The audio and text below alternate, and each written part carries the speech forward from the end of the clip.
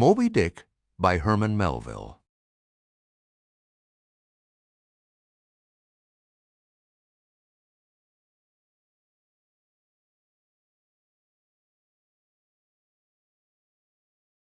Chapter 42. The Whiteness of the Whale. What the white whale was to Ahab has been hinted, what at times he was to me as yet remains unsaid. Aside from those more obvious considerations touching Moby Dick, which could not but occasionally awaken in any man's soul some alarm, there was another thought, or rather vague, nameless horror concerning him, which at times by its intensity completely overpowered all the rest, and yet so mystical and well-nigh ineffable was it, that I almost despair of putting it in a comprehensible form. It was the whiteness of the whale that above all things appalled me. But how can I hope to explain myself here? And yet in some dim, random way, explain myself I must, else all these chapters might be naught. Though in many natural objects, whiteness refiningly enhances beauty, as if imparting some special virtue of its own, as in marbles, japonicas, and pearls.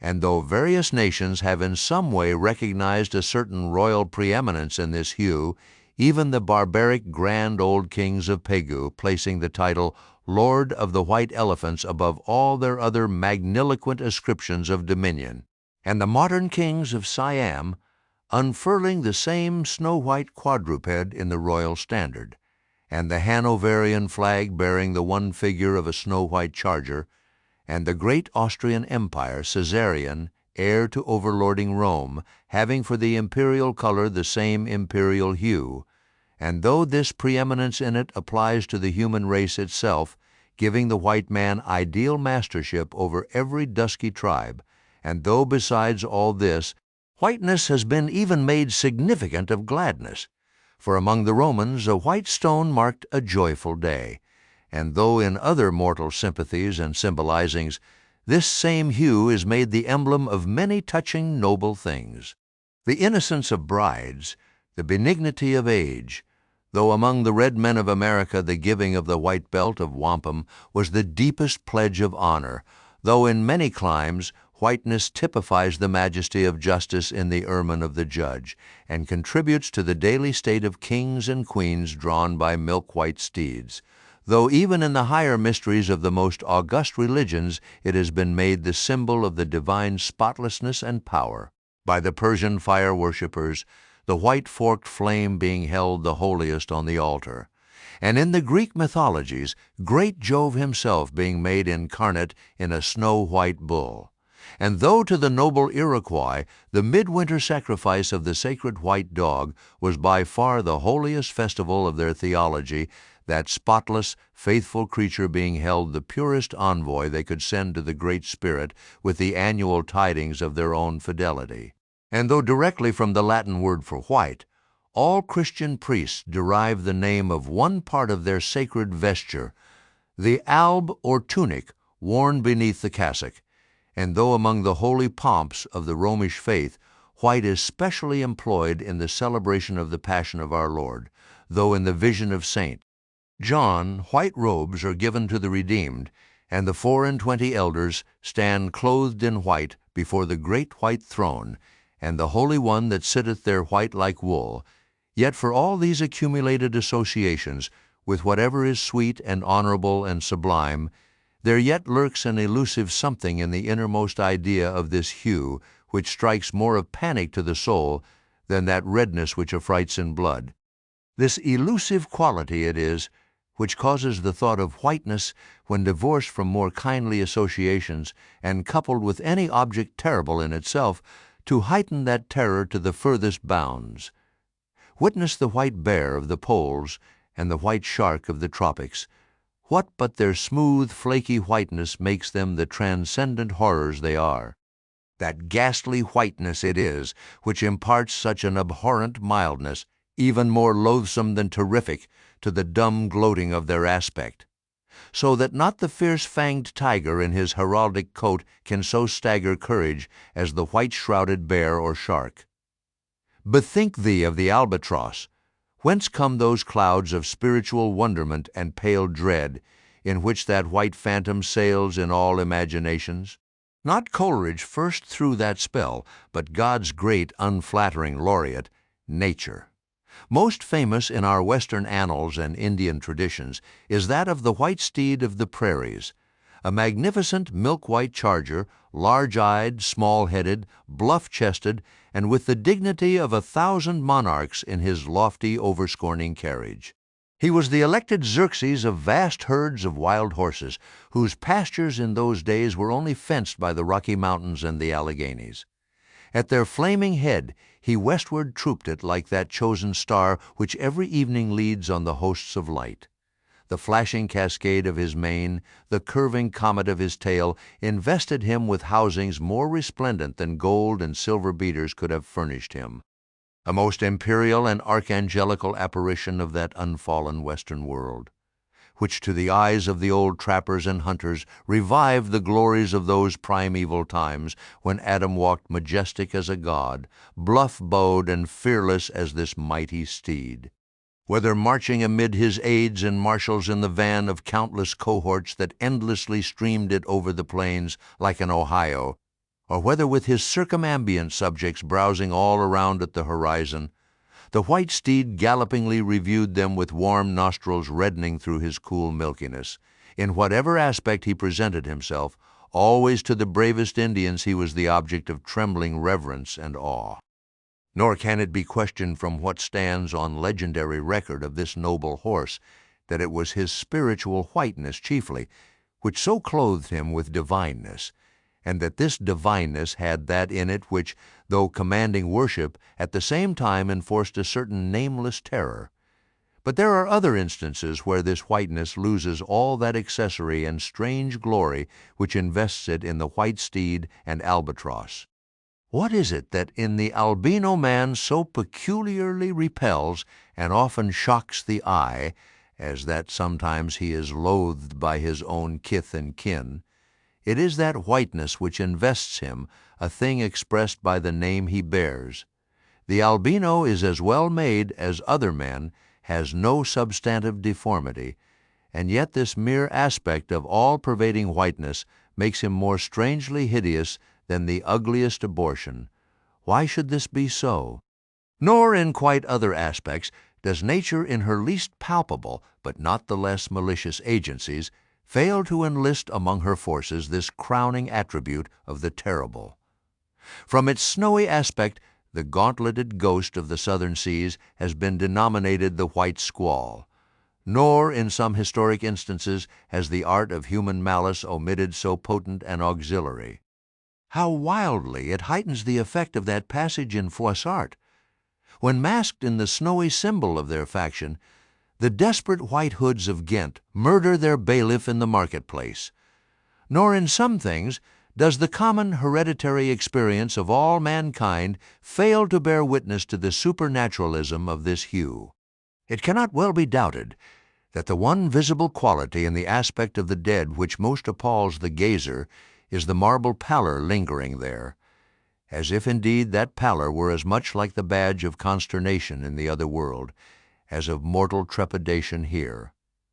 And from that pallor of the dead we borrow the expressive hue of the shroud in which we wrap them. Nor even in our superstitions do we fail to throw the same snowy mantle round our phantoms, all ghosts rising in a milk-white fog. Yea, while these terrors seize us, let us add that even the King of Terrors, when personified by the evangelist, rides on his pallid horse. Therefore, in his other moods, symbolize whatever grand or gracious thing he will by whiteness, no man can deny that in its profoundest idealized significance it calls up a peculiar apparition to the soul. But though without dissent this point be fixed, how is mortal man to account for it? To analyze it would seem impossible. Can we then, by the citation of some of those instances wherein this thing of whiteness, though for the time either wholly or in great part stripped of all direct associations calculated to impart to it aught fearful, but nevertheless is found to exert over us the same sorcery, however modified, can we thus hope to light upon some chance clue to conduct us to the hidden cause we seek? let us try. But in a matter like this, subtlety appeals to subtlety, and without imagination no man can follow another into these halls. And though, doubtless, some at least of the imaginative impressions about to be presented may have been shared by most men, yet few, perhaps, were entirely conscious of them at the time, and therefore may not be able to recall them now. Why to the man of untutored ideality, who happens to be but loosely acquainted with the peculiar character of the day, does the bare mention of Whitsuntide Marshal in the fancy such long, dreary, speechless processions of slow-pacing pilgrims, downcast and hooded with new-fallen snow? Or to the unread, unsophisticated Protestant of the Middle American states, why does the passing mention of a white friar or a white nun evoke such an eyeless statue in the soul? Or what is there, apart from the traditions of dungeoned warriors and kings, which will not wholly account for it, that makes the White Tower of London tell so much more strongly on the imagination of an untraveled American than those other storied structures, its neighbors, the Byward Tower, or even the Bloody? And those sublimer towers, the White Mountains of New Hampshire, whence, in peculiar moods, comes that gigantic ghostliness over the soul at the bare mention of that name, while the thought of Virginia's Blue Ridge is full of a soft, dewy, distant dreaminess? Or why, irrespective of all latitudes and longitudes, does the name of the White Sea exert such a spectralness over the fancy, while that of the Yellow Sea lulls us with mortal thoughts of long, lacquered, mild afternoons on the waves, followed by the gaudiest and yet sleepiest of sunsets?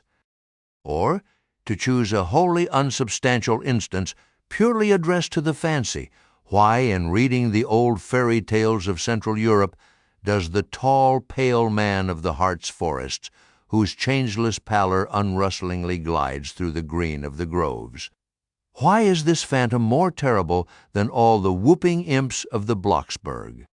Nor is it, altogether, the remembrance of her cathedral toppling earthquakes, nor the stampados of her frantic seas, nor the tearlessness of arid skies that never rain, nor the sight of her wide field of leaning spires, wrenched copestones and crosses all a-droop, like canted yards of anchored fleets, and her suburban avenues of house walls lying over upon each other as a tossed pack of cards. It is not these things alone which make tearless Lima the strangest, saddest city thou canst see. For Lima has taken the white veil, and there is a higher horror in this whiteness of her woe. Old as Pizarro, this whiteness keeps her ruins forever new, admits not the cheerful greenness of complete decay, spreads over her broken ramparts the rigid pallor of an apoplexy that fixes its own distortions. I know that, to the common apprehension, this phenomenon of whiteness is not confessed to be the prime agent in exaggerating the terror of objects otherwise terrible, nor to the unimaginative mind is there aught of terror in those appearances whose awfulness to another mind almost solely consists in this one phenomenon, especially when exhibited under any form at all approaching to muteness or universality. What I mean by these two statements may perhaps be respectively elucidated by the following examples.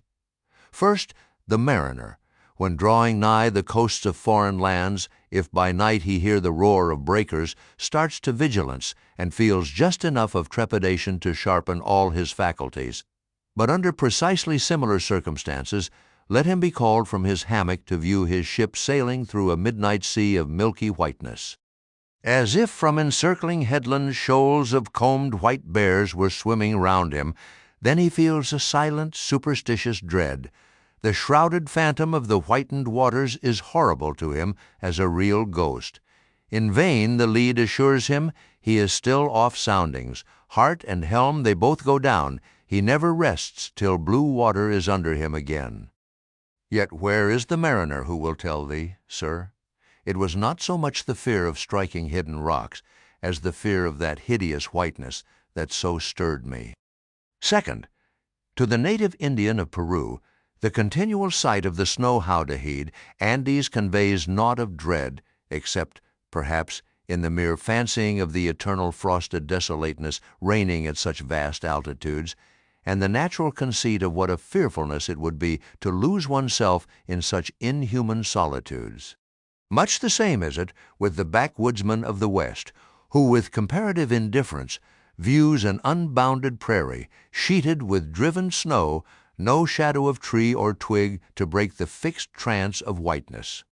Not so the sailor, beholding the scenery of the Antarctic seas, where at times, by some infernal trick of legerdemain in the powers of frost and air, he, shivering and half shipwrecked, instead of rainbows speaking hope and solace to his misery, views what seems a boundless churchyard grinning upon him with its lean ice monuments and splintered crosses.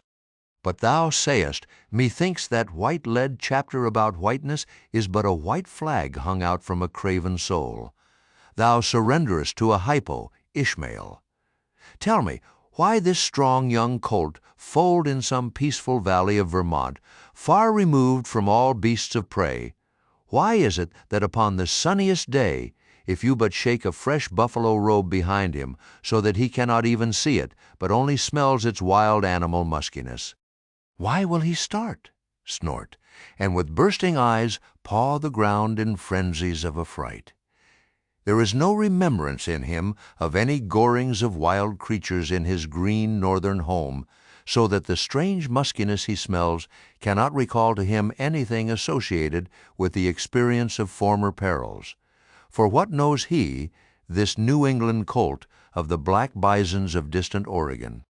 No, but here thou beholdest, even in a dumb brute, the instinct of the knowledge of the demonism in the world, though thousands of miles from Oregon. Still, when he smells that savage musk, the rending, goring bison herds are as present as to the deserted wild foal of the prairies, which this instant they may be trampling into dust. Thus, then, the muffled rollings of a milky sea, the bleak rustlings of the festooned frosts of mountains, the desolate shiftings of the windrowed snows of prairies, all these to Ishmael are as the shaking of that buffalo robe to the frightened colt. Though neither knows where lie the nameless things of which the mystic sign gives forth such hints, yet with me, as with the colt, somewhere those things must exist. Though in many of its aspects, this visible world seems formed in love. The invisible spheres were formed in fright. But not yet have we solved the incantation of this whiteness, and learned why it appeals with such power to the soul, and more strange and far more portentous.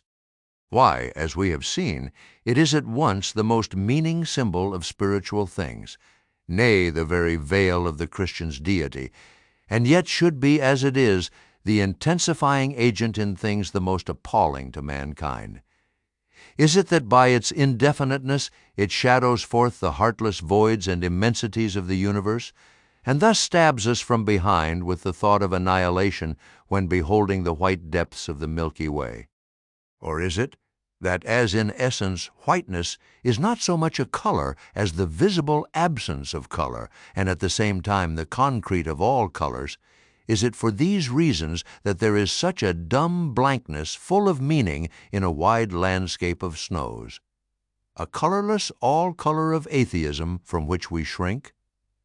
And when we consider that other theory of the natural philosophers, that all other earthly hues, every stately or lovely emblazoning, the sweet tinges of sunset skies and woods, yea, and the gilded velvets of butterflies, and the butterfly cheeks of young girls, all these are but subtle deceits, not actually inherent in substances, but only laid on from without, so that all deified nature absolutely paints like the harlot, whose allurements cover nothing but the charnel house within. And when we proceed further and consider that the mystical cosmetic which produces every one of her hues, the great principle of light, forever remains white or colorless in itself, and if operating without medium upon matter, would touch all objects, even tulips and roses, with its own blank tinge. Pondering all this, the palsied universe lies before us a leper, and like willful travelers in Lapland, who refuse to wear colored and coloring glasses upon their eyes, so the wretched infidel gazes himself blind at the monumental white shroud, that wraps all the prospect around him. And of all these things the albino whale was the symbol. Wonder ye then at the fiery hunt? Chapter 43. Hark! Hist! Did you hear that noise, Cabaco? It was the middle watch, a fair moonlight. The seamen were standing in a cordon, extending from one of the freshwater butts in the waist to the scuttlebutt near the taffrail. In this manner they passed the buckets to fill the scuttlebutt. Standing, for the most part, on the hallowed precincts of the quarterdeck, they were careful not to speak or rustle their feet. From hand to hand, the buckets went in the deepest silence, only broken by the occasional flap of a sail and the steady hum of the unceasingly advancing keel. It was in the midst of this repose that Archie, one of the cordon, whose post was near the after-hatches, whispered to his neighbor, a cholo, the words above. "Hist! Did you hear that noise, Cabaco? Take the bucket, will ye, Archie? What noise do ye mean? There it is again, under the hatches. Don't you hear it? A cough." It sounded like a cough. Cough be damned! Pass along that return bucket. There again. There it is. It sounds like 2 or 3 sleepers turning over now. Caramba have done. Shipmate, will ye? It's the 3 soaked biscuits ye eat for supper turning over inside of ye, nothing else. Look to the bucket? Say what ye will, shipmate, I've sharp ears. Aye, you're the chap, ain't ye, that heard the hum of the old Quakeress's knitting needles 50 miles at sea from Nantucket. You're the chap. Grin away. We'll see what turns up. Hark ye, Cabaco, there is somebody down in the after-hold that has not yet been seen on deck, and I suspect our old mogul knows something of it too. I heard Stubb tell Flask one morning watch that there was something of that sort in the wind. Tish, the bucket! Chapter 44. The Chart.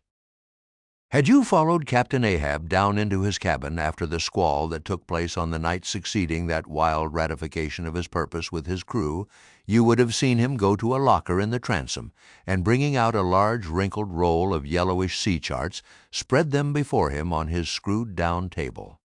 Then, seating himself before it, you would have seen him intently study the various lines and shadings which there met his eye, and with slow but steady pencil trace additional courses over spaces that before were blank. At intervals he would refer to piles of old logbooks beside him, wherein were set down the seasons and places in which, on various former voyages of various ships, sperm whales had been captured or seen. While thus employed, the heavy pewter lamp suspended in chains over his head continually rocked with the motion of the ship, and forever threw shifting gleams and shadows of lines upon his wrinkled brow, till it almost seemed that while he himself was marking out lines and courses on the wrinkled charts, some invisible pencil was also tracing lines and courses upon the deeply marked chart of his forehead. But it was not this night in particular that, in the solitude of his cabin, Ahab thus pondered over his charts. Almost every night they were brought out. Almost every night some pencil marks were effaced and others were substituted. For with the charts of all 4 oceans before him, Ahab was threading a maze of currents and eddies with a view to the more certain accomplishment of that monomaniac thought of his soul. Now, to anyone not fully acquainted with the ways of the Leviathans, it might seem an absurdly hopeless task thus to seek out one solitary creature in the unhooped oceans of this planet. But not so did it seem to Ahab, who knew the sets of all tides and currents, and thereby calculating the driftings of the sperm whale's food, and also calling to mind the regular, ascertained seasons for hunting him in particular latitudes, could arrive at reasonable surmises, almost approaching to certainties, concerning the timeliest day to be upon this or that ground in search of his prey. So assured, indeed, is the fact concerning the periodicalness of the sperm whale's resorting to given waters, that many hunters believe that, could he be closely observed and studied throughout the world, were the logs for one voyage of the entire whale fleet carefully collated, then the migrations of the sperm whale would be found to correspond in invariability to those of the herring shoals or the flights of swallows. On this hint, attempts have been made to construct elaborate migratory charts of the sperm whale. Besides, when making a passage from one feeding ground to another, the sperm whales, guided by some infallible instinct, say rather secret intelligence from the deity, mostly swim in veins, as they are called, continuing their way along a given ocean line with such undeviating exactitude that no ship ever sailed her course by any chart with 1/10 of such marvelous precision, though in these cases the direction taken by any one whale be straight as a surveyor's parallel, and though the line of advance be strictly confined to its own unavoidable straight wake, yet the arbitrary vein in which at these times he is said to swim generally embraces some few miles in width, more or less as the vein is presumed to expand or contract, but never exceeds the visual sweep from the whale ship's mastheads when circumspectly gliding along this magic zone. The sum is that at particular seasons within that breadth and along that path, migrating whales may with great confidence be looked for, and hence not only at substantiated times upon well-known separate feeding grounds could Ahab hope to encounter his prey, but in crossing the widest expanses of water between those grounds he could, by his art, so place and time himself on his way, as even then not to be wholly without prospect of a meeting. There was a circumstance which at first sight seemed to entangle his delirious but still methodical scheme, but not so in the reality, perhaps.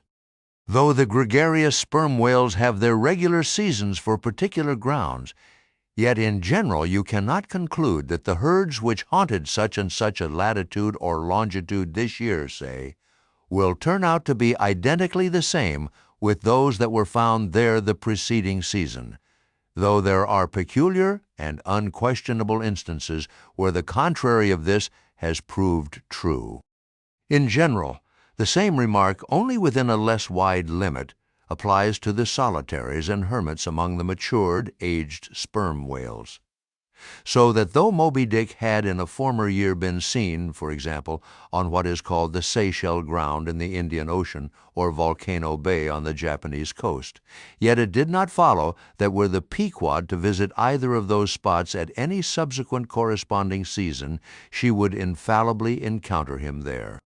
So, too, with some other feeding grounds, where he had at times revealed himself, but all these seemed only his casual stopping places and ocean inns, so to speak, not his places of prolonged abode.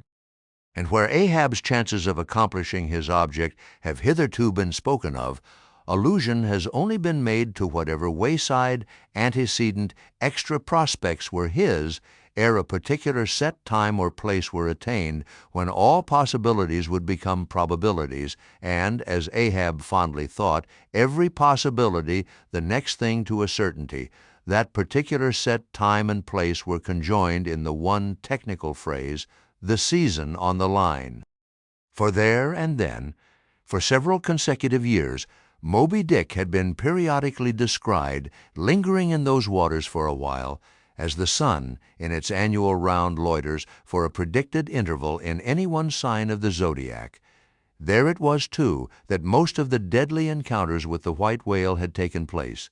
There the waves were storied with his deeds. There also was that tragic spot where the monomaniac old man had found the awful motive to his vengeance.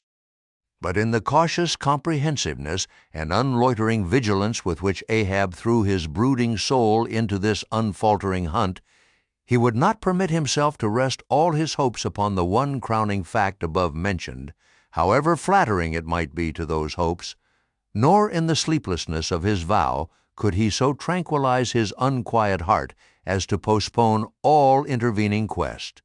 Now the Pequod had sailed from Nantucket at the very beginning of the season on the line. No possible endeavor, then, could enable her commander to make the great passage southwards, double Cape Horn, and then running down 60 degrees of latitude, arrive in the equatorial Pacific in time to cruise there. Therefore, he must wait for the next ensuing season, Yet the premature hour of the Pequod's sailing had, perhaps, been correctly selected by Ahab with a view to this very complexion of things, because an interval of 365 days and nights was before him, an interval which, instead of impatiently enduring ashore, he would spend in a miscellaneous hunt, if by chance the white whale, spending his vacation in seas far remote from his periodical feeding grounds, should turn up his wrinkled brow off the Persian Gulf, or in the Bengal Bay, or China Seas, or in any other waters haunted by his race. So that monsoons, pampas, nor'westers, harmattans, trades, any wind but the levanter and simoon might blow Moby Dick into the devious zigzag world circle of the Pequod's circumnavigating wake.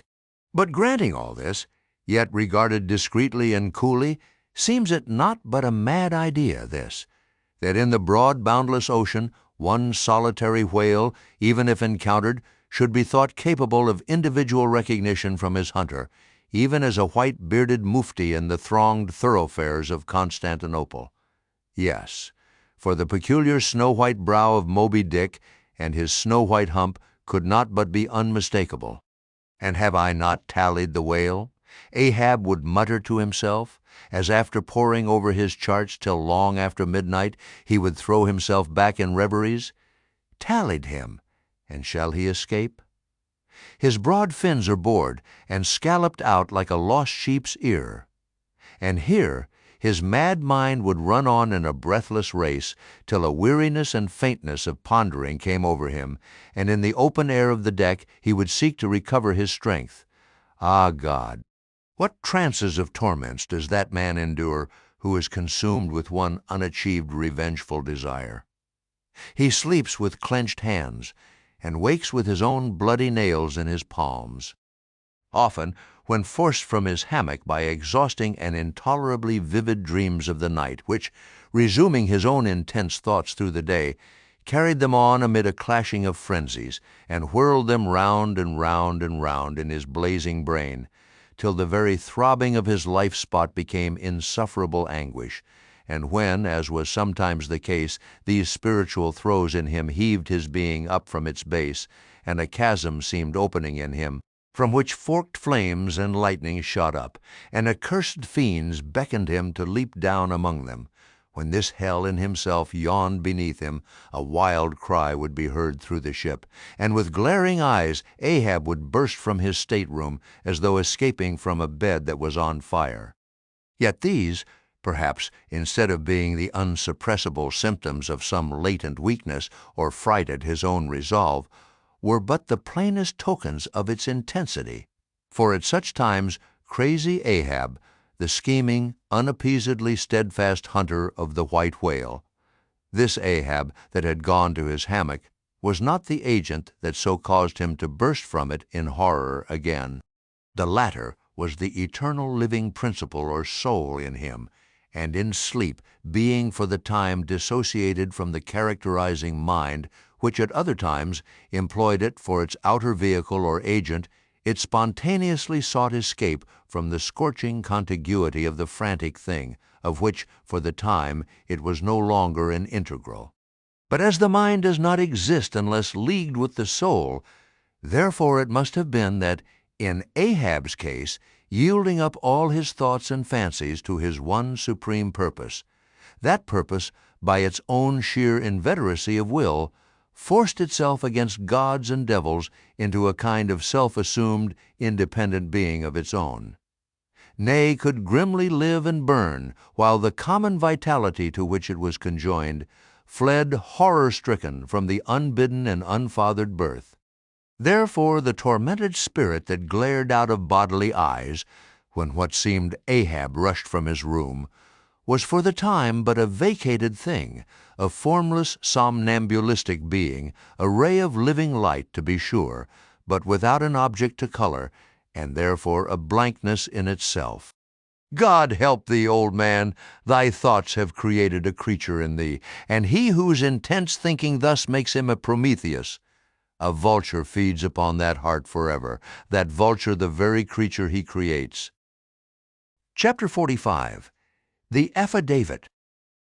So far as what there may be of a narrative in this book, and indeed as indirectly touching one or two very interesting and curious particulars in the habits of sperm whales, the foregoing chapter, in its earlier part, is as important a one as will be found in this volume, but the leading matter of it requires to be still further and more familiarly enlarged upon in order to be adequately understood, and moreover, to take away any incredulity which a profound ignorance of the entire subject may induce in some minds as to the natural verity of the main points of this affair.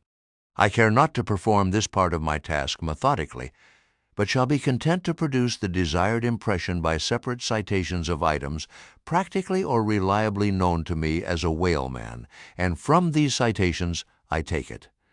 The conclusion aimed at will naturally follow of itself.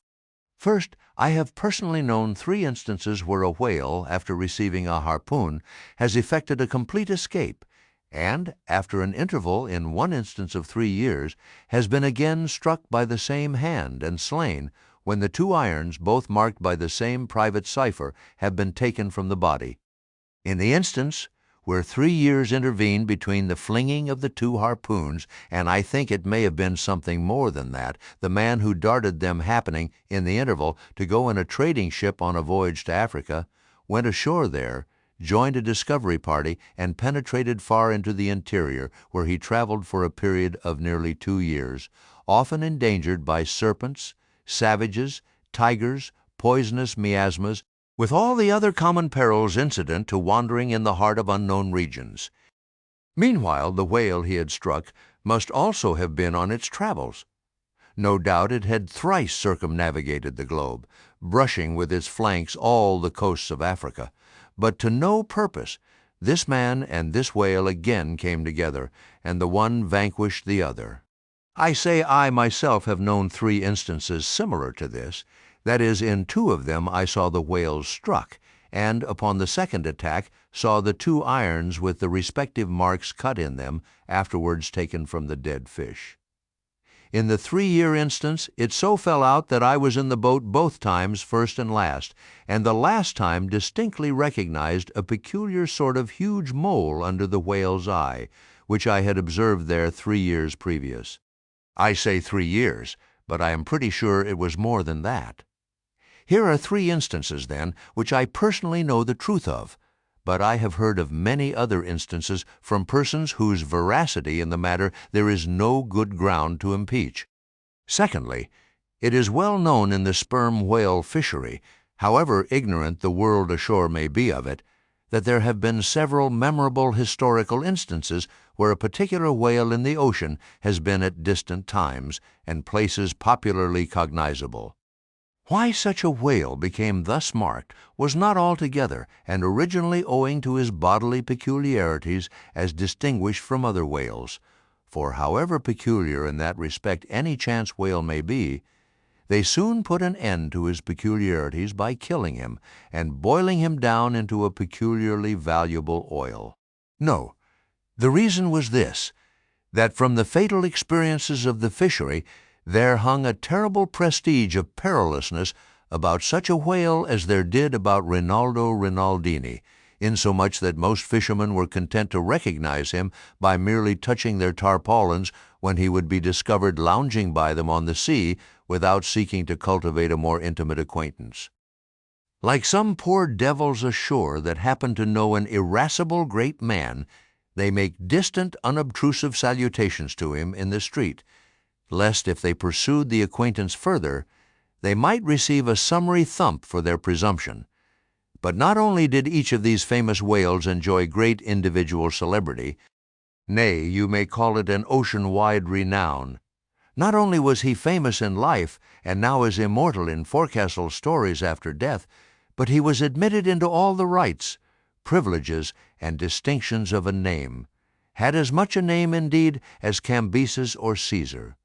Was it not so, O Timor Tom, thou famed Leviathan, scarred like an iceberg, who so long didst lurk in the oriental straits of that name, whose spout was oft seen from the palmy beach of Ombay?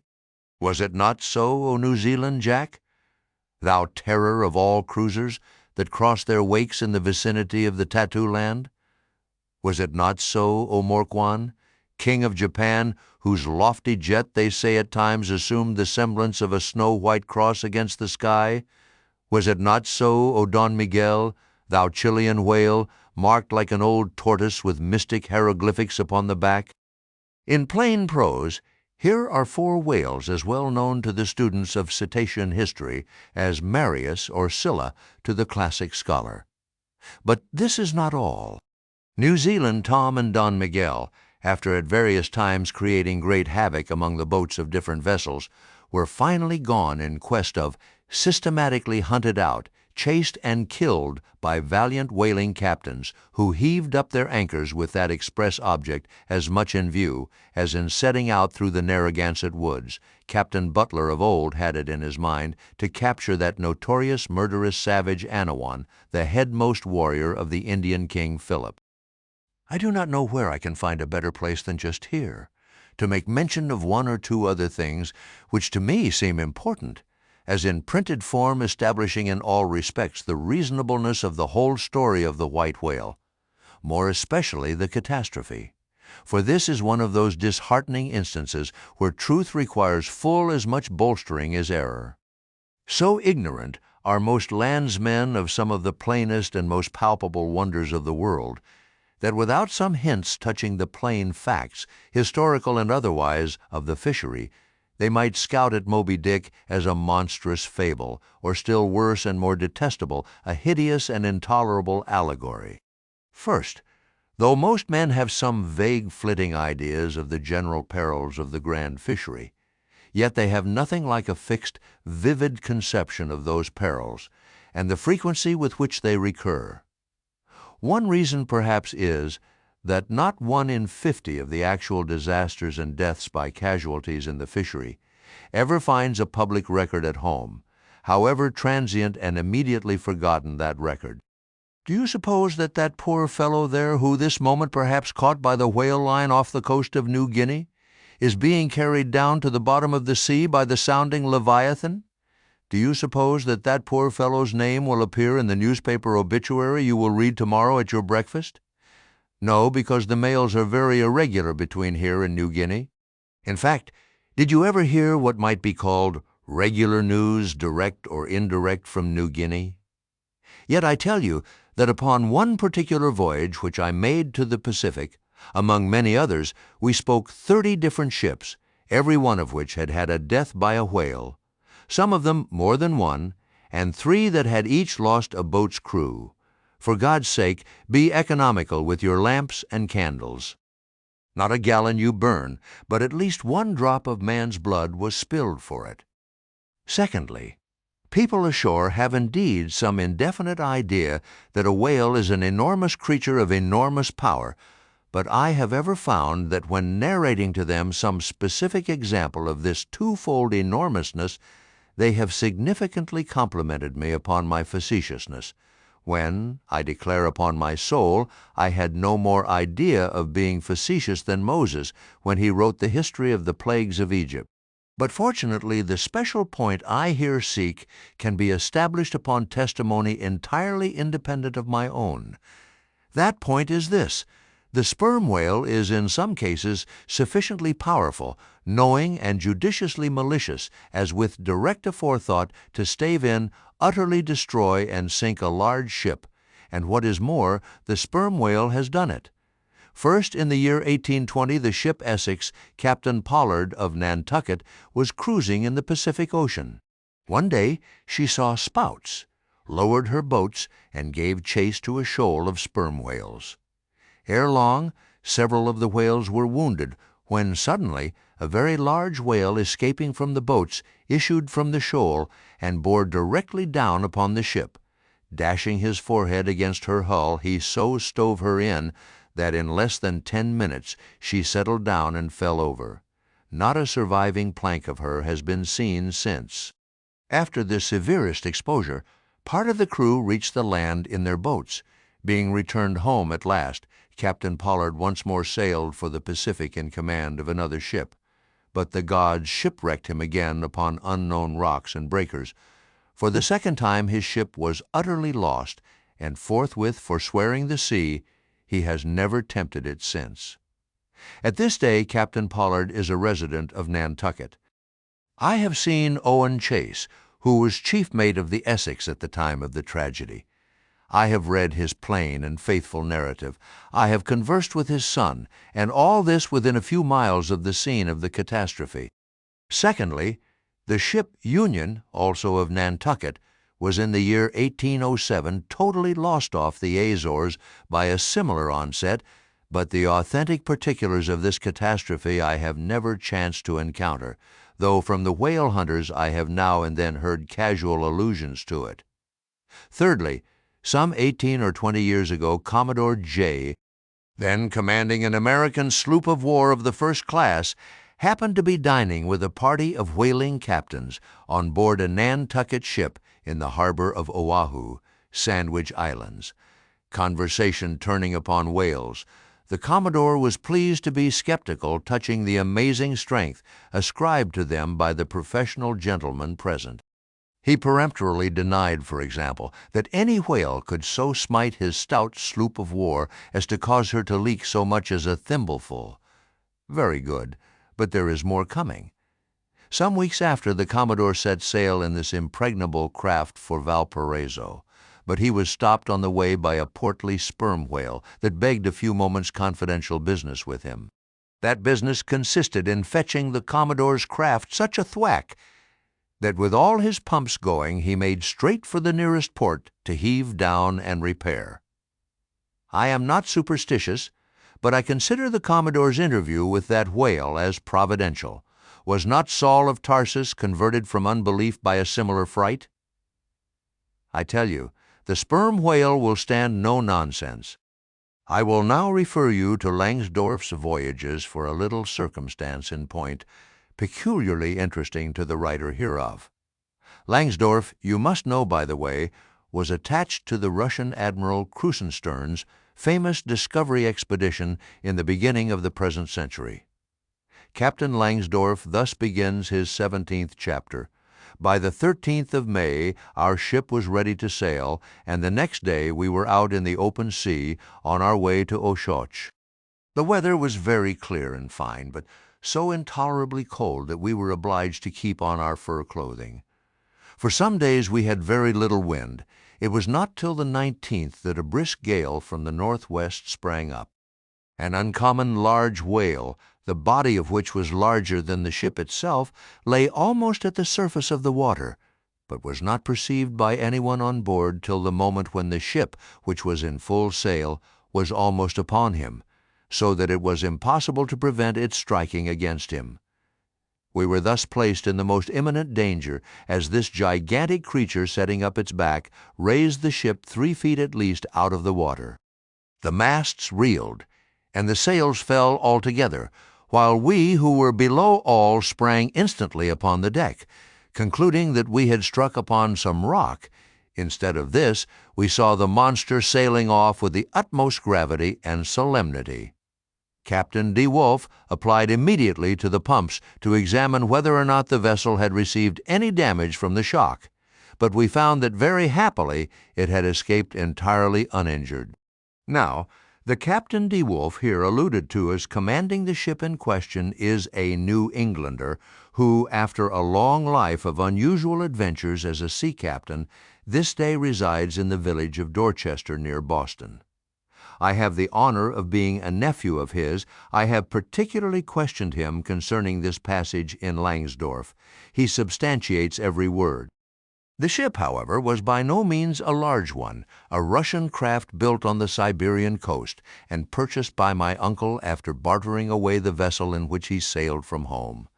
In that up-and-down manly book of old-fashioned adventure, so full, too, of honest wonders, the voyage of Lionel Wafer, one of ancient Dampier's old chums.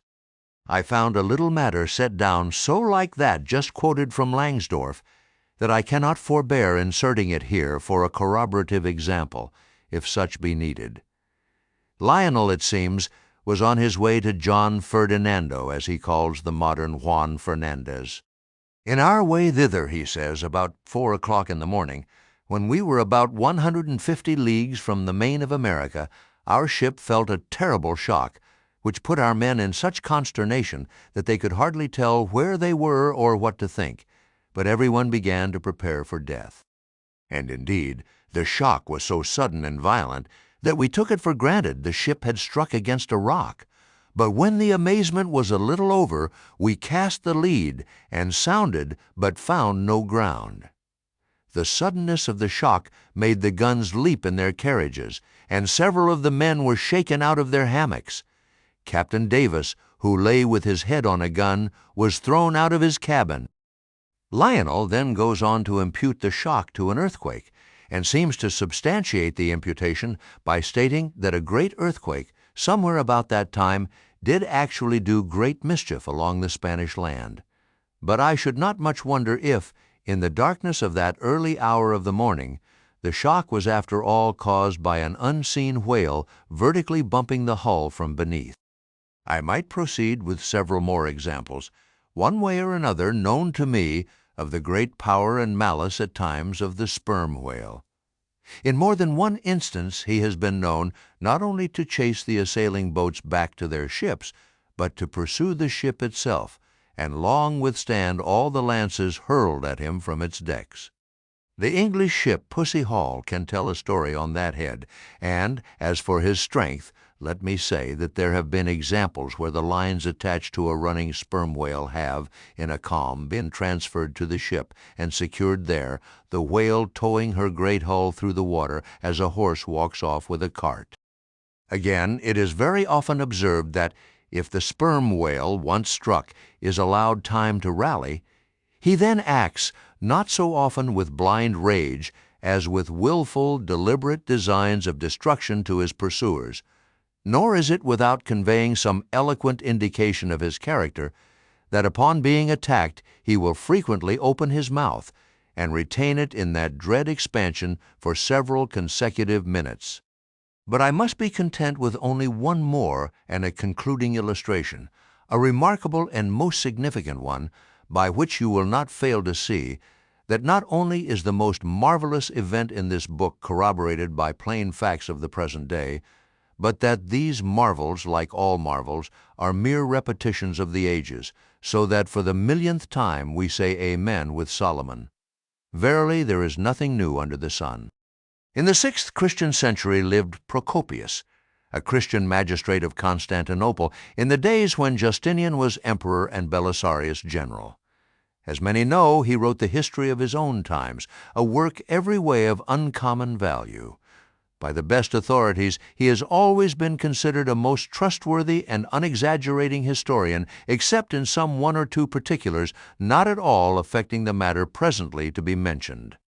Now, in this history of his, Procopius mentions that during the term of his prefecture at Constantinople, a great sea monster was captured in the neighboring Propontis, or Sea of Marmora, after having destroyed vessels at intervals in those waters for a period of more than 50 years. A fact thus set down in substantial history cannot easily be gainsaid, nor is there any reason it should be. Of what precise species this sea monster was, is not mentioned. But as he destroyed ships, as well as for other reasons, he must have been a whale, and I am strongly inclined to think a sperm whale, and I will tell you why. For a long time I fancied that the sperm whale had been always unknown in the Mediterranean and the deep waters connecting with it. Even now I am certain that those seas are not, and perhaps never can be, in the present constitution of things, a place for his habitual gregarious resort. But further investigations have recently proved to me that in modern times there have been isolated instances of the presence of the sperm whale in the Mediterranean. I am told, on good authority, that on the Barbary coast a Commodore Davis of the British Navy found the skeleton of a sperm whale. Now, as a vessel of war readily passes through the Dardanelles, hence a sperm whale could, by the same route, pass out of the Mediterranean into the Propontis. In the Propontis, as far as I can learn, none of that peculiar substance called Brit is to be found, the aliment of the right whale. But I have every reason to believe that the food of the sperm whale, squid or cuttlefish, lurks at the bottom of that sea, because large creatures, but by no means the largest of that sort, have been found at its surface. If, then, you properly put these statements together and reason upon them a bit, you will clearly perceive that, according to all human reasoning, Procopius's sea monster, that for half a century stove the ships of a Roman emperor, must in all probability have been a sperm whale. Chapter 46. Surmises. Though, consumed with the hot fire of his purpose, Ahab in all his thoughts and actions ever had in view the ultimate capture of Moby Dick, though he seemed ready to sacrifice all mortal interests to that one passion, nevertheless it may have been that he was by nature and long habituation far too wedded to a fiery whaleman's ways altogether to abandon the collateral prosecution of the voyage. Or at least, if this were otherwise, there were not wanting other motives much more influential with him. It would be refining too much, perhaps, even considering his monomania, to hint that his vindictiveness towards the white whale might have possibly extended itself in some degree to all sperm whales, and that the more monsters he slew by so much, the more he multiplied the chances that each subsequently encountered whale would prove to be the hated one he hunted. But if such an hypothesis be indeed exceptionable, there were still additional considerations which, though not so strictly according with the wildness of his ruling passion, yet were by no means incapable of swaying him. To accomplish his object Ahab must use tools, and of all tools used in the shadow of the moon, men are most apt to get out of order. He knew, for example, that however magnetic his ascendancy in some respects was over Starbuck, yet that ascendancy did not cover the complete spiritual man any more than mere corporeal superiority involves intellectual mastership, for to the purely spiritual the intellectual but stand in a sort of corporeal relation. Starbuck's body and Starbuck's coerced will were Ahab's, so long as Ahab kept his magnet at Starbuck's brain. Still he knew that for all this the chief mate, in his soul, abhorred his captain's quest, and could he, would joyfully disintegrate himself from it, or even frustrate it. It might be that a long interval would elapse ere the white whale was seen. During that long interval, Starbuck would ever be apt to fall into open relapses of rebellion against his captain's leadership, unless some ordinary prudential, circumstantial influences were brought to bear upon him.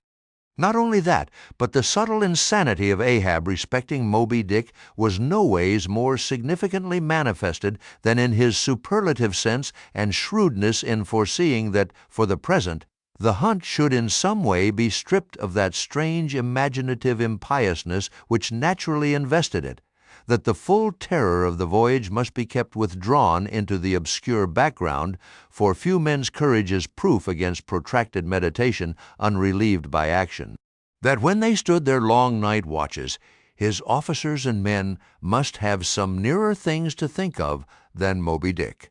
For however eagerly and impetuously the savage crew had hailed the announcement of his quest, yet all sailors of all sorts are more or less capricious and unreliable.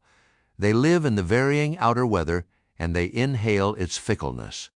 And when retained for any object remote and blank in the pursuit, however promissory of life and passion in the end, it is above all things requisite that temporary interests and employments should intervene and hold them healthily suspended for the final dash. Nor was Ahab unmindful of another thing. In times of strong emotion, mankind disdain all base considerations, but such times are evanescent. The permanent constitutional condition of the manufactured man, thought Ahab, is sordidness. Granting that the white whale fully incites the hearts of this my savage crew, and playing round their savageness even breeds a certain generous knight-errantism in them, still, while for the love of it they give chase to Moby Dick, they must also have food for their more common daily appetites. For even the high-lifted and chivalric crusaders of old times were not content to traverse 2,000 miles of land to fight for their holy sepulchre, without committing burglaries, picking pockets, and gaining other pious perquisites by the way. Had they been strictly held to their one final and romantic object, that final and romantic object too many would have turned from in disgust. "I will not strip these men," thought Ahab, "of all hopes of cash." Cash. They may scorn cash now, but let some months go by and no perspective promise of it to them. And then this same quiescent cash, all at once mutinying in them, this same cash would soon cashier Ahab. Nor was there wanting still another precautionary motive more related to Ahab personally. Having impulsively, it is probable, and perhaps somewhat prematurely revealed the prime but private purpose of the Pequod's voyage, Ahab was now entirely conscious that, in so doing, he had indirectly laid himself open to the unanswerable charge of usurpation, and with perfect impunity, both moral and legal, his crew, if so disposed, and to that end competent, could refuse all further obedience to him, and even violently wrest from him the command. From even the barely hinted imputation of usurpation, and the possible consequences of such a suppressed impression gaining ground, Ahab must of course have been most anxious to protect himself. That protection could only consist in his own predominating brain and heart and hand, backed by a heedful, closely calculating attention to every minute atmospheric influence which it was possible for his crew to be subjected to. For all these reasons, then, and others perhaps too analytic to be verbally developed here, Ahab plainly saw that he must still in a good degree continue true to the natural nominal purpose of the Pequod's voyage, observe all customary usages, and not only that, but force himself to evince all his well-known passionate interest in the general pursuit of his profession.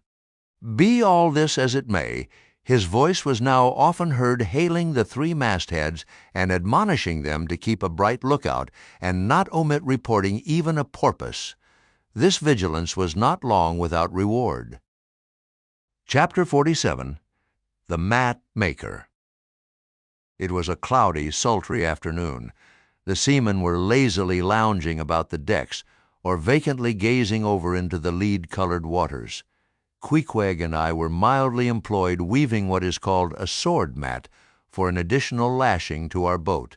So still and subdued, and yet somehow preluding was all the scene, and such an incantation of reverie lurked in the air, that each silent sailor seemed resolved into his own invisible self. I was the attendant or page of Queequeg, while busy at the mat. As I kept passing and repassing the filling or woof of marline between the long yarns of the warp, using my own hand for the shuttle, and as Queequeg, standing sideways, ever and anon slid his heavy oaken sword between the threads, and idly looking off upon the water, carelessly and unthinkingly drove home every yarn. I say so strange a dreaminess did there then reign all over the ship and all over the sea, only broken by the intermitting dull sound of the sword, that it seemed as if this were the loom of time, and I myself were a shuttle, mechanically weaving and weaving away at the fates. There lay the fixed threads of the warp subject to but one single, ever-returning, unchanging vibration, and that vibration merely enough to admit of the crosswise interblending of other threads with its own. This warp seemed necessity, and here, thought I, with my own hand I ply my own shuttle and weave my own destiny into these unalterable threads. Meantime, Queequeg's impulsive, indifferent sword, sometimes hitting the woof slantingly, or crookedly, or strongly, or weakly, as the case might be, and by this difference in the concluding blow producing a corresponding contrast in the final aspect of the completed fabric. This savage's sword, thought I, which thus finally shapes and fashions both warp and woof, this easy, indifferent sword must be chance. Aye, chance, free will, and necessity, no wise incompatible, all interweavingly working together. The straight warp of necessity, not to be swerved from its ultimate course. its every alternating vibration indeed only tending to that. Free will still free to ply her shuttle between given threads, and chance, though restrained in its play within the right lines of necessity, and sideways in its motions directed by free will, though thus prescribed to by both, chance by turns rules either, and has the last featuring blow at events. Thus we were weaving and weaving away when I started at a sound so strange, long-drawn, and musically wild and unearthly, that the ball of free will dropped from my hand, and I stood gazing up at the clouds whence that voice dropped like a wing. High aloft in the cross-trees was that mad gay-header, Tashtego. His body was reaching eagerly forward, his hand stretched out like a wand, and at brief, sudden intervals he continued his cries. To be sure, the same sound was that very moment perhaps being heard all over the seas, from hundreds of whalemen's lookouts perched as high in the air, but from few of those lungs could that accustomed old cry have derived such a marvelous cadence as from Tashtego the Indians. As he stood hovering over you half suspended in air, so wildly and eagerly peering towards the horizon, you would have thought him some prophet or seer beholding the shadows of fate, and by those wild cries announcing their coming, "There she blows! There she blows! Where away? On the lee beam, about 2 miles off, a school of them." Instantly all was commotion. The sperm whale blows as a clock ticks, with the same undeviating and reliable uniformity, and thereby whalemen distinguish this fish from other tribes of his genus. "There go flukes!" was now the cry from Tashtego, and the whales disappeared. "Quick, steward!" cried Ahab. "Time! Time!" Doughboy hurried below, glanced at the watch, and reported the exact minute to Ahab. The ship was now kept away from the wind, and she went gently rolling before it. Tashtego reporting that the whales had gone down heading to leeward, we confidently looked to see them again directly in advance of our bows. For that singular craft, at times evinced by the sperm whale, when, sounding with his head in one direction, he nevertheless, while concealed beneath the surface, mills round and swiftly swims off in the opposite quarter. This deceitfulness of his could not now be in action, for there was no reason to suppose that the fish seen by Tashtego had been in any way alarmed, or indeed knew at all of our vicinity. One of the men selected for shipkeepers, that is, those not appointed to the boats by this time, relieved the Indian at the mainmast head. The sailors at the fore and mizzen had come down, the line tubs were fixed in their places, the cranes were thrust out, the mainyard was backed, and the 3 boats swung over the sea like 3 samphire baskets over high cliffs. Outside of the bulwarks their eager crews with one hand clung to the rail, while one foot was expectantly poised on the gunwale. So looked the long line of man-of-war's men about to throw themselves on board an enemy's ship. But at this critical instant a sudden exclamation was heard that took every eye from the whale. With a start all glared at dark Ahab, who was surrounded by 5 dusky phantoms that seemed fresh formed out of air. Chapter 48. The First Lowering. The phantoms, for so they then seemed, were flitting on the other side of the deck, and, with a noiseless celerity, were casting loose the tackles and bands of the boat which swung there. This boat had always been deemed one of the spare boats, though technically called the captain's, on account of its hanging from the starboard quarter. The figure that now stood by its bows was tall and swart, with one white tooth evilly protruding from its steel-like lips. A rumpled Chinese jacket of black cotton funereally invested him, with wide black trousers of the same dark stuff. But strangely crowning this ebonness was a glistening white-plated turban, the living hair braided and coiled round and round upon his head. Less swart in aspect, the companions of this figure were of that vivid, tiger-yellow complexion peculiar to some of the aboriginal natives of the Manilas, a race notorious for a certain diabolism of subtlety, and by some honest white mariners supposed to be the paid spies and secret confidential agents on the water of the devil, their lord, whose counting room they supposed to be elsewhere. While yet the wondering ship's company were gazing upon these strangers, Ahab cried out to the white-turbaned old man at their head. "All ready there, Fedallah?" "Ready," was the half-hissed reply. "Lower away, then, d'ye hear?" shouting across the deck. "Lower away there, I say." Such was the thunder of his voice that, spite of their amazement, the men sprang over the rail. The sheaves whirled round in the blocks. With a wallow, the 3 boats dropped into the sea, while, with a dexterous, off-handed daring, unknown in any other vocation, the sailors, goat-like, leaped down the rolling ship's side into the tossed boats below. Hardly had they pulled out from under the ship's lee, when a 4th keel, coming from the windward side, pulled round under the stern and showed the 5 strangers rowing Ahab, who, standing erect in the stern, loudly hailed Starbuck, Stubb, and Flask to spread themselves widely so as to cover a large expanse of water. But with all their eyes again riveted upon the swart Fedallah and his crew, the inmates of the other boats obeyed not the command. "Captain Ahab?" said Starbuck. "Spread yourselves," cried Ahab. "Give way, all 4 boats. Thou, Flask, pull out more to leeward." "Aye, aye, sir," cheerily cried little King Post, sweeping round his great steering oar. "Lay back," addressing his crew. There again. There she blows right ahead, boys. Lay back. Never heed yonder yellow boys, Archie?" "Oh, I don't mind 'em, sir," said Archie. "I knew it all before now. Didn't I hear 'em in the hold? And didn't I tell Cabaco here of it? What say ye, Cabaco? They are stowaways, Mr. Flask. Pull, pull, my fine hearts alive. Pull, my children. Pull, my little ones," drawlingly and soothingly sighed Stubb to his crew, some of whom still showed signs of uneasiness. "Why don't you break your backbones, my boys? What is it you stare at? Those chaps in yonder boat? Tut! They are only 5 more hands come to help us. Never mind from where. The more the merrier. Pull. Then, do pull.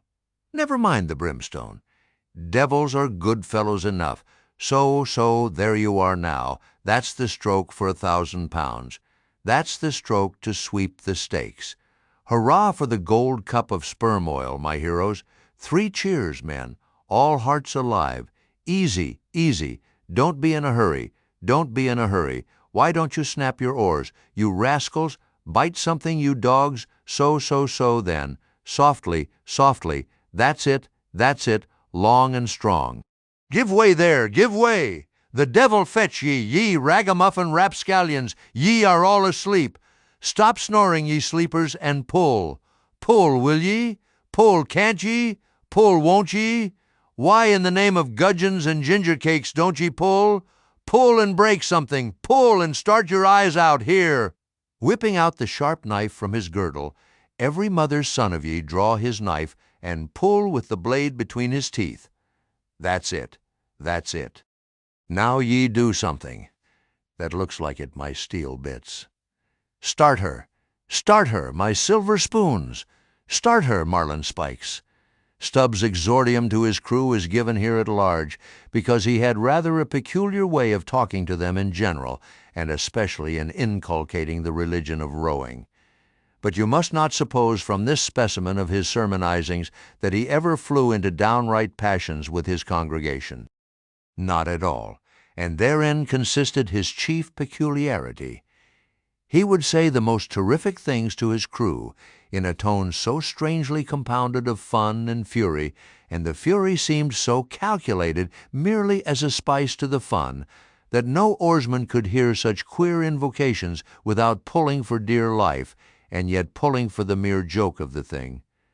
Besides, he all the time looked so easy and indolent himself, so loungingly managed his steering oar, and so broadly gaped, open-mouthed at times, that the mere sight of such a yawning commander, by sheer force of contrast, acted like a charm upon the crew. Then again, Stubb was one of those odd sort of humorists whose jollity is sometimes so curiously ambiguous as to put all inferiors on their guard in the matter of obeying them. In obedience to a sign from Ahab, Starbuck was now pulling obliquely across Stubb's bow, and when for a minute or so the two boats were pretty near to each other, Stubb hailed the mate. "Mr. Starbuck, larboard boat there, ahoy! A word with ye, sir, if ye please." "Halloa!" returned Starbuck, turning round not a single inch as he spoke, still earnestly but whisperingly urging his crew, his face set like a flint from Stubb's. "What think ye of those yellow boys, sir?" "Smuggled on board somehow before the ship sailed." Strong, strong boys, in a whisper to his crew, then speaking out loud again, "A sad business, Mr. Stubb. Seethe her, my lads. But never mind, Mr. Stubb, all for the best. Let all your crew pull strong, come what will. Spring, my men, spring. There's hogsheads of sperm ahead, Mr. Stubb, and that's what ye came for. Pull, my boys. Sperm's the play. This at least is duty. Duty and profit hand in hand." "Aye, aye, I thought as much," soliloquized Stubb, when the boats diverged. "As soon as I clapped eye on 'em, I thought so." "Aye, and that's what he went into the afterhold for so often as Doughboy long suspected. They were hidden down there. The white whale's at the bottom of it. Well, well, so be it. Can't be helped, all right. Give way, men. It ain't the white whale today. Give way." Now the advent of these outlandish strangers at such a critical instant as the lowering of the boats from the deck, this had not unreasonably awakened a sort of superstitious amazement in some of the ship's company, but Archy's fancied discovery having some time previous got abroad among them, though indeed not credited then, this had in some small measure prepared them for the event. It took off the extreme edge of their wonder, and so what with all this and Stubb's confident way of accounting for their appearance, they were for the time freed from superstitious surmisings, though the affair still left abundant room for all manner of wild conjectures as to dark Ahab's precise agency in the matter from the beginning. For me, I silently recalled the mysterious shadows I had seen creeping on board the Pequod during the dim Nantucket dawn, as well as the enigmatical hintings of the unaccountable Elijah. Meantime, Ahab, out of hearing of his officers, having sided the furthest to windward, was still ranging ahead of the other boats, a circumstance bespeaking how potent a crew was pulling him. Those tiger-yellow creatures of his seemed all steel and whalebone. Like 5 trip-hammers they rose and fell with regular strokes of strength, which periodically started the boat along the water like a horizontal burst boiler out of a Mississippi steamer. As for Fedallah, who was seen pulling the harpooner oar, he had thrown aside his black jacket and displayed his naked chest with the whole part of his body above the gunwale, clearly cut against the alternating depressions of the watery horizon, while at the other end of the boat Ahab, with one arm, like a fencer's, thrown half backward into the air, as if to counterbalance any tendency to trip. Ahab was seen steadily managing his steering oar as in 1,000 boat lowerings ere the white whale had torn him. All at once the outstretched arm gave a peculiar motion and then remained fixed, while the boat's 5 oars were seen simultaneously peaked. Boat and crew sat motionless on the sea. Instantly the 3 spread boats in the rear paused on their way. The whales had irregularly settled bodily down into the blue, thus giving no distantly discernible token of the movement, though from his closer vicinity Ahab had observed it. "Every man look out along his oars," cried Starbuck. "Thou Queequeg, stand up," nimbly springing up on the triangular raised box in the bow. The savage stood erect there, and with intensely eager eyes gazed off towards the spot where the chase had last been descried. Likewise, upon the extreme stern of the boat, where it was also triangularly platformed level with the gunwale, Starbuck himself was seen coolly and adroitly balancing himself to the jerking tossings of his chip of a craft and silently eyeing the vast blue eye of the sea. Not very far distant, Flask's boat was also lying breathlessly still, its commander recklessly standing upon the top of the loggerhead, a stout sort of post rooted in the keel and rising some 2 feet above the level of the stern platform. It is used for catching turns with the whale line. Its top is not more spacious than the palm of a man's hand, and standing upon such a base as that, Flask seemed perched at the masthead of some ship which had sunk to all but her trucks. But Little King Post was small and short, and at the same time Little King Post was full of a large and tall ambition, so that this loggerhead standpoint of his did by no means satisfy King Post. "I can't see 3 seas off. Tip us up an oar there, and let me on to that." Upon this Daggoo, with either hand upon the gunwale to steady his way, swiftly slid aft, and then erecting himself volunteered his lofty shoulders for a pedestal. "Good a masthead as any, sir. Will you mount?" "That I will. And thank ye very much, my fine fellow, only I wish you 50 feet taller."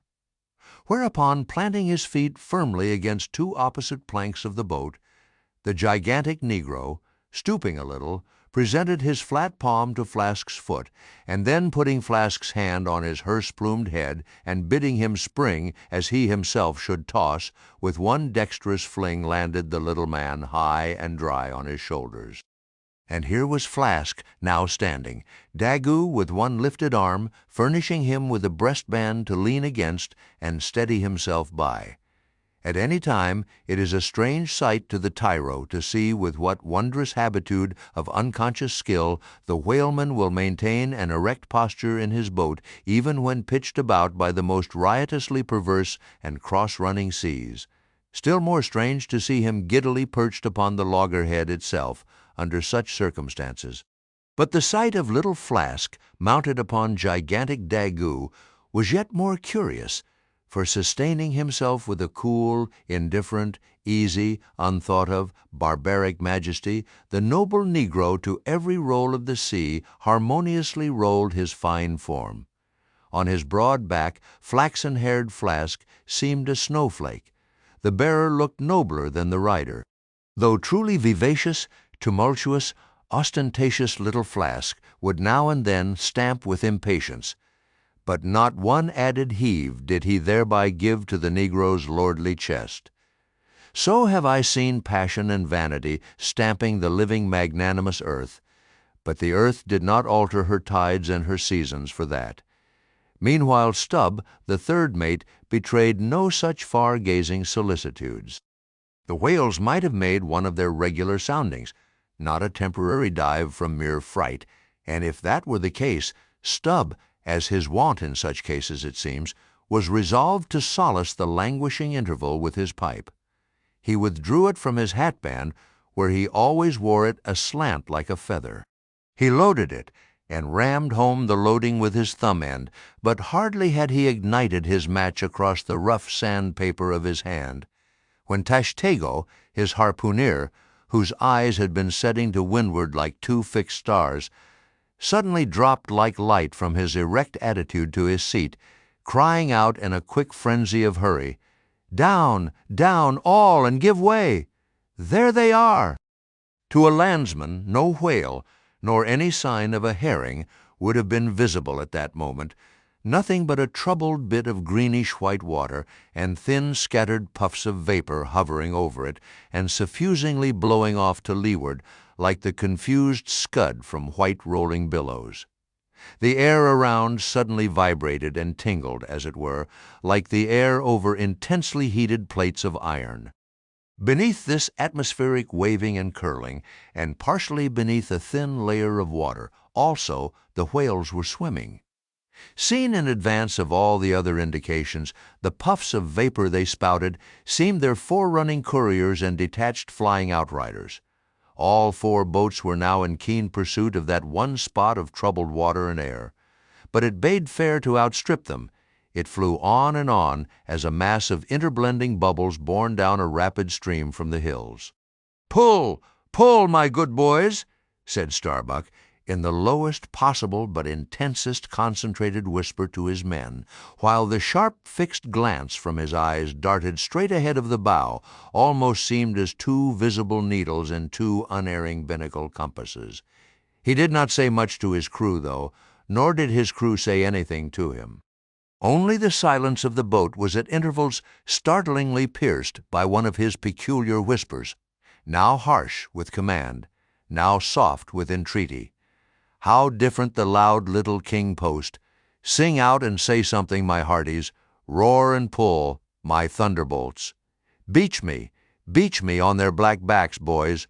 Only do that for me, and I'll sign over to you my Martha's Vineyard plantation, boys, including wife and children, boys. Lay me on, O Lord, Lord. But I shall go stark, staring mad. See that white water? And so shouting, he pulled his hat from his head and stamped up and down on it, then picking it up, flirted it far off upon the sea, and finally fell to rearing and plunging in the boat's stern like a crazed colt from the prairie.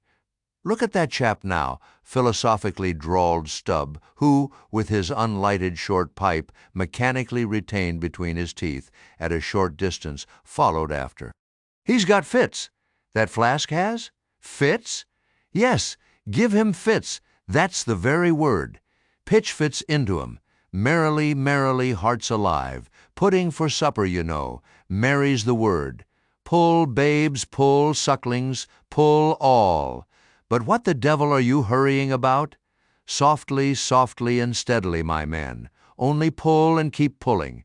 Nothing more. Crack all your backbones and bite your knives in two. That's all.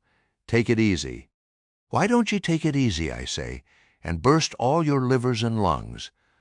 But what it was that inscrutable Ahab said to that tiger-yellow crew of his. These were words best omitted here, for you live under the blessed light of the evangelical land. Only the infidel sharks in the audacious seas may give ear to such words, when, with tornado brow and eyes of red murder and foam-glued lips, Ahab leaped after his prey. Meanwhile, all the boats tore on. The repeated specific allusions of Flask to that whale, as he called the fictitious monster, which he declared to be incessantly tantalizing his boat's bow with its tail.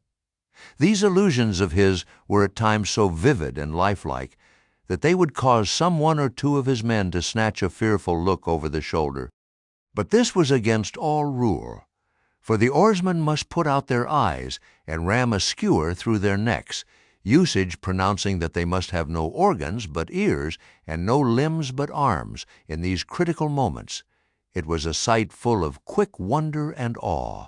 The vast swells of the omnipotent sea, the surging hollow roar they made as they rolled along the 8 gunwales like gigantic bowls in a boundless bowling green, the brief suspended agony of the boat as it would tip for an instant on the knife-like edge of the sharper waves that almost seemed threatening to cut it in two, the sudden profound dip into the watery glens and hollows, the keen spurrings and goadings to gain the top of the opposite hill, the headlong, sled-like slide down its other side, all these with the cries of the headsmen and harpooneers, and the shuddering gasps of the oarsmen, with the wondrous sight of the ivory Pequod bearing down upon her boats with outstretched sails like a wild hen after her screaming brood. All this was thrilling. Not the raw recruit, marching from the bosom of his wife into the fever heat of his first battle, not the dead man's ghost encountering the first unknown phantom in the other world. Neither of these can feel stranger and stronger emotions than that man does, who for the first time finds himself pulling into the charmed, churned circle of the hunted sperm whale. The dancing white water made by the chase was now becoming more and more visible, owing to the increasing darkness of the dun cloud shadows flung upon the sea. The jets of vapor no longer blended, but tilted everywhere to right and left. The whales seemed separating their wakes. The boats were pulled more apart, Starbuck giving chase to 3 whales running dead to leeward. Our sail was now set, and with the still rising wind we rushed along, the boat going with such madness through the water that the lee oars could scarcely be worked rapidly enough to escape being torn from the rowlocks. Soon we were running through a suffusing wide veil of mist, neither ship nor boat to be seen. "Give way, men," whispered Starbuck, drawing still further aft the sheet of his sail. "There is time to kill a fish yet before the squall comes." "There's white water again? Close to? Spring?" Soon after, two cries in quick succession on each side of us denoted that the other boats had got fast, but hardly were they overheard when, with a lightning-like hurtling whisper, Starbuck said, "Stand up," and Queequeg, harpoon in hand, sprang to his feet. Though not one of the oarsmen was then facing the life-and-death peril so close to them ahead, yet with their eyes on the intense countenance of the mate in the stern of the boat, they knew that the imminent instant had come. They heard, too, an enormous wallowing sound as of 50 elephants stirring in their litter. Meanwhile, the boat was still booming through the mist, the waves curling and hissing around us like the erected crests of enraged serpents. "That's his hump." There, give it to him," whispered Starbuck. A short rushing sound leaped out of the boat. It was the darted iron of Queequeg. Then all in one welded commotion came an invisible push from astern, while forward the boat seemed striking on a ledge. The sail collapsed and exploded. A gush of scalding vapor shot up nearby. Something rolled and tumbled like an earthquake beneath us. The whole crew were half suffocated as they were tossed helter-skelter into the white curdling cream of the squall. Squall, whale, and harpoon had all blended together, and the whale, merely grazed by the iron, escaped. Though completely swamped, the boat was nearly unharmed. Swimming round it, we picked up the floating oars and, lashing them across the gunwale, tumbled back to our places.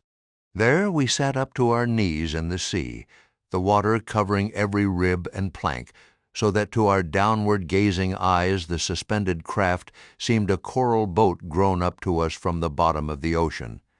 The wind increased to a howl. The waves dashed their bucklers together. The whole squall roared, forked, and crackled around us like a white fire upon the prairie, in which, unconsumed, we were burning, immortal in these jaws of death. In vain we hailed the other boats, as well roar to the live coals down the chimney of a flaming furnace as hail those boats in that storm. Meanwhile, the driving scud, rack, and mist grew darker with the shadows of night. No sign of the ship could be seen. The rising sea forbade all attempts to bail out the boat. The oars were useless as propellers, performing now the office of life-preservers. So, cutting the lashing of the waterproof match keg, after many failures, Starbuck contrived to ignite the lamp in the lantern. Then, stretching it on a waif pole, handed it to Queequeg as the standard-bearer of this forlorn hope. There then he sat, holding up that imbecile candle in the heart of that almighty forlornness. There then he sat, the sign and symbol of a man without faith, hopelessly holding up hope in the midst of despair. Wet, drenched through, and shivering cold, despairing of ship or boat, we lifted up our eyes as the dawn came on. The mist still spread over the sea.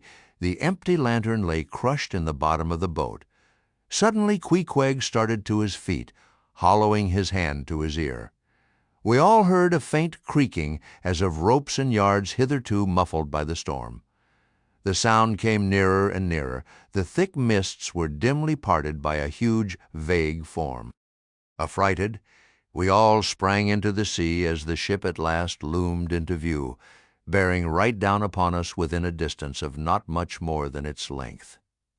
Floating on the waves we saw the abandoned boat, as for one instant it tossed and gaped beneath the ship's bows like a chip at the base of a cataract, and then the vast hull rolled over it, and it was seen no more till it came up weltering astern. Again we swam for it, were dashed against it by the seas, and were at last taken up and safely landed on board. Ere the squall came close to, the other boats had cut loose from their fish and returned to the ship in good time. The ship had given us up, but was still cruising, if haply it might light upon some token of our perishing, an oar or a lance-pole. Chapter 49. The Hyena. There are certain queer times and occasions in this strange mixed affair we call life, when a man takes this whole universe for a vast practical joke, though the wit thereof he but dimly discerns, and more than suspects that the joke is at nobody's expense but his own. However, nothing dispirits, and nothing seems worthwhile disputing. He bolts down all events, all creeds and beliefs and persuasions, all hard things visible and invisible, never mind how knobby. As an ostrich of potent digestion gobbles down bullets and gun flints, and as for small difficulties and worryings, prospects of sudden disaster, peril of life and limb, all these and death itself seem to him only sly, good-natured hits and jolly punches in the side bestowed by the unseen and unaccountable old joker. That odd sort of wayward mood I am speaking of comes over a man only in some time of extreme tribulation. It comes in the very midst of his earnestness, so that what just before might have seemed to him a thing most momentous now seems but a part of the general joke. There is nothing like the perils of whaling to breed this free and easy sort of genial, desperado philosophy, and with it I now regarded this whole voyage of the Pequod and the great white whale its object. "Queequeg," said I, when they had dragged me, the last man, to the deck, and I was still shaking myself in my jacket to fling off the water. "Queequeg, my fine friend, does this sort of thing often happen?" Without much emotion, though soaked through just like me, he gave me to understand that such things did often happen.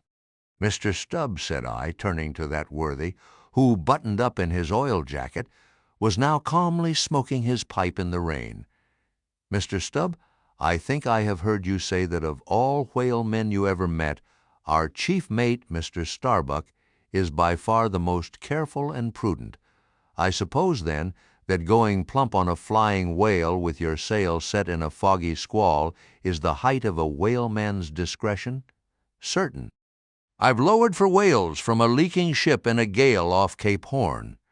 "Mr. Flask," said I, turning to little King Post, who was standing close by, "you are experienced in these things, and I am not. Will you tell me whether it is an unalterable law in this fishery, Mr. Flask, for an oarsman to break his own back, pulling himself back foremost into death's jaws?" "Can't you twist that smaller?" said Flask. "Yes, that's the law. I should like to see a boat's crew backing water up to a whale face foremost." "Ha, ha! The whale would give them squint for squint. Mind that. Here, then, from 3 impartial witnesses, I had a deliberate statement of the entire case. Considering, therefore, that squalls and capseizings in the water, and consequent bivouacs on the deep, were matters of common occurrence in this kind of life, considering that at the superlatively critical instant of going on to the whale, I must resign my life into the hands of him who steered the boat. Oftentimes a fellow who at that very moment is in his impetuousness upon the point of scuttling the craft with his own frantic stampings, considering that the particular disaster to our own particular boat was chiefly to be imputed to Starbuck's driving on to his whale almost in the teeth of a squall, and considering that Starbuck, notwithstanding, was famous for his great heedfulness in the fishery, considering that I belonged to this uncommonly prudent Starbuck's boat, and finally considering in what a devil's chase I was implicated, touching the white whale, taking all things together, I say, I thought I might as well go below and make a rough draft of my will. "Queequeg," said I, "come along. You shall be my lawyer, executor, and legatee." It may seem strange that of all men sailors should be tinkering at their last wills and testaments, but there are no people in the world more fond of that diversion. This was the 4th time in my nautical life that I had done the same thing. After the ceremony was concluded upon the present occasion, I felt all the easier. A stone was rolled away from my heart. Besides, all the days I should now live would be as good as the days that Lazarus lived after his resurrection, a supplementary clean gain of so many months or weeks as the case might be. I survived myself. My death and burial were locked up in my chest. I looked round me tranquilly and contentedly, like a quiet ghost with a clean conscience sitting inside the bars of a snug family vault. Now then, thought I, unconsciously rolling up the sleeves of my frock, here goes for a cool, collected dive at death and destruction, and the devil fetch the hindmost. Chapter 50. Ahab's Boat and Crew. Fedallah. "Who would have thought it, Flask?" cried Stubb. "If I had but one leg, you would not catch me in a boat, unless maybe to stop the plug hole with my timber toe. Oh, he's a wonderful old man. I don't think it's so strange after all on that account," said Flask. "If his leg were off at the hip, now it would be a different thing. That would disable him, but he has one knee and good part of the other left, you know." "I don't know that, my little man. I never yet saw him kneel." Among whale-wise people it has often been argued whether, considering the paramount importance of his life to the success of the voyage, it is right for a whaling captain to jeopardize that life in the active perils of the chase. So Tamerlane's soldiers often argued with tears in their eyes whether that invaluable life of his ought to be carried into the thickest of the fight. But with Ahab, the question assumed a modified aspect. Considering that with 2 legs, man is but a hobbling wight in all times of danger, considering that the pursuit of whales is always under great and extraordinary difficulties, that every individual moment, indeed, then comprises a peril, under these circumstances, is it wise for any maimed man to enter a whaleboat in the hunt? As a general thing, the joint owners of the Pequod must have plainly thought not. Ahab well knew that although his friends at home would think little of his entering a boat in certain comparatively harmless vicissitudes of the chase, for the sake of being near the scene of action and giving his orders in person, yet for Captain Ahab to have a boat actually apportioned to him as a regular headsman in the hunt. Above all, for Captain Ahab to be supplied with 5 extra men as that same boat's crew, he well knew that such generous conceits never entered the heads of the owners of the Pequod. Therefore he had not solicited a boat's crew from them, nor had he in any way hinted his desires on that head. Nevertheless, he had taken private measures of his own touching all that matter. Until Cabaco's published discovery, the sailors had little foreseen it, though to be sure when, after being a little while out of port, all hands had concluded the customary business of fitting the whaleboats for service. When some time after this Ahab was now and then found bestirring himself in the matter of making tholepins with his own hands for what was thought to be one of the spare boats, and even solicitously cutting the small wooden skewers, which, when the line is running out, are pinned over the groove in the bow, when all this was observed in him, and particularly his solicitude in having an extra coat of sheathing in the bottom of the boat, as if to make it better withstand the pointed pressure of his ivory limb, and also the anxiety he evinced in exactly shaping the thigh-board, or clumsy cleat, as it is sometimes called, the horizontal piece in the boat's bow for bracing the knee against in darting or stabbing at the whale. When it was observed how often he stood up in that boat with his solitary knee fixed in the semicircular depression in the cleat, and with the carpenter's chisel gouged out a little here and straightened it a little there. All these things, I say, had awakened much interest and curiosity at the time. But almost everybody supposed that this particular preparative heedfulness in Ahab must only be with a view to the ultimate chase of Moby Dick, for he had already revealed his intention to hunt that mortal monster in person. But such a supposition did by no means involve the remotest suspicion as to any boat's crew being assigned to that boat. Now, with the subordinate phantoms, what wonder remained soon waned away, for in a whaler wonders soon wane.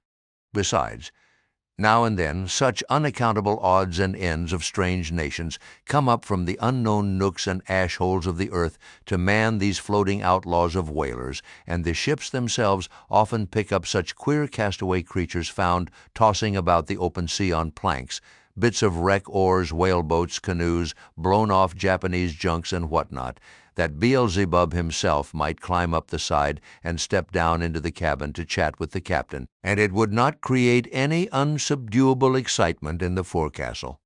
But be all this as it may, certain it is that while the subordinate phantoms soon found their place among the crew, though still as it were somehow distinct from them, yet that hair-turbaned Fedallah remained a muffled mystery to the last.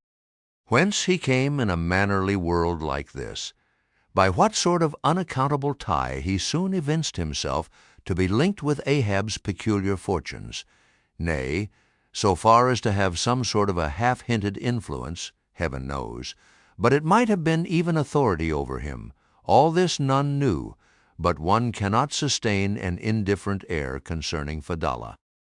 He was such a creature as civilized, domestic people in the temperate zone only see in their dreams, and that but dimly, but the like of whom now and then glide among the unchanging Asiatic communities, especially the Oriental Isles to the east of the continent, those insulated, immemorial, unalterable countries, which even in these modern days still preserve much of the ghostly aboriginalness of Earth's primal generations, when the memory of the first man was a distinct recollection, and all men his descendants, unknowing whence he came, eyed each other as real phantoms, and asked of the sun and the moon why they were created and to what end, when though, according to Genesis, the angels indeed consorted with the daughters of men, the devils also, add the uncanonical rabbins, indulged in mundane amours.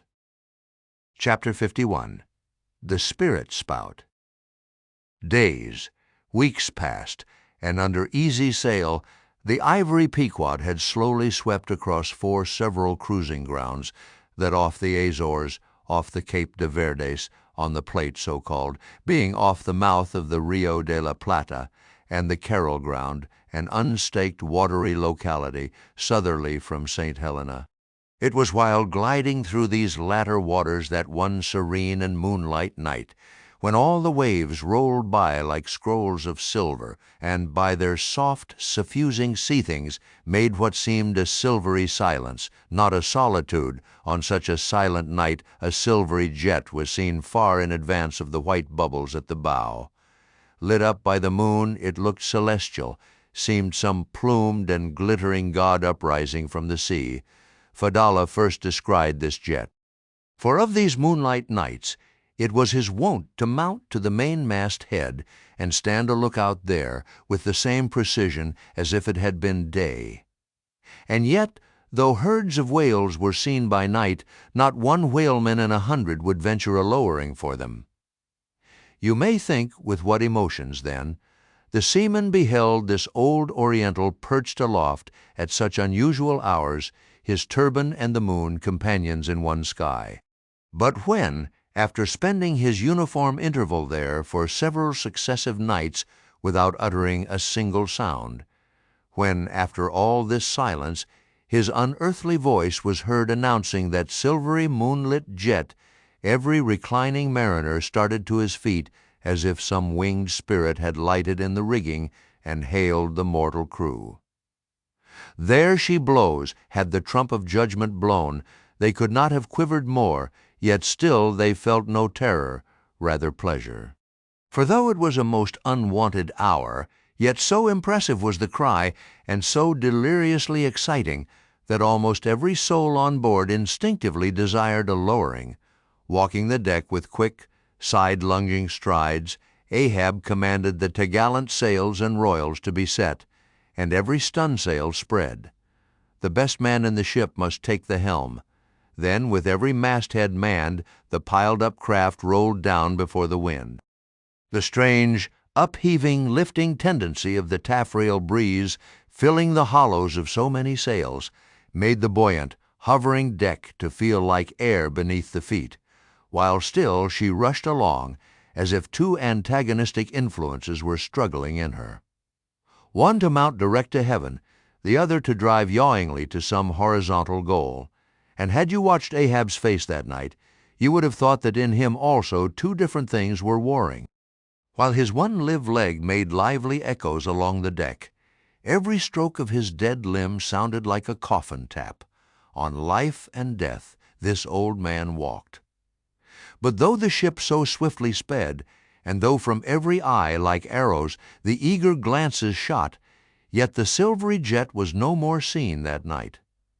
Every sailor swore he saw it once, but not a second time. This midnight spout had almost grown a forgotten thing, when some days after, lo, at the same silent hour, it was again announced, Again it was descried by all, but upon making sail to overtake it, once more it disappeared, as if it had never been. And so it served us night after night, till no one heeded it but to wonder at it. Mysteriously jetted into the clear moonlight, or starlight, as the case might be, disappearing again for one whole day, or 2 days, or 3, and somehow seeming at every distinct repetition to be advancing still further and further in our van, this solitary jet seemed forever alluring us on. Nor with the immemorial superstition of their race, and in accordance with the preternaturalness, as it seemed, which in many things invested the Pequod, were there wanting some of the seamen who swore that whenever and wherever descried, at however remote times, or in however far apart latitudes and longitudes, that unnarrable spout was cast by one self-same whale, and that whale Moby Dick. For a time there reigned, too, a sense of peculiar dread at this flitting apparition, as if it were treacherously beckoning us on and on, in order that the monster might turn round upon us and rend us at last in the remotest and most savage seas. These temporary apprehensions, so vague but so awful, derived a wondrous potency from the contrasting serenity of the weather, in which, beneath all its blue blandness, some thought there lurked a devilish charm, as for days and days we voyaged along through seas so wearily, lonesomely mild, that all space, in repugnance to our vengeful errand, seemed vacating itself of life before our urn-like prow. But at last, when turning to the eastward, the Cape winds began howling around us, and we rose and fell upon the long, troubled seas that are there. When the ivory-tusked Pequod sharply bowed to the blast and gored the dark waves in her madness, till, like showers of silver chips, the foam flakes flew over her bulwarks, then all this desolate vacuity of life went away, but gave place to sights more dismal than before. Close to our bows, strange forms in the water darted hither and thither before us, while thick in our rear flew the inscrutable sea-ravens. And every morning, perched on our stays, rows of these birds were seen, and, spite of our hootings, for a long time obstinately clung to the hemp, as though they deemed our ship some drifting, uninhabited craft, a thing appointed to desolation, and therefore fit roosting place for their homeless selves. And heaved, still unrestingly heaved the black sea, as if its vast tides were a conscience, and the great mundane soul were in anguish and remorse for the long sin and suffering it had bred. Cape of Good Hope, do they call ye? Rather, Cape Tormentoso, as called of yore, for long allured by the perfidious silences that before had attended us, we found ourselves launched into this tormented sea, where guilty beings transformed into those fowls and these fish seemed condemned to swim on everlastingly without any haven in store, or beat that black air without any horizon. But calm, snow-white, and unvarying, still directing its fountain of feathers to the sky, still beckoning us on from before, the solitary jet would at times be descried.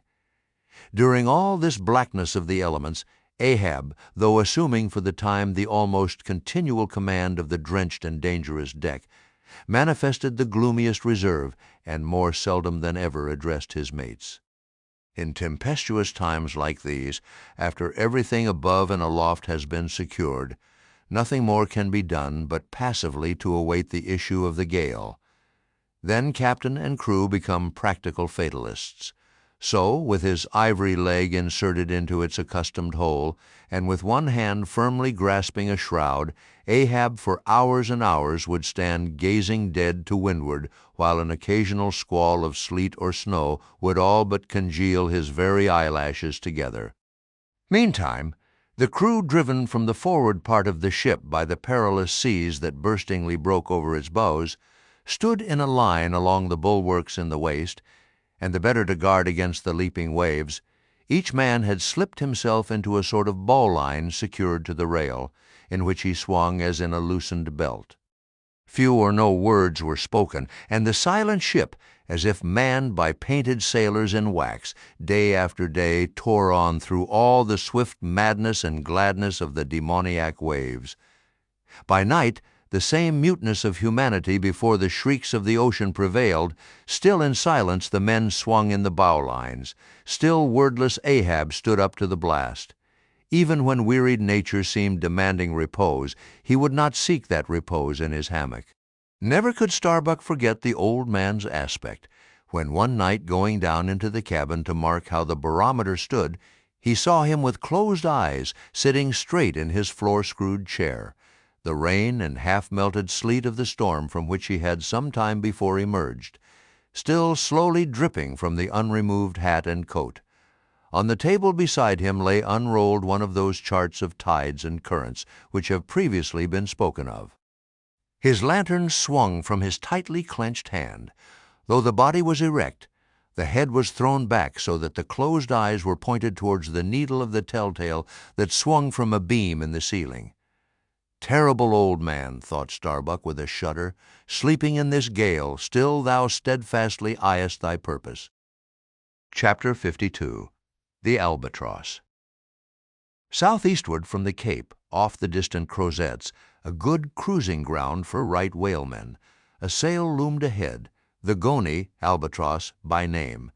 As she slowly drew nigh from my lofty perch at the foremast head, I had a good view of that sight so remarkable to a tyro in the far ocean fisheries, a whaler at sea and long absent from home. As if the waves had been fullers, this craft was bleached like the skeleton of a stranded walrus. All down her sides, this spectral appearance was traced with long channels of reddened rust, while all her spars and her rigging were like the thick branches of trees furred over with hoarfrost. Only her lower sails were set. A wild sight it was to see her long bearded lookouts at those three mastheads. They seemed clad in the skins of beasts, so torn and bepatched the raiment that had survived nearly 4 years of cruising. Standing in iron hoops nailed to the mast, they swayed and swung over a fathomless sea, and though, when the ship slowly glided close under our stern, we 6 men in the air came so nigh to each other that we might almost have leaped from the mastheads of one ship to those of the other, yet those forlorn-looking fishermen, mildly eyeing us as they passed, said not one word to our own lookouts while the quarter-deck hail was being heard from below. "Ship ahoy! Have ye seen the white whale?" But as the strange captain, leaning over the pallid bulwarks, was in the act of putting his trumpet to his mouth, it somehow fell from his hand into the sea, and the wind now rising amain, he in vain strove to make himself heard without it. Meantime his ship was still increasing the distance between, while in various silent ways the seamen of the Pequod were evincing their observance of this ominous incident at the first mere mention of the white whale's name to another ship. Ahab for a moment paused. It almost seemed as though he would have lowered a boat to board the stranger had not the threatening wind forbade. But taking advantage of his windward position, he again seized his trumpet, and knowing by her aspect that the stranger vessel was a Nantucketer and shortly bound home, he loudly hailed, "Ahoy there! This is the Pequod, bound round the world. Tell them to address all future letters to the Pacific Ocean, and this time 3 years, if I am not at home, tell them to address them to."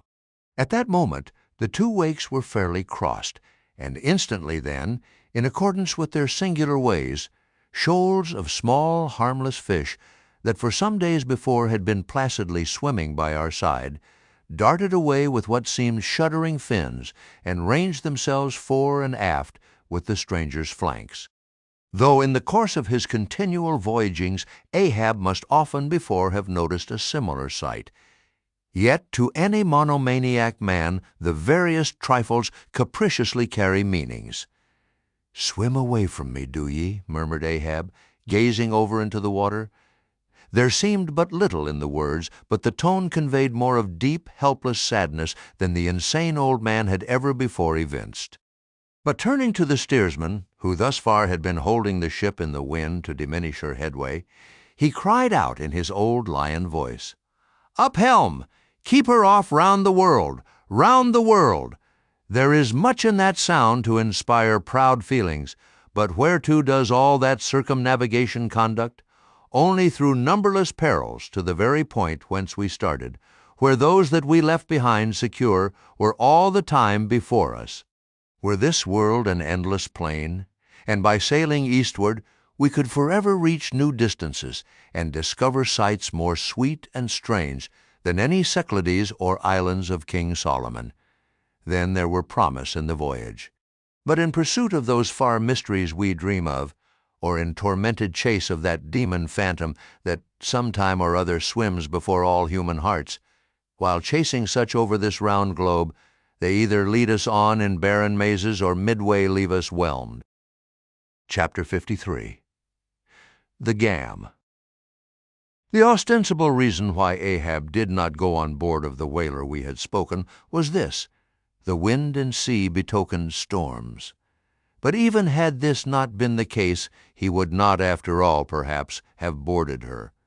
Judging by his subsequent conduct on similar occasions, if so it had been that, by the process of hailing, he had obtained a negative answer to the question he put. For, as it eventually turned out, he cared not to consort, even for 5 minutes, with any stranger captain, except he could contribute some of that information he so absorbingly sought. But all this might remain inadequately estimated were not something said here of the peculiar usages of whaling vessels when meeting each other in foreign seas, and especially on a common cruising ground. If two strangers crossing the Pine Barrens in New York State, or the equally desolate Salisbury Plain in England, if casually encountering each other in such inhospitable wilds, these twain, for the life of them, cannot well avoid a mutual salutation, and stopping for a moment to interchange the news, and, perhaps, sitting down for a while and resting in concert, then how much more natural that upon the illimitable Pine Barrens and Salisbury Plains of the sea, two whaling vessels descrying each other at the ends of the earth, off lone Fanning's Island or the faraway King's Mills, how much more natural, I say, that, under such circumstances, these ships should not only interchange hails, but come into still closer, more friendly and sociable contact. And especially would this seem to be a matter of course in the case of vessels owned in one seaport, and whose captains, officers, and not a few of the men are personally known to each other, and consequently have all sorts of dear domestic things to talk about. For the long-absent ship, the outward bounder, perhaps, has letters on board at any rate, she will be sure to let her have some papers of a date a year or two later than the last one on her blurred and thumb-worn files. And in return for that courtesy, the outward-bound ship would receive the latest whaling intelligence from the cruising ground to which she may be destined, a thing of the utmost importance to her. And in degree, all this will hold true concerning whaling vessels crossing each other's track on the cruising ground itself, even though they are equally long absent from home. For one of them may have received a transfer of letters from some third, and now far remote vessel, and some of those letters may be for the people of the ship she now meets. Besides, they would exchange the whaling news and have an agreeable chat. For not only would they meet with all the sympathies of sailors, but likewise with all the peculiar congenialities arising from a common pursuit and mutually shared privations and perils. Nor would difference of country make any very essential difference, that is, so long as both parties speak one language, as is the case with Americans and English. Though, to be sure, from the small number of English whalers, such meetings do not very often occur, and when they do occur, there is too apt to be a sort of shyness between them. For your Englishman is rather reserved, and your Yankee, he does not fancy that sort of thing in anybody but himself.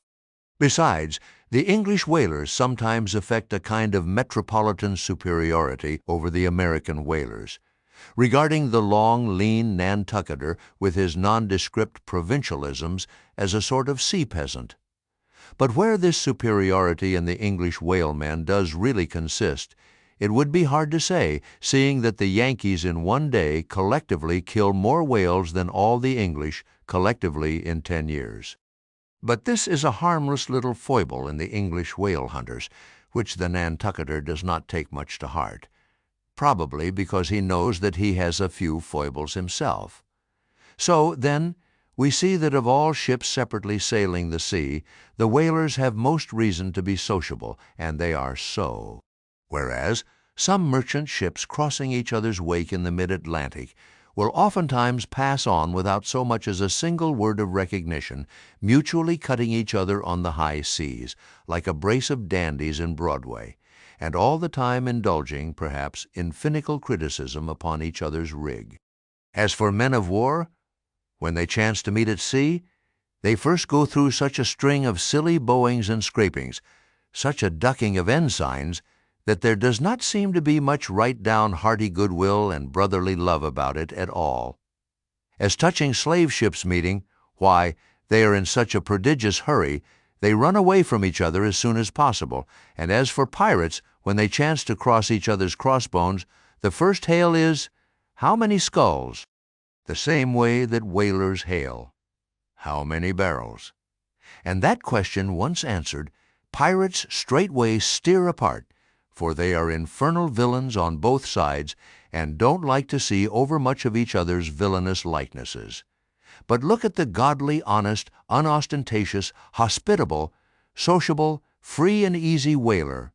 What does the whaler do when she meets another whaler in any sort of decent weather?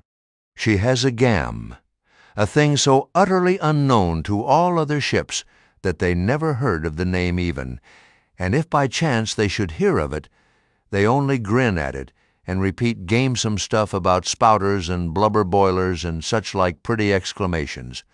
Why it is that all merchant seamen, and also all pirates and man-of-war's men, and slave-ship sailors, cherish such a scornful feeling towards whale ships. This is a question it would be hard to answer. Because, in the case of pirates, say, I should like to know whether that profession of theirs has any peculiar glory about it. It sometimes ends in uncommon elevation, indeed, but only at the gallows. And besides, when a man is elevated in that odd fashion, he has no proper foundation for his superior altitude. Hence, I conclude, that in boasting himself to be high-lifted above a whaleman, in that assertion the pirate has no solid basis to stand on. But what is a gam? You might wear out your index finger running up and down the columns of dictionaries and never find the word. Dr. Johnson never attained to that erudition. Noah Webster's Ark does not hold it. Nevertheless, this same expressive word has now for many years been in constant use among some 15,000 true-born Yankees. Certainly it needs a definition and should be incorporated into the lexicon. With that view, let me learnedly define it. Gam, noun. A social meeting of two or more whale ships, generally on a cruising ground, when, after exchanging hails, they exchange visits by boat's crews, the two captains remaining for the time on board of one ship, and the two chief mates on the other. There is another little item about gamming, which must not be forgotten here. All professions have their own little peculiarities of detail, so has the whale fishery. In a pirate, man-of-war, or slave ship, when the captain is rowed anywhere in his boat, he always sits in the stern sheets, on a comfortable, sometimes cushioned seat there, and often steers himself with a pretty little milliner's tiller, decorated with gay cords and ribbons. But the whaleboat has no seat astern, no sofa of that sort whatever, and no tiller at all. High times indeed, if whaling captains were wheeled about the water on casters like gouty old aldermen in patent chairs. And as for a tiller, the whaleboat never admits of any such effeminacy, and therefore, as in gaming, a complete boat's crew must leave the ship, and hence, as the boat steerer or harpooneer is of the number, that subordinate is the steersman upon the occasion, and the captain, having no place to sit in, is pulled off to his visit all standing like a pine tree. And often you will notice that being conscious of the eyes of the whole visible world resting on him from the sides of the two ships, this standing captain is all alive to the importance of sustaining his dignity by maintaining his legs. Nor is this any very easy matter, for in his rear is the immense projecting steering oar hitting him now and then in the small of his back, the after oar reciprocating by rapping his knees in front. He is thus completely wedged before and behind, and can only expand himself sideways by settling down on his stretched legs. But a sudden, violent pitch of the boat will often go far to topple him, because length of foundation is nothing without corresponding breadth. Merely make a spread angle of 2 poles, and you cannot stand them up. Then again, it would never do in plain sight of the world's riveted eyes. It would never do, I say, for this straddling captain to be seen, steadying himself the slightest particle by catching hold of anything with his hands. Indeed, as token of his entire buoyant self-command, he generally carries his hands in his trousers pockets, but perhaps being generally very large, heavy hands, he carries them there for ballast.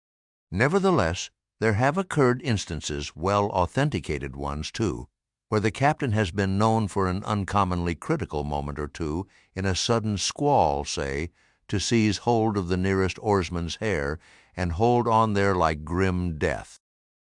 Chapter 54. The Town Ho's Story. As told at the Golden Inn, the Cape of Good Hope, and all the watery region round about there, is much like some noted 4 corners of a great highway where you meet more travelers than in any other part.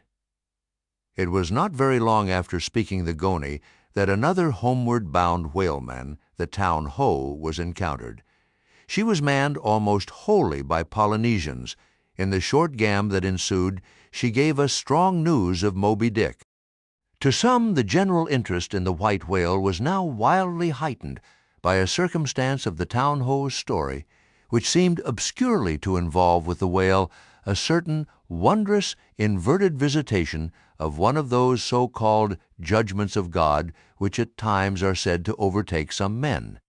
This latter circumstance, with its own particular accompaniments, forming what may be called the secret part of the tragedy about to be narrated, never reached the ears of Captain Ahab or his mates. For that secret part of the story was unknown to the captain of the Town Ho himself. It was the private property of 3 Confederate white seamen of that ship, one of whom, it seems, communicated it to Tashtego with Romish injunctions of secrecy. But the following night Tashtego rambled in his sleep and revealed so much of it in that way that when he was wakened he could not well withhold the rest. Nevertheless, so potent an influence did this thing have on those seamen in the Pequod who came to the full knowledge of it, and by such a strange delicacy, to call it so, were they governed in this matter, that they kept the secret among themselves, so that it never transpired abaft the Pequod's mainmast. Interweaving in its proper place this darker thread with the story as publicly narrated on the ship, the whole of this strange affair I now proceed to put on lasting record. For my humor's sake, I shall preserve the style in which I once narrated it at Lima to a lounging circle of my Spanish friends, one Saint's Eve, smoking upon the thick gilt-tiled piazza of the Golden Inn.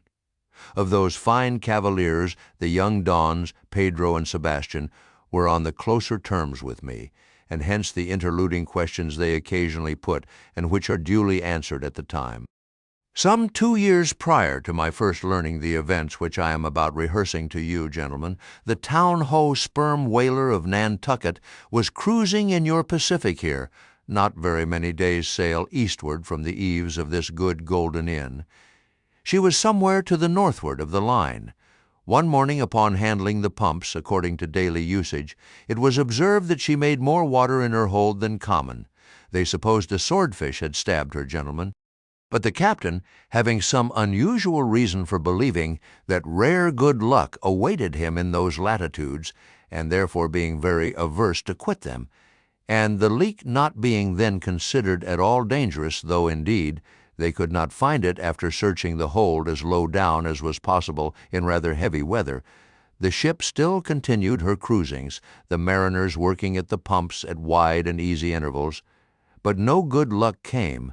More days went by, and not only was the leak yet undiscovered, but it sensibly increased. So much so that now, taking some alarm, the captain, making all sail, stood away for the nearest harbor among the islands, there to have his hull hove out and repaired. Though no small passage was before her, yet, if the commonest chance favored, he did not at all fear that his ship would founder by the way, because his pumps were of the best, and being periodically relieved at them, those 36 men of his could easily keep the ship free, never mind if the leak should double on her. In truth, well nigh the whole of this passage being attended by very prosperous breezes, the town-ho had all but certainly arrived in perfect safety at her port without the occurrence of the least fatality, had it not been for the brutal overbearing of Radney, the mate, a vineyarder, and the bitterly provoked vengeance of Steelkilt, a lakeman and desperado from Buffalo. "Lakeman! Buffalo! Pray, what is a lakeman, and where is Buffalo?" said Don Sebastian, rising in his swinging mat of grass. "On the eastern shore of our Lake Erie, Don, but I crave your courtesy. May be you shall soon hear further of all that. Now, gentlemen, in square-sail brigs and three-masted ships, well nigh as large and stout as any that ever sailed out of your old Callao to far Manila, this lakeman, in the landlocked heart of our America, had yet been nurtured by all those agrarian freebooting impressions popularly connected with the open ocean. For in their interflowing aggregate, those grand freshwater seas of ours, Erie and Ontario and Huron and Superior and Michigan, possess an ocean-like expansiveness, with many of the ocean's noblest traits, with many of its rimmed varieties of races and of climes. They contain round archipelagos of romantic isles, even as the Polynesian waters do, in large part are shored by two great contrasting nations, as the Atlantic is. They furnish long maritime approaches to our numerous territorial colonies from the east, dotted all round their banks, here and there are frowned upon by batteries and by the goat-like craggy guns of lofty Mackinaw. They have heard the fleet thunderings of naval victories. At intervals they yield their beaches to wild barbarians, whose red-painted faces flash from out their peltry wigwams. For leagues and leagues are flanked by ancient and unentered forests, where the gaunt pines stand like serried lines of kings in Gothic genealogies, those same woods harboring wild Afric beasts of prey and silken creatures whose exported furs give robes to Tartar emperors. They mirror the paved capitals of Buffalo and Cleveland, as well as Winnebago villages. They float alike the full-rigged merchant ship, the armed cruiser of the state, the steamer, and the beach canoe. They are swept by borean and dismasting blasts as direful as any that lash the salted wave. They know what shipwrecks are, for out of sight of land, however inland, they have drowned full many a midnight ship with all its shrieking crew. Thus, gentlemen, though an inlander, Steelkilt was wild ocean born, and wild ocean nurtured, as much of an audacious mariner as any.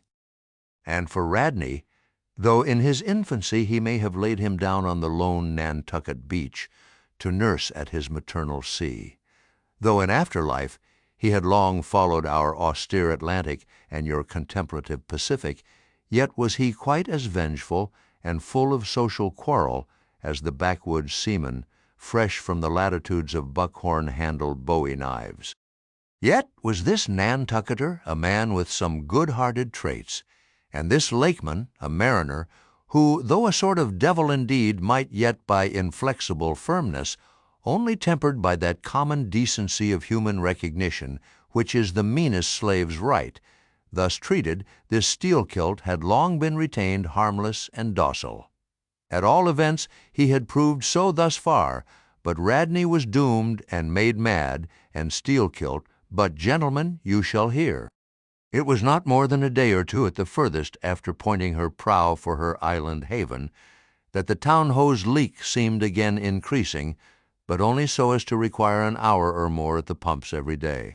You must know that in a settled and civilized ocean like our Atlantic, for example, some skippers think little of pumping their whole way across it, though of a still, sleepy night should the officer of the deck happen to forget his duty in that respect, the probability would be that he and his shipmates would never again remember it, on account of all hands gently subsiding to the bottom. Nor in the solitary and savage seas far from you to the westward, gentlemen, is it altogether unusual for ships to keep clanging at their pump handles in full chorus, even for a voyage of considerable length. That is, if it lie along a tolerably accessible coast, or if any other reasonable retreat is afforded them. It is only when a leaky vessel is in some very out-of-the-way part of those waters, some really landless latitude, that her captain begins to feel a little anxious. Much this way had it been with the Town Ho, so when her leak was found gaining once more, there was in truth some small concern manifested by several of her company, especially by Radney the mate. He commanded the upper sails to be well hoisted, sheeted home anew, and every way expanded to the breeze. Now this Radney, I suppose, was as little of a coward, and as little inclined to any sort of nervous apprehensiveness touching his own person as any fearless, unthinking creature on land or on sea that you can conveniently imagine, gentlemen. Therefore, when he betrayed this solicitude about the safety of the ship, some of the seamen declared that it was only on account of his being a part owner in her. So, when they were working that evening at the pumps, there was on this head no small gamesomeness slyly going on among them, as they stood with their feet continually overflowed by the rippling clear water, clear as any mountain spring, gentlemen, that bubbling from the pumps ran across the deck and poured itself out in steady spouts at the lee scupper holes.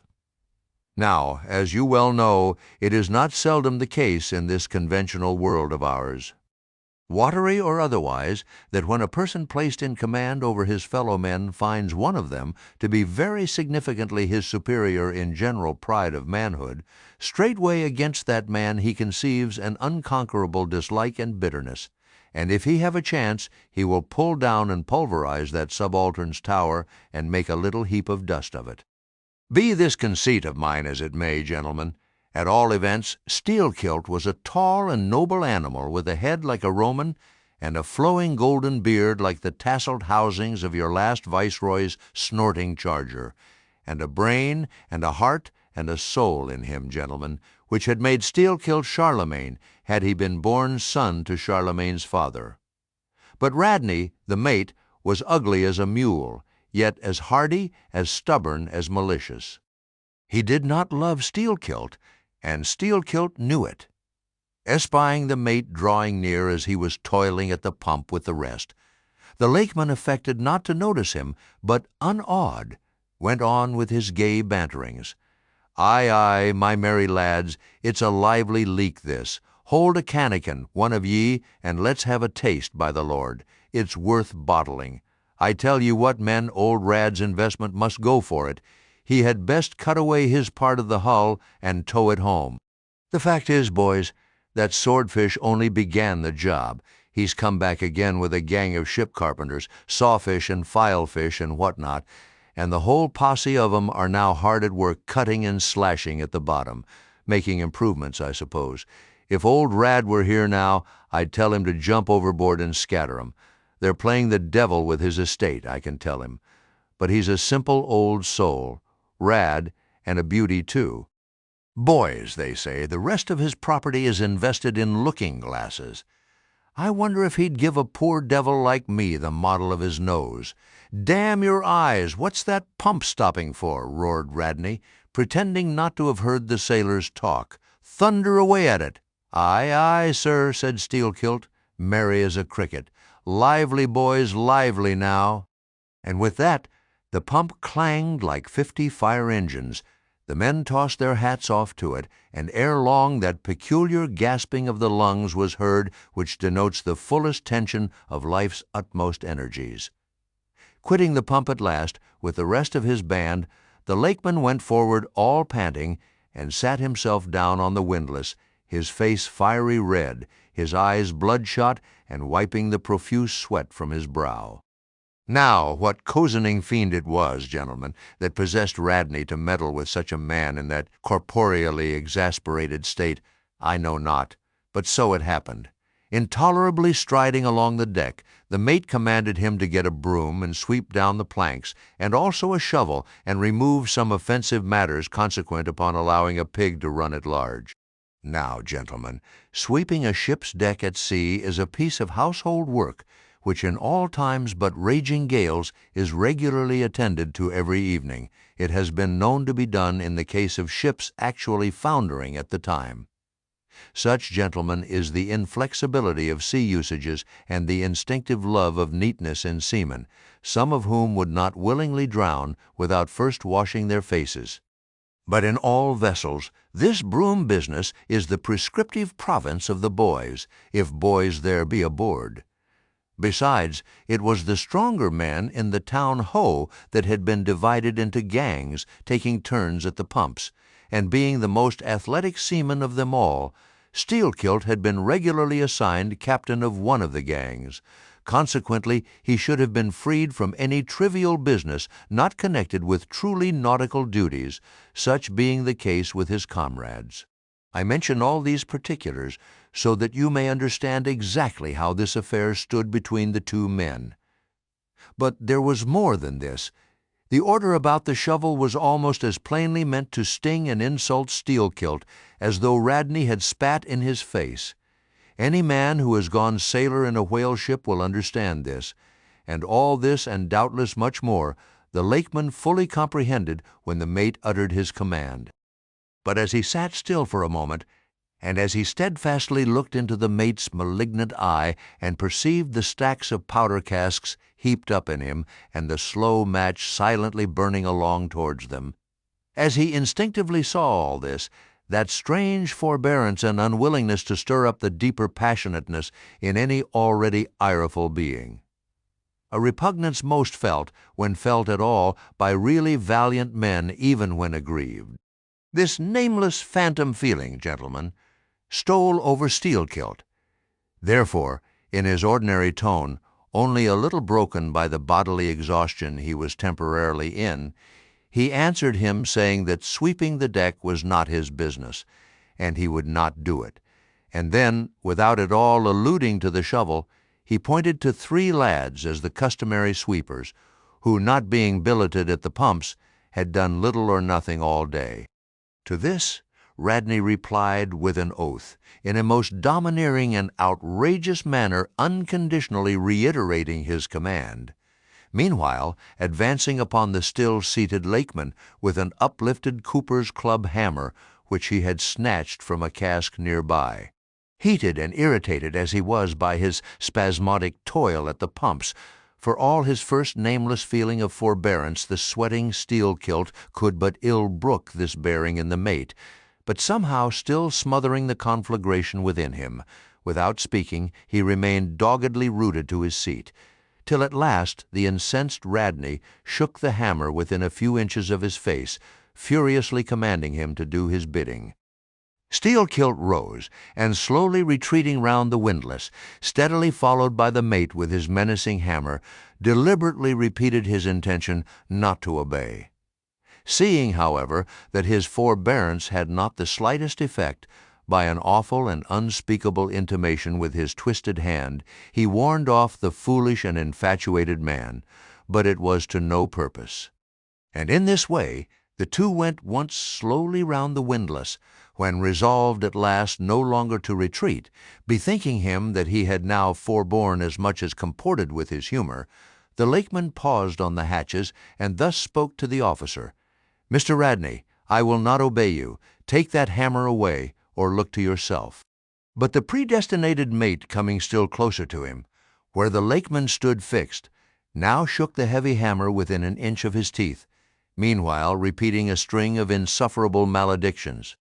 Retreating not the 1,000th part of an inch, stabbing him in the eye with the unflinching poniard of his glance, Steelkilt, clenching his right hand behind him and creepingly drawing it back, told his persecutor that if the hammer but grazed his cheek, he, Steelkilt, would murder him. But, gentlemen, the fool had been branded for the slaughter by the gods. Immediately the hammer touched the cheek. The next instant the lower jaw of the mate was stove in his head. He fell on the hatch, spouting blood like a whale. Ere the cry could go aft, Steelkilt was shaking one of the backstays leading far aloft to where two of his comrades were standing their mastheads. They were both cannelers. "Cannelers!" cried Don Pedro. "We have seen many whale ships in our harbors, but never heard of your cannelers. Pardon, who and what are they?" "Cannelers, Don, are the boatmen belonging to our grand Erie Canal. You must have heard of it." "Nay, senor. Hereabouts in this dull, warm, most lazy and hereditary land, we know but little of your vigorous north." "I? Well then, Don, refill my cup. Your cheeches very fine, and ere proceeding further, I will tell ye what our cannelers are, for such information may throw sidelight upon my story. For 360 miles, gentlemen, through the entire breadth of the state of New York, through numerous populous cities and most thriving villages, through long, dismal, uninhabited swamps and affluent cultivated fields, unrivaled for fertility, by billiard-room and bar-room, through the holy of holies of great forests, on Roman arches over Indian rivers, through sun and shade, by happy hearts or broken, through all the wide contrasting scenery of those noble Mohawk counties, and especially by rows of snow-white chapels, whose spires stand almost like milestones, flows one continual stream of Venetianly corrupt and often lawless life. There's your true Ashantee, gentlemen. There howl your pagans, where you ever find them, next door to you, under the long-flung shadow and the snug patronizing lee of churches. For by some curious fatality, as it is often noted of your metropolitan freebooters that they ever encamp around the halls of justice, so sinners, gentlemen, most abound in holiest vicinities. Is that a friar passing?" said Don Pedro, looking downwards into the crowded piazza with humorous concern. "Well, for our northern friend, Dame Isabella's Inquisition wanes in Lima," laughed Don Sebastian. "Proceed, senor." "A moment, pardon," cried another of the company. "In the name of all us Limese, I but desire to express to you, Sir Sailor, that we have by no means overlooked your delicacy in not substituting present Lima for distant Venice in your corrupt comparison. Oh, do not bow and look surprised. You know the proverb all along this coast. Corrupt as Lima, it but bears out your saying, too. Churches more plentiful than billiard tables, and forever open, and corrupt as Lima. So, too, Venice. I have been there, the holy city of the blessed evangelist Saint Mark, Saint Dominic. Purge it, your cup. Thanks, here I refill. Now you pour out again." Freely depicted in his own vocation, gentlemen, the canaler would make a fine dramatic hero, so abundantly and picturesquely wicked is he. Like Mark Antony, for days and days along his green-turfed flowery Nile, he indolently floats, openly toying with his red-cheeked Cleopatra, ripening his apricot thigh upon the sunny deck. But ashore all this effeminacy is dashed. The brigandish guise which the canaler so proudly sports, his slouched and gaily ribboned hat betoken his grand features. A terror to the smiling innocence of the villages through which he floats, his swart visage and bold swagger are not unshunned in cities. Once a vagabond on his own canal, I have received good turns from one of these canalers. I thank him heartily, would fain be not ungrateful, but it is often one of the prime redeeming qualities of your man of violence that at times he has as stiff an arm to back a poor stranger in a strait as to plunder a wealthy one. In sum, gentlemen, what the wildness of this canal life is emphatically evinced by this, that our wild whale fishery contains so many of its most finished graduates, and that scarce any race of mankind, except Sydney men, are so much distrusted by our whaling captains. Nor does it at all diminish the curiousness of this matter that to many thousands of our rural boys and young men born along its line, the probationary life of the Grand Canal furnishes the sole transition between quietly reaping in a Christian cornfield and recklessly plowing the waters of the most barbaric seas. "I see, I see," impetuously exclaimed Don Pedro, spilling his chicha upon his silvery ruffles. "No need to travel. The world's one Lima. I had thought now that at your temperate north the generations were cold and holy as the hills. But the story. I left off, gentlemen, where the lakeman shook the backstay. Hardly had he done so when he was surrounded by the 3 junior mates and the 4 harpooneers, who all crowded him to the deck. But sliding down the ropes like baleful comets, the 2 canallers rushed into the uproar and sought to drag their man out of it towards the forecastle. Others of the sailors joined with them in this attempt, and a twisted turmoil ensued. While standing out of harm's way, the valiant captain danced up and down with a whale pike, calling upon his officers to manhandle that atrocious scoundrel and smoke him along to the quarter-deck. At intervals he ran close up to the revolving border of the confusion, and prying into the heart of it with his pike, sought to prick out the object of his resentment. But Steelkilt and his desperadoes were too much for them all. They succeeded in gaining the forecastle deck, where, hastily slewing about 3 or 4 large casks in a line with the windlass, these sea Parisians entrenched themselves behind the barricade. "Come out of that, ye pirates!" roared the captain, now menacing them with a pistol in each hand, just brought to him by the steward. "Come out of that, ye cutthroats!" Steelkilt leaped on the barricade, and striding up and down there, defied the worst the pistols could do, but gave the captain to understand distinctly that his Steelkilt's death would be the signal for a murderous mutiny on the part of all hands. Fearing in his heart lest this might prove but too true, the captain a little desisted, but still commanded the insurgents instantly to return to their duty. "Will you promise not to touch us if we do?" demanded their ringleader. "Turn to! Turn to! I make no promise to your duty. Do you want to sink the ship by knocking off at a time like this?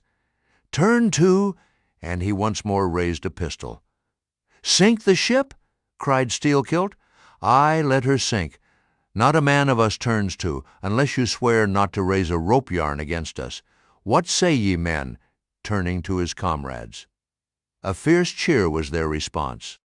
The lakeman now patrolled the barricade, all the while keeping his eye on the captain and jerking out such sentences as these: "It's not our fault. We didn't want it. I told him to take his hammer away. It was boy's business. He might have known me before this. I told him not to prick the buffalo. I believe I have broken a finger here against his cursed jaw. Ain't those mincing knives down in the forecastle there, men? Look to those handspikes, my hearties. Captain, by God, look to yourself. Say the word. Don't be a fool. Forget it all. We are ready to turn to. Treat us decently, and we're your men, but we won't be flogged. Turn to. I make no promises. Turn to, I say." "Look ye, now," cried the lakeman, flinging out his arm towards him. "There are a few of us here, and I am one of them, who have shipped for the cruise, d'ye see. Now, as you well know, sir, we can claim our discharge as soon as the anchor is down. So we don't want to row. It's not our interest. We want to be peaceable.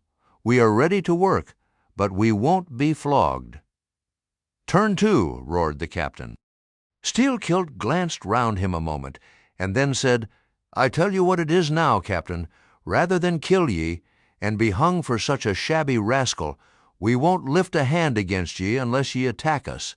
But till you say the word about not flogging us, we don't do a hand's turn. Down into the forecastle then. Down with ye. I'll keep ye there till you're sick of it. Down ye go. Shall we?" cried the ringleader to his men. Most of them were against it, but at length, in obedience to Steelkilt, they preceded him down into their dark den, growlingly disappearing like bears into a cave.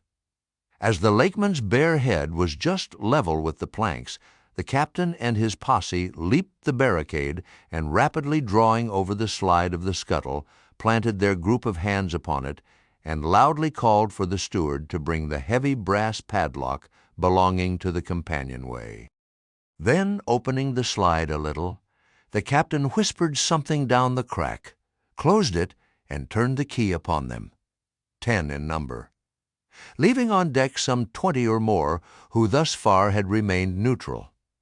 All night a wide-awake watch was kept by all the officers, forward and aft, especially about the forecastle scuttle and fore hatchway, at which last place it was feared the insurgents might emerge, after breaking through the bulkhead below. But the hours of darkness passed in peace. The men who still remained at their duty toiling hard at the pumps, whose clinking and clanking at intervals through the dreary night dismally resounded through the ship. At sunrise the captain went forward, and knocking on the deck, summoned the prisoners to work, but with a yell they refused. Water was then lowered down to them, and a couple of handfuls of biscuit were tossed after it, when again, turning the key upon them and pocketing it, the captain returned to the quarter-deck. Twice every day for 3 days this was repeated, but on the 4th morning a confused wrangling, and then a scuffling was heard, as the customary summons was delivered, and suddenly 4 men burst up from the forecastle, saying they were ready to turn to. The fetid closeness of the air, and a famishing diet, united perhaps to some fears of ultimate retribution, had constrained them to surrender at discretion. Emboldened by this, the captain reiterated his demand to the rest, but Steelkilt shouted up to him a terrific hint to stop his babbling and betake himself where he belonged. On the 5th morning 3 others of the mutineers bolted up into the air from the desperate arms below that sought to restrain them. Only 3 were left. "Better turn to, now?" said the captain with a heartless jeer. "Shut us up again, will ye?" cried Steelkilt. "Oh, certainly," said the captain, and the key clicked. It was at this point, gentlemen, that, enraged by the defection of 7 of his former associates, and stung by the mocking voice that had last hailed him, and maddened by his long entombment in a place as black as the bowels of despair, it was then that Steelkilt proposed to the 2 Canallers, thus far apparently of one mind with him, to burst out of their hole at the next summoning of the garrison, and, armed with their keen mincing knives, long, crescentic, heavy implements with a handle at each end, run amuck from the bowsprit to the taffrail, and, if by any devilishness of desperation possible, seize the ship. For himself, he would do this, he said, whether they joined him or not. That was the last night he should spend in that den. But the scheme met with no opposition on the part of the other 2. They swore they were ready for that, or for any other mad thing, for anything, in short, but a surrender. And what was more, they each insisted upon being the first man on deck when the time to make the rush should come. But to this their leader as fiercely objected, reserving that priority for himself, particularly as his 2 comrades would not yield, the one to the other, in the matter, and both of them could not be first, for the latter would but admit 1 man at a time. And here, gentlemen, the foul play of these miscreants must come out. Upon hearing the frantic project of their leader, each in his own separate soul had suddenly lighted, it would seem, upon the same piece of treachery, namely, to be foremost in breaking out, in order to be the first of the 3, though the last of the 10, to surrender, and thereby secure whatever small chance of pardon such conduct might merit. But when Steelkilt made known his determination still to lead them to the last, they, in some way, by some subtle chemistry of villainy, mixed their before secret treacheries together, and when their leader fell into a doze, verbally opened their souls to each other in 3 sentences, and bound the sleeper with cords, and gagged him with cords, and shrieked out for the captain at midnight. Thinking murder at hand, and smelling in the dark for the blood, he and all his armed mates and harpooneers rushed for the forecastle. In a few minutes the scuttle was opened, and, bound hand and foot, the still struggling ringleader was shoved up into the air by his perfidious allies, who had once claimed the honor of securing a man who had been fully ripe for murder.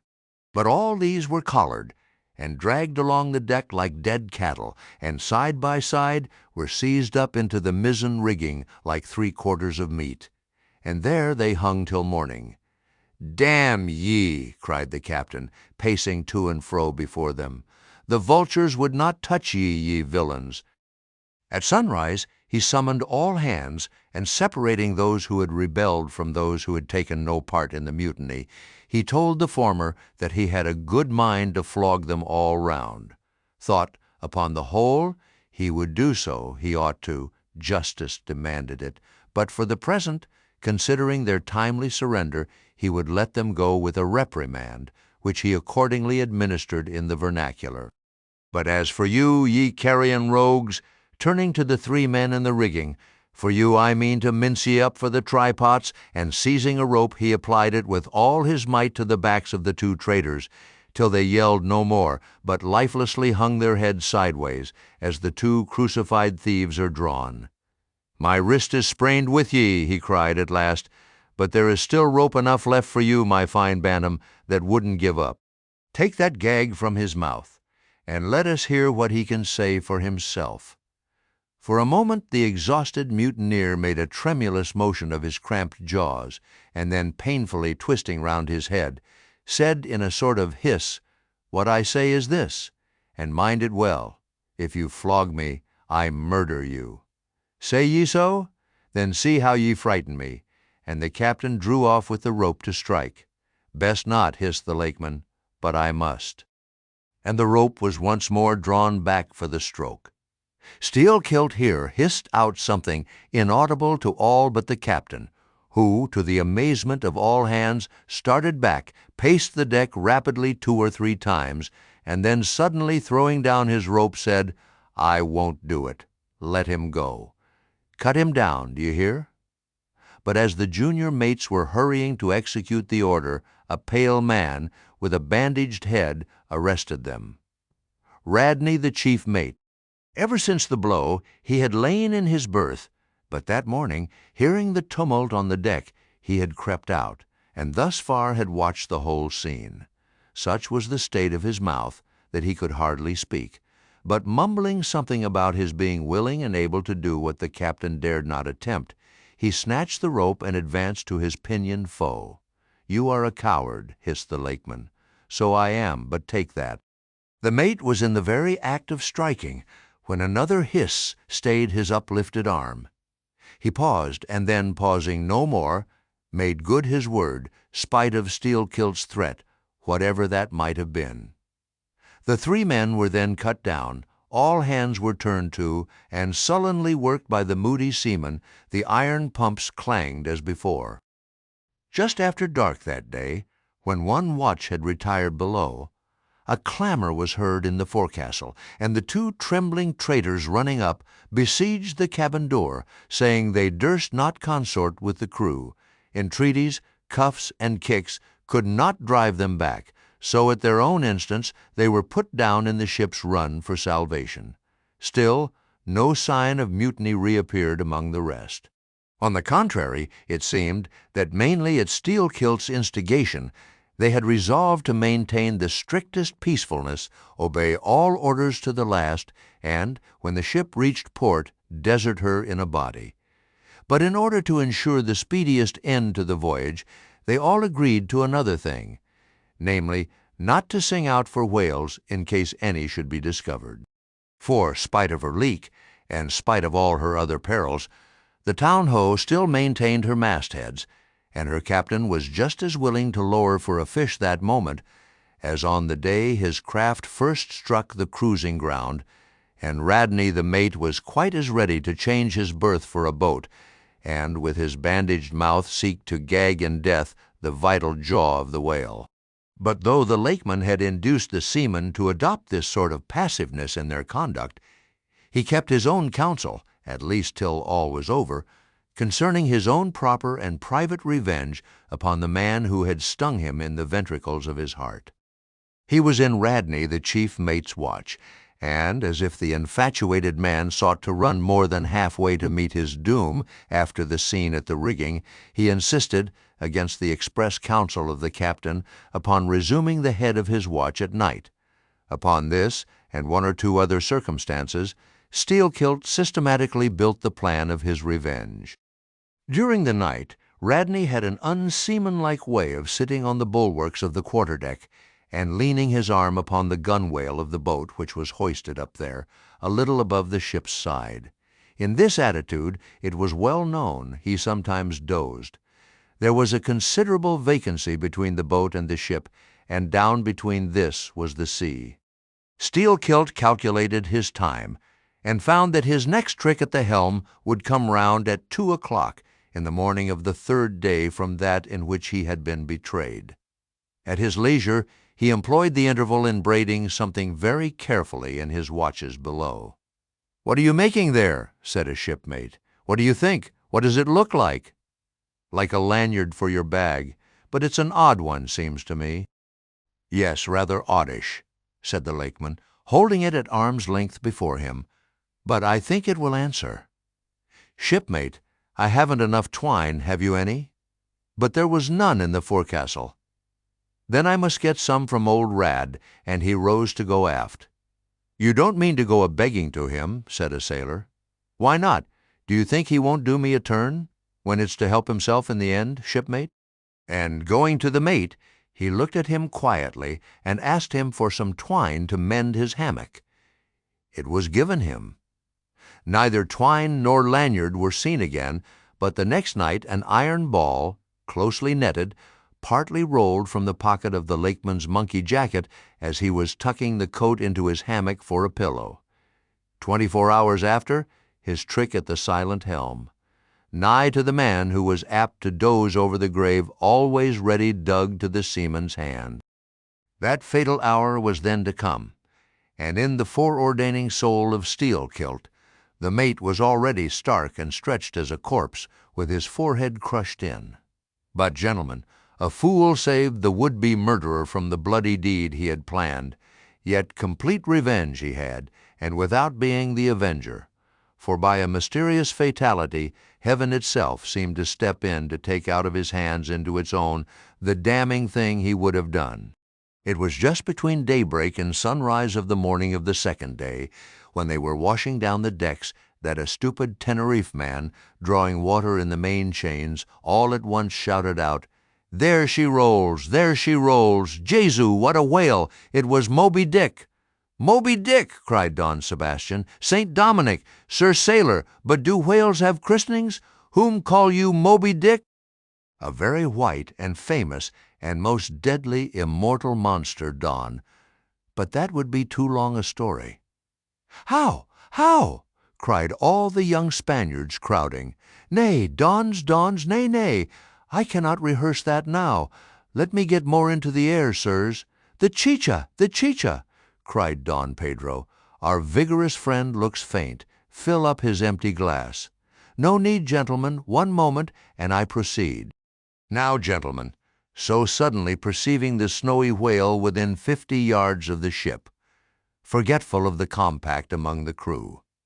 In the excitement of the moment, the Tenerife man had instinctively and involuntarily lifted his voice for the monster, though for some little time past it had been plainly beheld from the 3 sullen mastheads. All was now a frenzy. "The white whale! The white whale!" was the cry from captain, mates, and harpooneers, who, undeterred by fearful rumors, were all anxious to capture so famous and precious a fish, while the dogged crew eyed askance, and with curses, the appalling beauty of the vast milky mass that, lit up by a horizontal spangling sun, shifted and glistened like a living opal in the blue morning sea. Gentlemen, a strange fatality pervades the whole career of these events, as if verily mapped out before the world itself was charted. The mutineer was the bowsman of the mate, and when fast to a fish, it was his duty to sit next him, while Radney stood up with his lance in the prow and haul in or slacken the line at the word of command. Moreover, when the 4 boats were lowered, the mates got the start, and none howled more fiercely with delight than did Steelkilt as he strained at his oar. After a stiff pull, their harpooner got fast, and spear in hand, Radney sprang to the bow. He was always a furious man, it seems, in a boat, and now his bandaged cry was to beach him on the whale's topmost back. Nothing loath, his bowsman hauled him up and up, through a blinding foam that blent two whitenesses together, till of a sudden the boat struck as against a sunken ledge, and keeling over, spilled out the standing mate. That instant, as he fell on the whale's slippery back, the boat righted and was dashed aside by the swell, while Radney was tossed over into the sea on the other flank of the whale. He struck out through the spray, and, for an instant, was dimly seen through that veil, wildly seeking to remove himself from the eye of Moby Dick. But the whale rushed round in a sudden maelstrom, seized the swimmer between his jaws, and rearing high up with him, plunged headlong again and went down. Meantime, at the first tap of the boat's bottom, the lakeman had slackened the line so as to drop astern from the whirlpool. Calmly looking on, he thought his own thoughts. But a sudden, terrific downward jerking of the boat quickly brought his knife to the line. He cut it, and the whale was free. But at some distance, Moby Dick rose again, with some tatters of Radney's red woolen shirt, caught in the teeth that had destroyed him. All four boats gave chase again, but the whale eluded them and finally wholly disappeared. In good time the town-ho reached her port, a savage, solitary place, where no civilized creature resided. There, headed by the lakeman, all but 5 or 6 of the foremastmen deliberately deserted among the palms, eventually, as it turned out, seizing a large double war canoe of the savages and setting sail for some other harbor. The ship's company being reduced to but a handful, the captain called upon the islanders to assist him in the laborious business of heaving down the ship to stop the leak. But to such unresting vigilance over their dangerous allies was this small band of whites necessitated, both by night and by day, and so extreme was the hard work they underwent, that upon the vessel being ready again for sea, they were in such a weakened condition that the captain durst not put off with them in so heavy a vessel. After taking counsel with his officers, he anchored the ship as far off shore as possible, loaded and ran out his 2 cannon from the bows, stacked his muskets on the poop, and warning the islanders not to approach the ship at their peril, took 1 man with him, and setting the sail of his best whaleboat, steered straight before the wind for Tahiti, 500 miles distant, to procure a reinforcement to his crew. On the 4th day of the sail, a large canoe was descried, which seemed to have touched at a low isle of corals. He steered away from it, but the savage craft bore down on him, and soon the voice of Steelkilt hailed him to heave to, or he would run him under water. The captain presented a pistol. With 1 foot on each prow of the yoked war canoes, the lakeman laughed him to scorn, assuring him that if the pistol so much as clicked in the lock, he would bury him in bubbles and foam. "What do you want of me?" cried the captain. "Where are you bound, and for what are you bound?" demanded Steelkilt. "No lies. I am bound to Tahiti for more men." "Very good. Let me board you a moment. I come in peace." With that, he leaped from the canoe, swam to the boat, and climbing the gunwale, stood face to face with the captain. "Cross your arms, sir. Throw back your head. Now, repeat after me. As soon as Steelkilt leaves me, I swear to beach this boat on yonder island and remain there 6 days. If I do not, may lightning strike me." "A pretty scholar," laughed the lakeman. "Adios, senor!" and leaping into the sea, he swam back to his comrades. Watching the boat till it was fairly beached and drawn up to the roots of the coconut trees, Steelkilt made sail again, and in due time arrived at Tahiti, his own place of destination. There luck befriended him. 2 ships were about to sail for France, and were providentially in want of precisely that number of men which the sailor headed. They embarked, and so forever got the start of their former captain, had he been at all minded to work them legal retribution. Some 10 days after the French ships sailed, the whaleboat arrived, and the captain was forced to enlist some of the more civilized Tahitians who had been somewhat used to the sea. Chartering a small native schooner, he returned with them to his vessel, and finding all right there, again resumed his cruisings. Where Steelkilt now is, gentlemen, none know, but upon the island of Nantucket, the widow of Radney still turns to the sea, which refuses to give up its dead, still in dreams sees the awful white whale that destroyed him. "Are you through?" said Don Sebastian, quietly. "I am, Don." "Then I entreat you, tell me if to the best of your own convictions this your story is in substance really true? It is so passing wonderful. Did you get it from an unquestionable source? Bear with me if I seem to press. Also bear with all of us, Sir Sailor, for we all join in Don Sebastian's suit," cried the company, with exceeding interest. "Is there a copy of the Holy Evangelists in the Golden Inn, gentlemen?" "Nay," said Don Sebastian, "but I know a worthy priest nearby who will quickly procure one for me. I go for it, but are you well advised? This may grow too serious." "Will you be so good as to bring the priest also, Don?" "Though there are no auto-da-fés in Lima now," said one of the company to another, "I fear our sailor friend runs risk of the archiepiscopacy. Let us withdraw more out of the moonlight. I see no need of this. Excuse me for running after you, Don Sebastian, but may I also beg that you will be particular in procuring the largest-sized evangelists you can?" "This is the priest. He brings you the evangelists," said Don Sebastian gravely, returning with a tall and solemn figure. "Let me remove my hat. Now, venerable priest, further into the light, and hold the holy book before me that I may touch it. So help me heaven, and on my honor the story I have told ye, gentlemen, is in substance and its great items true. I know it to be true. It happened on this ball. I trod the ship. I knew the crew. I have seen and talked with Steelkilt since the death of Radney." Chapter 55 of the Monstrous Pictures of Whales.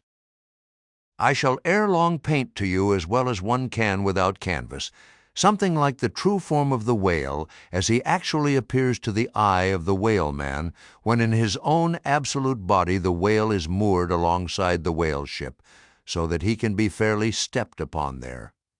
It may be worth while, therefore, previously to advert to those curious imaginary portraits of him which even down to the present day confidently challenge the faith of the landsman. It is time to set the world right in this matter by proving such pictures of the whale all wrong. It may be that the primal source of all those pictorial delusions will be found among the oldest Hindu, Egyptian, and Grecian sculptures. For ever since those inventive but unscrupulous times when on the marble panelings of temples, the pedestals of statues, and on shields, medallions, cups, and coins, the dolphin was drawn in scales of chain armor like Saladin's, and a helmeted head like St. George's, ever since then has something of the same sort of license prevailed, not only in most popular pictures of the whale, but in many scientific presentations of him. Now, by all odds, the most ancient extant portrait anyways, purporting to be the whale's, is to be found in the famous cavern pagoda of Elephanta in India. The Brahmins maintain that in the almost endless sculptures of that immemorial pagoda, all the trades and pursuits, every conceivable avocation of man, were prefigured ages before any of them actually came into being. No wonder, then, that in some sort our noble profession of whaling should have been there shadowed forth. The Hindu whale referred to occurs in a separate department of the wall, depicting the incarnation of Vishnu in the form of Leviathan, learnedly known as the Matsya avatar. But though this sculpture is half man and half whale, so as only to give the tail of the latter, yet that small section of him is all wrong. It looks more like the tapering tail of an anaconda than the broad palms of the true whale's majestic flukes. But go to the old galleries, and look now at a great Christian painter's portrait of this fish, for he succeeds no better than the antediluvian Hindu. It is Guido's picture of Perseus rescuing Andromeda from the sea monster or whale. Where did Guido get the model of such a strange creature as that? Nor does Hogarth, in painting the same scene in his own Perseus Descending, make out one whit better. The huge corpulence of that Hogarthian monster undulates on the surface, scarcely drawing 1 inch of water. It has a sort of howdah on its back, and its distended tusked mouth, into which the billows are rolling, might be taken for the Traitor's Gate leading from the Thames by water into the Tower. Then there are the prodromous whales of old Scotch Sibbald, and Jonah's whale as depicted in the prints of old Bibles and the cuts of old primers. What shall be said of these? As for the bookbinder's whale winding like a vine stalk round the stock of a descending anchor, as stamped and gilded on the backs and title pages of many books, both old and new. That is a very picturesque but purely fabulous creature, imitated, I take it, from the like figures on antique vases. Though universally denominated a dolphin, I nevertheless call this bookbinder's fish an attempt at a whale, because it was so intended when the device was first introduced. It was introduced by an old Italian publisher somewhere about the 15th century, during the revival of learning. And in those days, and even down to a comparatively late period, dolphins were popularly supposed to be a species of the Leviathan.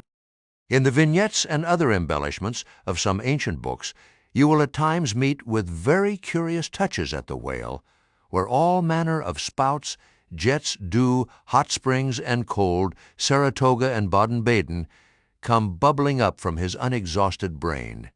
In the title page of the original edition of The Advancement of Learning, you will find some curious whales. But quitting all these unprofessional attempts, let us glance at those pictures of Leviathan purporting to be sober scientific delineations by those who know.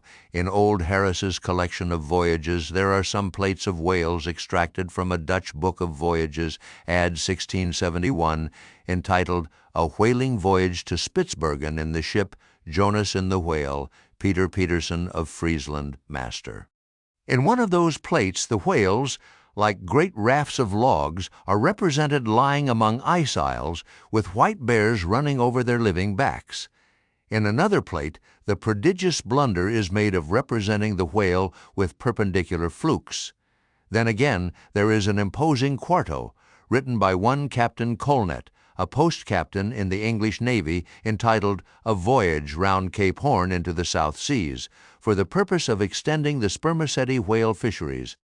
In this book is an outline purporting to be a picture of a physeter or spermaceti whale drawn by scale from one killed on the coast of Mexico, August 1793, and hoisted on deck. I doubt not the captain had this veracious picture taken for the benefit of his marines.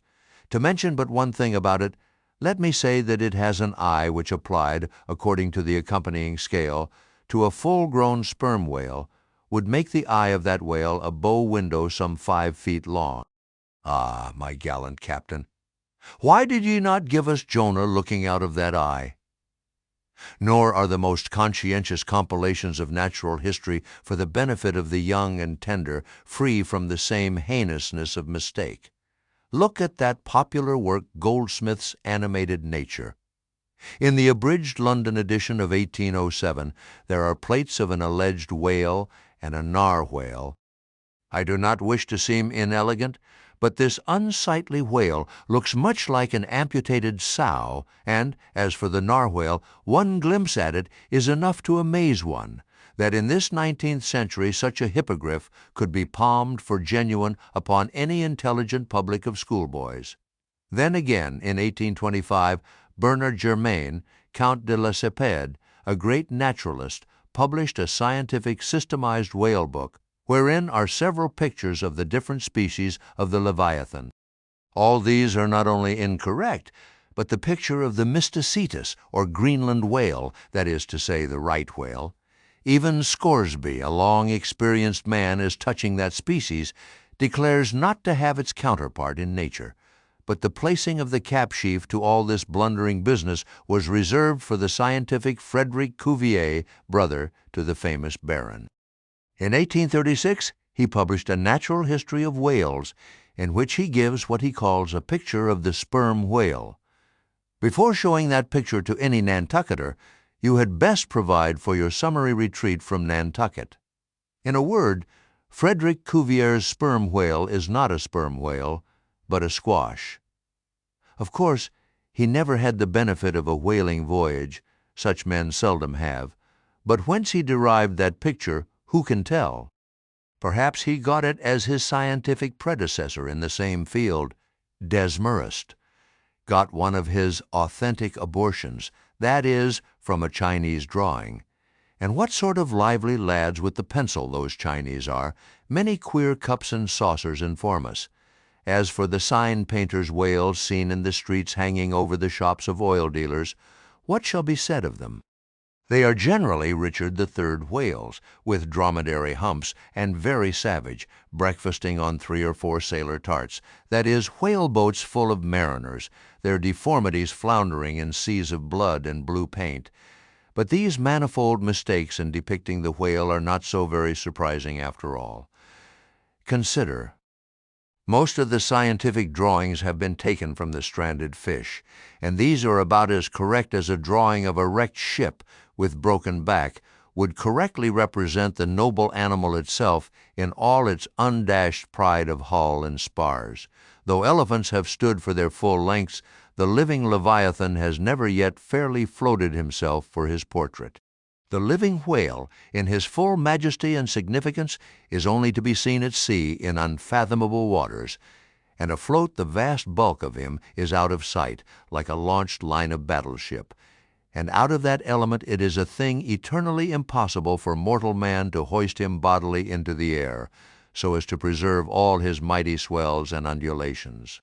And, not to speak of the highly presumable difference of contour between a young sucking whale and a full-grown Platonian leviathan, yet even in the case of one of those young sucking whales hoisted to a ship's deck, such is then the outlandish, eel-like, limbered, varying shape of him, that his precise expression the devil himself could not catch. But it may be fancied that from the naked skeleton of the stranded whale, accurate hints may be derived touching his true form. Not at all. For it is one of the more curious things about this Leviathan that his skeleton gives very little idea of his general shape, though Jeremy Bentham's skeleton, which hangs for candelabra in the library of one of his executors, correctly conveys the idea of a burly-browed, utilitarian old gentleman with all Jeremy's other leading personal characteristics. Yet nothing of this kind could be inferred from any Leviathan's articulated bones. In fact, as the great Hunter says, the mere skeleton of the whale bears the same relation to the fully invested and padded animal as the insect does to the chrysalis that so roundingly envelopes it. This peculiarity is strikingly evinced in the head, as in some part of this book will be incidentally shown. It is also very curiously displayed in the side fin, the bones of which almost exactly answer to the bones of the human hand, minus only the thumb. This fin has 4 regular bone fingers, the index, middle ring, and little finger. But all these are permanently lodged in their fleshy covering, as the human fingers in an artificial covering. However recklessly the whale may sometimes serve us, said humorous Stubb one day, he can never be truly said to handle us without mittens. For all these reasons, then, anyway you may look at it, you must needs conclude that the great Leviathan is that one creature in the world which must remain unpainted to the last. True, one portrait may hit the mark much nearer than another, but none can hit it with any very considerable degree of exactness, so there is no earthly way of finding out precisely what the whale really looks like. And the only mode in which you can derive even a tolerable idea of his living contour is by going a-whaling yourself, but by so doing you run no small risk of being eternally stove and sunk by him. Wherefore, it seems to me you had best not be too fastidious in your curiosity touching this Leviathan. Chapter 56. Of the less erroneous pictures of whales, and the true pictures of whaling scenes. In connection with the monstrous pictures of whales, I am strongly tempted here to enter upon those still more monstrous stories of them which are to be found in certain books, both ancient and modern, especially in Pliny, Purchas, Hakluyt, Harris, Cuvier, etc. But I pass that matter by. I know of only 4 published outlines of the great sperm whale, Colnett's, Huggins's, Frederick Cuvier's, and Beale's. In the previous chapter, Colnett and Cuvier have been referred to. Huggins's is far better than theirs, but by great odds, Beale's is the best. All Beale's drawings of this whale are good, excepting the middle figure in the picture of 3 whales in various attitudes capping his second chapter. His frontispiece, boats attacking sperm whales, though no doubt calculated to excite the civil skepticism of some parlor men, is admirably correct and lifelike in its general effect. Some of the sperm whale drawings in J. Ross Brown are pretty correct in contour, but they are wretchedly engraved. That is not his fault, though. Of the right whale, the best outline pictures are in Scoresby, but they are drawn on too small a scale to convey a desirable impression. He has but one picture of whaling scenes, and this is a sad deficiency, because it is by such pictures only, when at all well done, that you can derive anything like a truthful idea of the living whale as seen by his living hunters. But taken for all in all, by far the finest, though in some details not the most correct, presentations of whales and whaling scenes to be anywhere found are 2 large French engravings, well executed and taken from paintings by one Garnery. Respectively, they represent attacks on the sperm and right whale.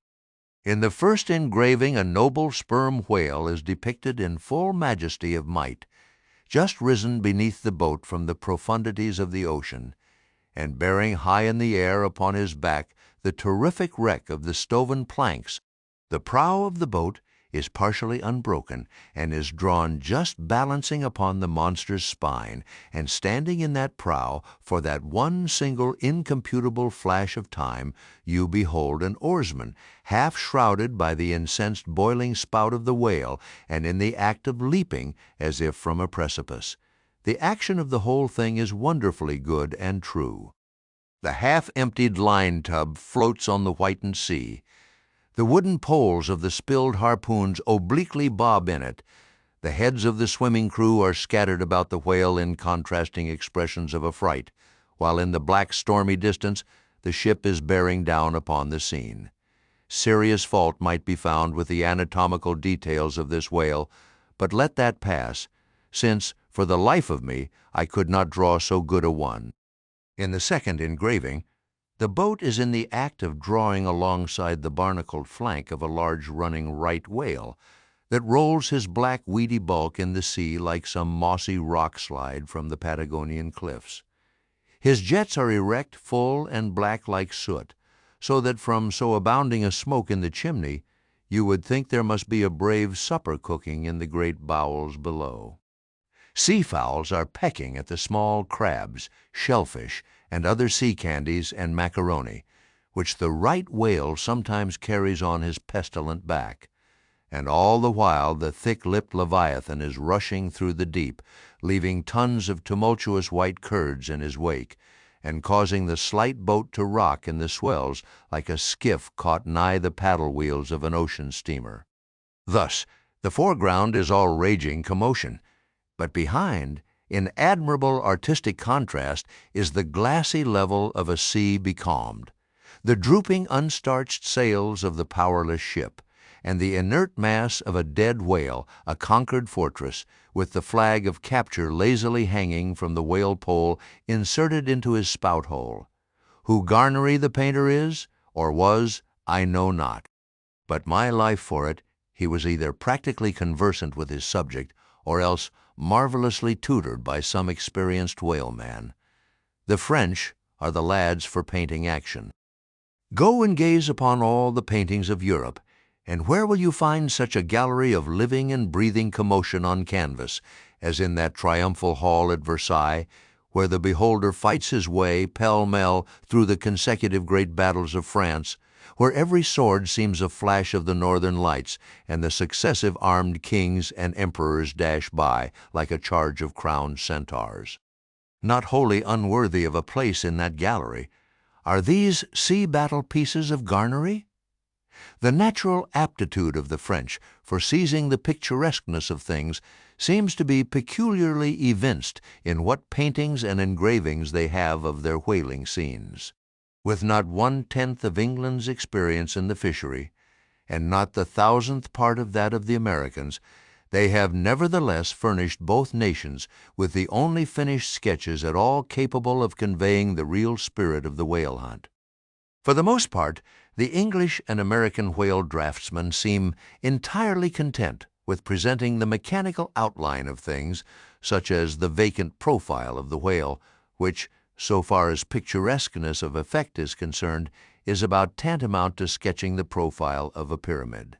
Even Scoresby, the justly renowned right whaleman, after giving us a stiff full length of the Greenland whale and 3 or 4 delicate miniatures of narwhales and porpoises, treats us to a series of classical engravings of boat-hooks, chopping knives and grapnels, and with the microscopic diligence of a Leeuwenhoek, submits to the inspection of a shivering world 96 facsimiles of magnified Arctic snow crystals.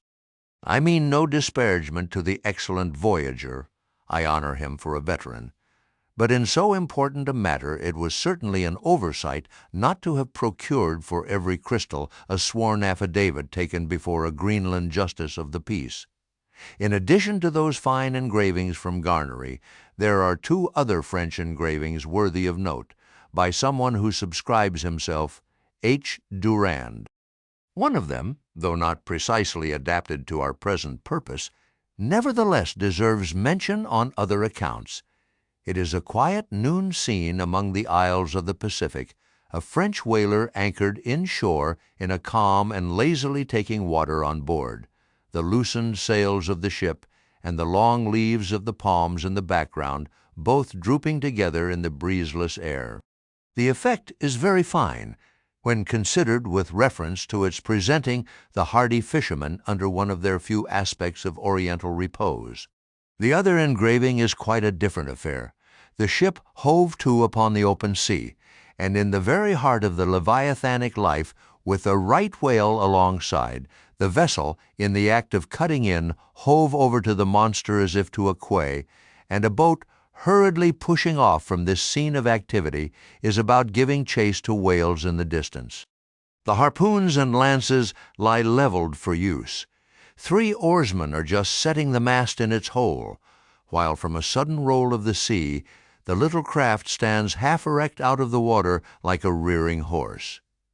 From the ship, the smoke of the torments of the boiling whale is going up like the smoke over a village of smithies, and to windward a black cloud rising up with earnest of squalls and rains seems to quicken the activity of the excited seaman. Chapter 57. Of whales in paint, in teeth, in wood, in sheet, iron, in stone, in mountains, in stars. On Tower Hill, as you go down to the London docks, you may have seen a crippled beggar, or kedger as the sailors say, holding a painted board before him, representing the tragic scene in which he lost his leg. There are 3 whales and 3 boats, and one of the boats, presumed to contain the missing leg in all its original integrity, is being crunched by the jaws of the foremost whale. Any time these 10 years, they tell me, has that man held up that picture and exhibited that stump to an incredulous world. But the time of his justification has now come. His 3 whales are as good whales as were ever published in Wapping, at any rate, and his stump as unquestionable a stump as any you will find in the western clearings.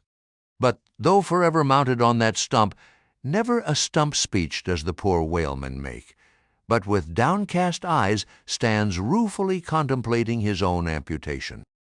Throughout the Pacific, and also in Nantucket and New Bedford and Sag Harbor, you will come across lively sketches of whales and whaling scenes, graven by the fishermen themselves on sperm whale teeth, or ladies' busks wrought out of the right whalebone, and other like scrimshander articles, as the whalemen call the numerous little ingenious contrivances they elaborately carve out of the rough material in their hours of ocean leisure.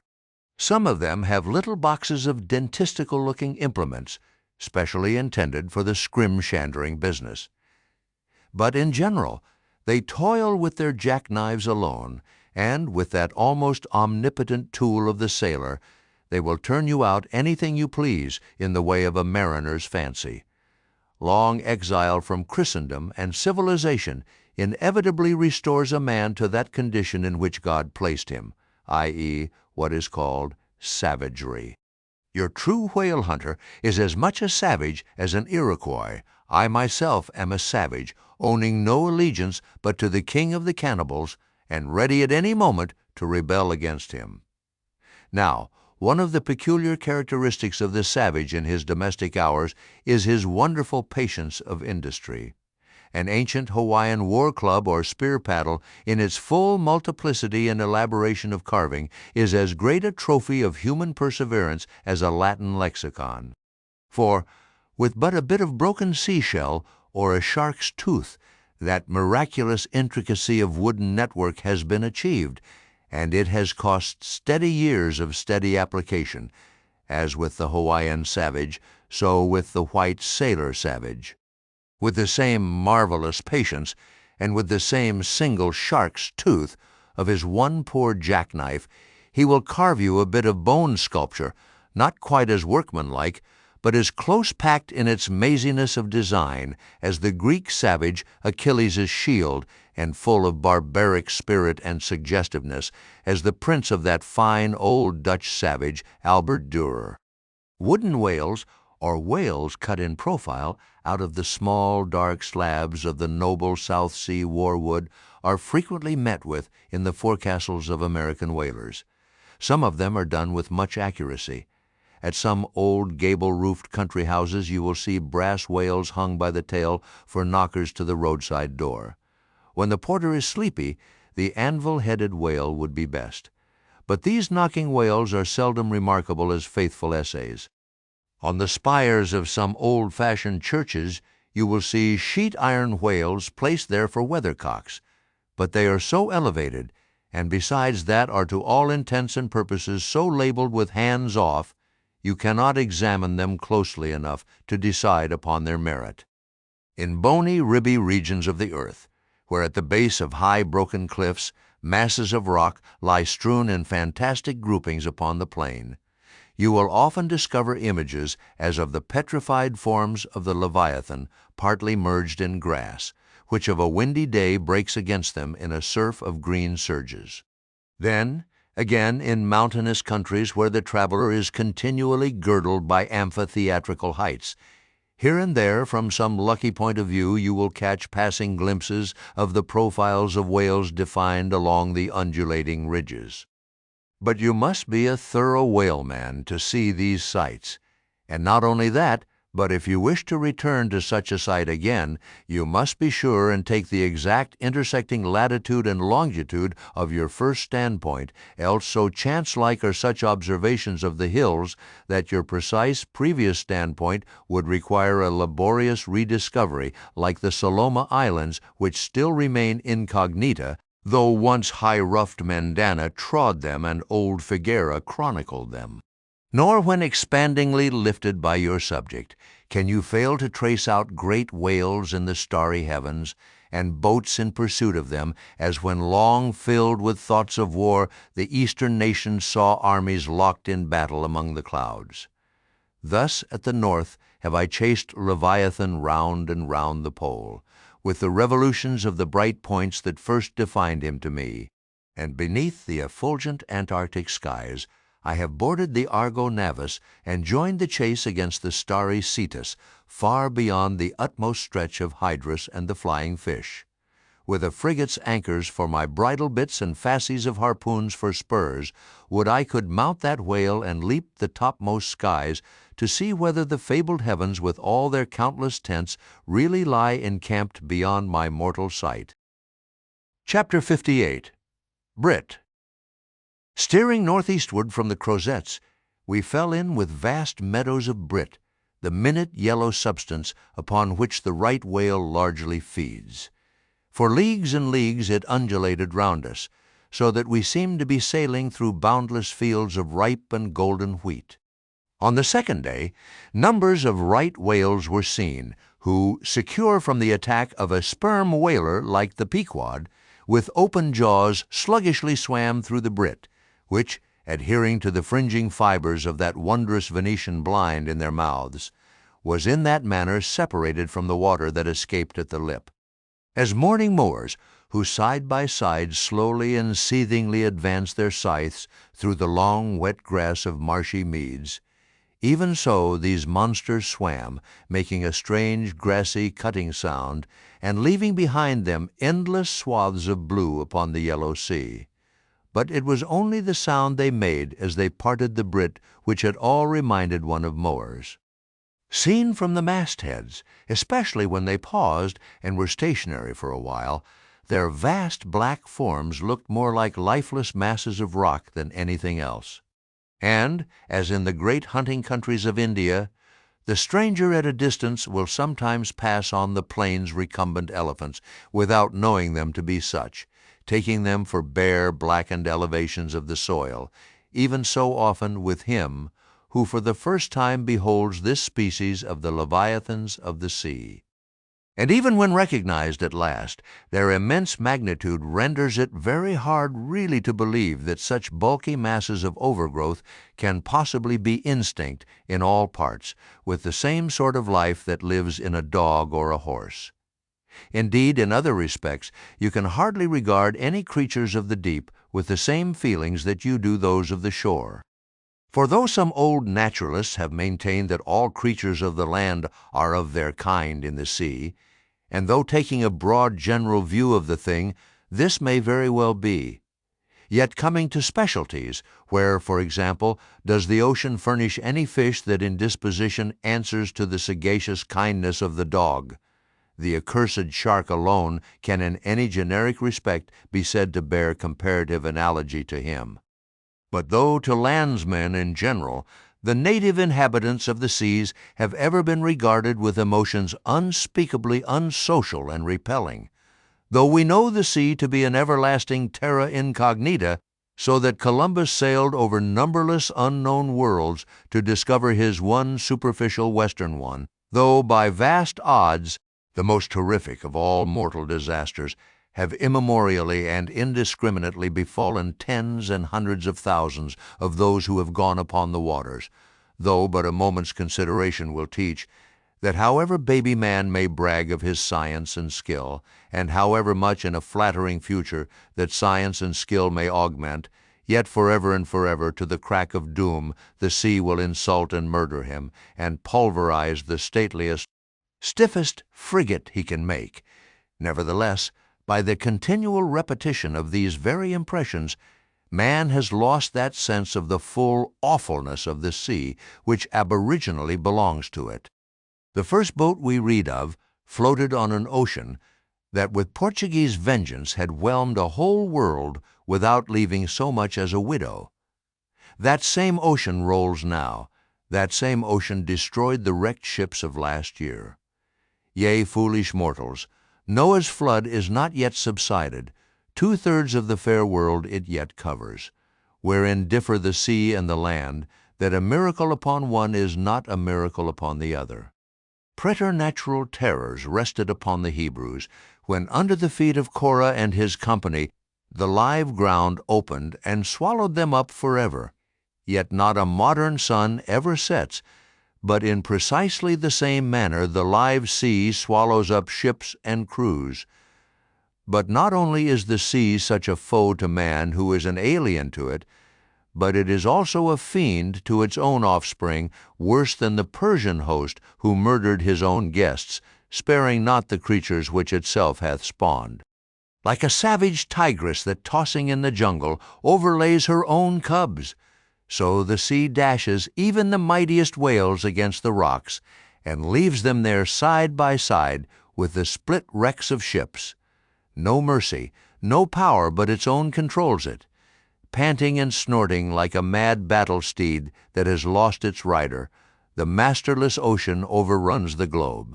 Consider the subtleness of the sea, how its most dreaded creatures glide under water, unapparent for the most part, and treacherously hidden beneath the loveliest tints of azure. Consider also the devilish brilliance and beauty of many of its most remorseless tribes, as the dainty embellished shape of many species of sharks. Consider once more the universal cannibalism of the sea, all whose creatures prey upon each other, carrying on eternal war since the world began. Consider all this, and then turn to this green, gentle, and most docile earth. Consider them both, the sea and the land, and do you not find a strange analogy to something in yourself? For as this appalling ocean surrounds the verdant land, so in the soul of man there lies one insular Tahiti, full of peace and joy, but encompassed by all the horrors of the half-known life. God keep thee. Push not off from that isle, thou canst never return. Chapter 59. Squid. Slowly wading through the meadows of Brit, the Pequod still held on her way northeastward towards the island of Java, a gentle air impelling her keel, so that in the surrounding serenity her three tall tapering masts mildly waved to that languid breeze, as three mild palms on a plain, and still, at wide intervals in the silvery night, the lonely, alluring jet would be seen. But one transparent blue morning, when a stillness almost preternatural spread over the sea, however unattended with any stagnant calm, when the long burnished sun-glade on the water seemed a golden finger laid across them, enjoining some secrecy, when the slippered waves whispered together as they softly ran on, in this profound hush of the visible sphere, a strange spectre was seen by Daggoo from the mainmast head. In the distance, a great white mass lazily rose, and rising higher and higher, and disentangling itself from the azure, at last gleamed before our prow like a snow-slide, new slid from the hills, thus glistening for a moment, as slowly it subsided and sank. Then once more arose and silently gleamed. It seemed not a whale, and yet is this Moby Dick, thought Daggoo. Again the phantom went down, but on reappearing once more with a stiletto-like cry that startled every man from his nod, the negro yelled out, there again! There she breaches! Right ahead! The white whale! The white whale!" Upon this the seamen rushed to the yardarms, as in swarming time the bees rushed to the bows. Bareheaded in the sultry sun, Ahab stood on the bowsprit, and with one hand pushed far behind in readiness to wave his orders to the helmsman, cast his eager glance in the direction indicated aloft by the outstretched, motionless arm of Daggoo. Whether the flitting attendance of the one still and solitary jet had gradually worked upon Ahab, so that he was now prepared to connect the ideas of mildness and repose with the first sight of the particular whale he pursued. However this was, or whether his eagerness betrayed him, whichever way it might have been, no sooner did he distinctly perceive the white mass than with a quick intensity he instantly gave orders for lowering. The four boats were soon on the water, Ahab's in advance, and all swiftly pulling towards their prey. Soon it went down, and while with oars suspended we were awaiting its reappearance, lo, in the same spot where it sank, once more it slowly rose. Almost forgetting for the moment all thoughts of Moby Dick, we now gazed at the most wondrous phenomenon which the secret seas have hitherto revealed to mankind. A vast pulpy mass, furlongs in length and breadth, of a glancing cream color, lay floating on the water, innumerable long arms radiating from its center, and curling and twisting like a nest of anacondas, as if blindly to clutch at any hapless object within reach. No perceptible face or front did it have, no conceivable token of either sensation or instinct, but undulated there on the billows, an unearthly, formless, chance-like apparition of life.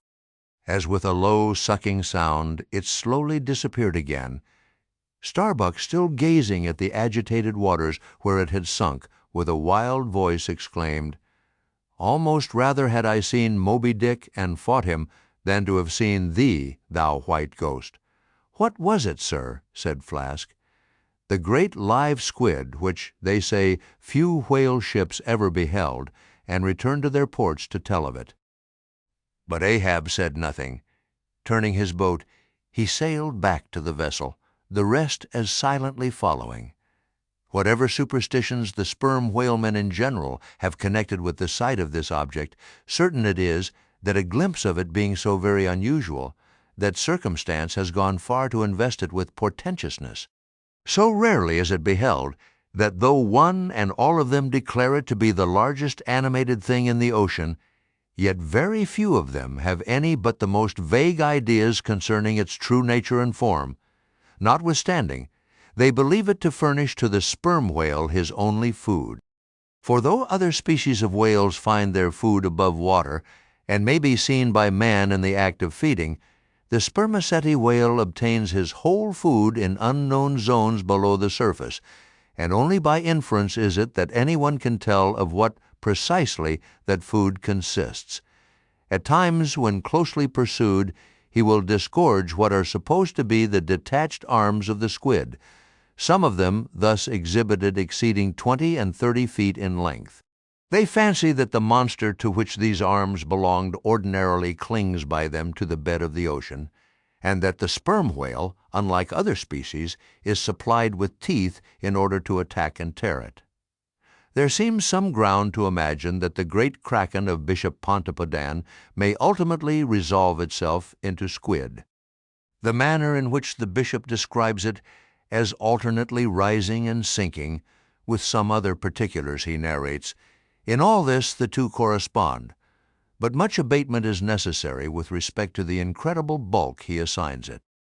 By some naturalists, who have vaguely heard rumors of the mysterious creature here spoken of, it is included among the class of cuttlefish, to which indeed in certain external respects it would seem to belong, but only as the anak of the tribe.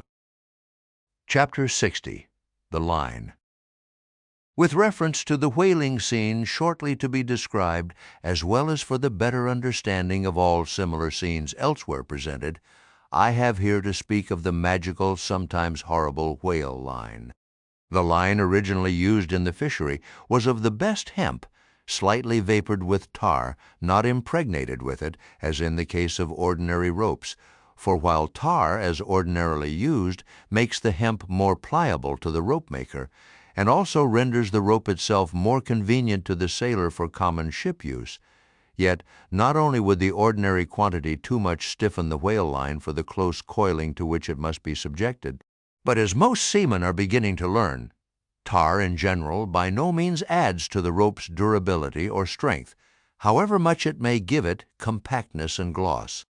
Of late years, the manila rope has in the American fishery almost entirely superseded hemp as a material for whale lines, for, though not so durable as hemp, it is stronger and far more soft and elastic, and I will add, since there is an aesthetics in all things, is much more handsome and becoming to the boat than hemp.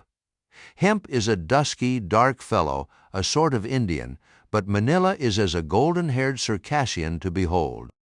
The whale line is only 2/3 of an inch in thickness. At first sight, you would not think it so strong as it really is. By experiment, its 1 50 yarns will each suspend a weight of 120 pounds, so that the whole rope will bear a strain nearly equal to 3 tons. In length, the common sperm whale line measures something over 200 fathoms. Towards the stern of the boat it is spirally coiled away in the tub, not like the worm pipe of a still, though, but so as to form one round cheese-shaped mass of densely bedded sheaves or layers of concentric spiralizations without any hollow but the heart or minute vertical tube formed at the axis of the cheese. As the least tangle or kink in the coiling would, in running out, infallibly take somebody's arm, leg, or entire body off, the utmost precaution is used in stowing the line in its tub. Some harpooneers will consume almost an entire morning in this business, carrying the line high aloft and then reeving it downwards through a block towards the tub, so as in the act of coiling to free it from all possible wrinkles and twists. In the English boats, 2 tubs are used instead of 1, the same line being continuously coiled in both tubs. There is some advantage in this, because these twin tubs being so small, they fit more readily into the boat and do not strain it so much, whereas the American tub, nearly 3 feet in diameter and of proportionate depth, makes a rather bulky freight for a craft whose planks are but 1/2 inch in thickness, for the bottom of the whaleboat is like critical ice, which will bear up a considerable distributed weight, but not very much of a concentrated one. When the painted canvas cover is clapped on the American line tub, the boat looks as if it were pulling off with a prodigious great wedding cake to present to the whales. Both ends of the line are exposed, the lower end terminating in an eye splice or loop coming up from the bottom against the side of the tub, and hanging over its edge completely disengaged from everything. This arrangement of the lower end is necessary on 2 accounts. First, in order to facilitate the fastening to it of an additional line from a neighboring boat, in case the stricken whale should sound so deep as to threaten to carry off the entire line originally attached to the harpoon. In these instances, the whale, of course, is shifted like a mug of ale, as it were, from the one boat to the other, though the first boat always hovers at hand to assist its consort. Second, this arrangement is indispensable for common safety's sake, for were the lower end of the line in any way attached to the boat, and were the whale then to run the line out to the end almost in a single smoking minute, as he sometimes does, he would not stop there, for the doomed boat would infallibly be dragged down after him into the profundity of the sea, and in that case no town crier would ever find her again. Before lowering the boat for the chase, the upper end of the line is taken aft from the tub, and passing round the loggerhead there, is again carried forward the entire length of the boat, resting crosswise upon the loom or handle of every man's oar, so that it jogs against his wrist in rowing, and also passing between the men, as they alternately sit at the opposite gunwales, to the leaded chocks or grooves in the extreme pointed prow of the boat, where a wooden pin, or skewer the size of a common quill, prevents it from slipping out. From the chocks it hangs in a slight festoon over the bows, and is then passed inside the boat again, and some 10 or 20 fathoms, called box line, being coiled upon the box in the bows, it continues its way to the gunwale still a little further aft, and is then attached to the short warp.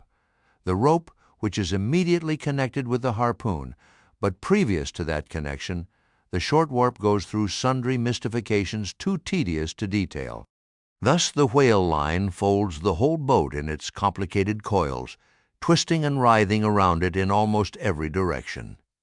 All the oarsmen are involved in its perilous contortions, so that to the timid eye of the landsman they seem as Indian jugglers with the deadliest snakes sportively festooning their limbs.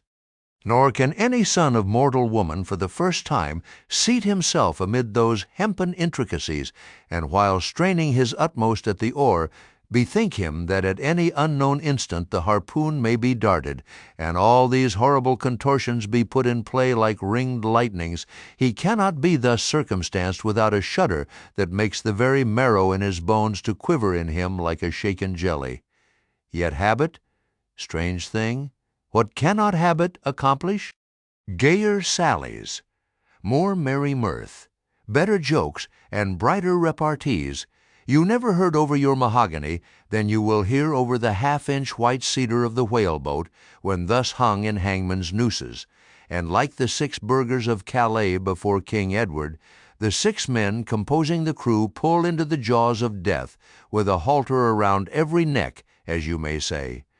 Perhaps a very little thought will now enable you to account for those repeated whaling disasters, some few of which are casually chronicled, of this man or that man being taken out of the boat by the line and lost. For when the line is darting out, to be seated then in the boat is like being seated in the midst of the manifold whizzings of a steam engine in full play, when every flying beam and shaft and wheel is grazing you. It is worse, for you cannot sit motionless in the heart of these perils, because the boat is rocking like a cradle, and you are pitched one way and the other without the slightest warning, and only by a certain self-adjusting buoyancy and simultaneousness of volition and action can you escape being made a Mazeppa of, and run away with where the all-seeing sun himself could never pierce you out. Again, as the profound calm which only apparently precedes and prophesies of the storm is perhaps more awful than the storm itself. For indeed the calm is but the wrapper and envelope of the storm, and contains it in itself as the seemingly harmless rifle holds the fatal powder and the ball and the explosion, so the graceful repose of the line as it silently serpentines about the oarsman before being brought into actual play. This is a thing which carries more of true terror than any other aspect of this dangerous affair. But why say more? All men live enveloped in whale lines. All are born with halters round their necks, but it is only when caught in the swift, sudden turn of death that mortals realize the silent, subtle, ever-present perils of life. And if you be a philosopher, though seated in the whale-boat, you would not at heart feel one whit more of terror than though seated before your evening fire with a poker and not a harpoon by your side. Chapter 61. Stubb kills a whale. If to Starbuck the apparition of the squid was a thing of portents, to Queequeg it was quite a different object. "When you see him quid," said the savage, honing his harpoon in the bow of his hoisted boat, "then you quick see him parm whale." The next day was exceedingly still and sultry, and with nothing special to engage them, the Pequod's crew could hardly resist the spell of sleep induced by such a vacant sea. For this part of the Indian Ocean through which we then were voyaging is not what whalemen call a lively ground. That is, it affords fewer glimpses of porpoises, dolphins, flying fish, and other vivacious denizens of more stirring waters than those off the Rio de la Plata or the inshore ground off Peru. It was my turn to stand at the foremast head, and with my shoulders leaning against the slackened royal shrouds, to and fro I idly swayed in what seemed an enchanted air. No resolution could withstand it. In that dreamy mood, losing all consciousness, at last my soul went out of my body, though my body still continued to sway as a pendulum will, long after the power which first moved it is withdrawn. Ere forgetfulness altogether came over me, I had noticed that the seamen at the main and mizzenmast heads were already drowsy, so that at last all three of us lifelessly swung from the spars, and for every swing that we made there was a nod from below from the slumbering helmsman. The waves, too, nodded their indolent crests, and across the wide trance of the sea east nodded to west, and the sun over all. Suddenly bubbles seemed bursting beneath my closed eyes. Like vices my hands grasped the shrouds. Some invisible, gracious agency preserved me. With a shock I came back to life. And lo! Close under our lee, not 40 fathoms off, a gigantic sperm whale lay rolling in the water like the capsized hull of a frigate, his broad glossy back, of an Ethiopian hue, glistening in the sun's rays like a mirror, but lazily undulating in the trough of the sea, and ever and anon tranquilly spouting his vapory jet. The whale looked like a portly burgher smoking his pipe of a warm afternoon. But that pipe, poor whale, was thy last. As if struck by some enchanter's wand, the sleepy ship and every sleeper in it all at once started into wakefulness, and more than a score of voices from all parts of the vessel, simultaneously with the 3 notes from aloft, shouted forth the accustomed cry, as the great fish slowly and regularly spouted the sparkling brine into the air.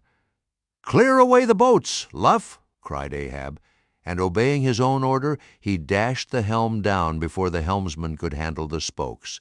The sudden exclamations of the crew must have alarmed the whale, and ere the boats were down, majestically turning, he swam away to the leeward, but with such a steady tranquillity and making so few ripples as he swam, that thinking after all he might not as yet be alarmed, Ahab gave orders that not an oar should be used, and no man must speak but in whispers. So, seated like Ontario Indians on the gunwales of the boats, we swiftly but silently paddled along, the calm not admitting of the noiseless sails being set. Presently, as we thus glided in chase, the monster perpendicularly flitted his tail 40 feet into the air, and then sank out of sight like a tower swallowed up. "There go flukes!" was the cry, an announcement immediately followed by Stubb's producing his match and igniting his pipe, for now a respite was granted.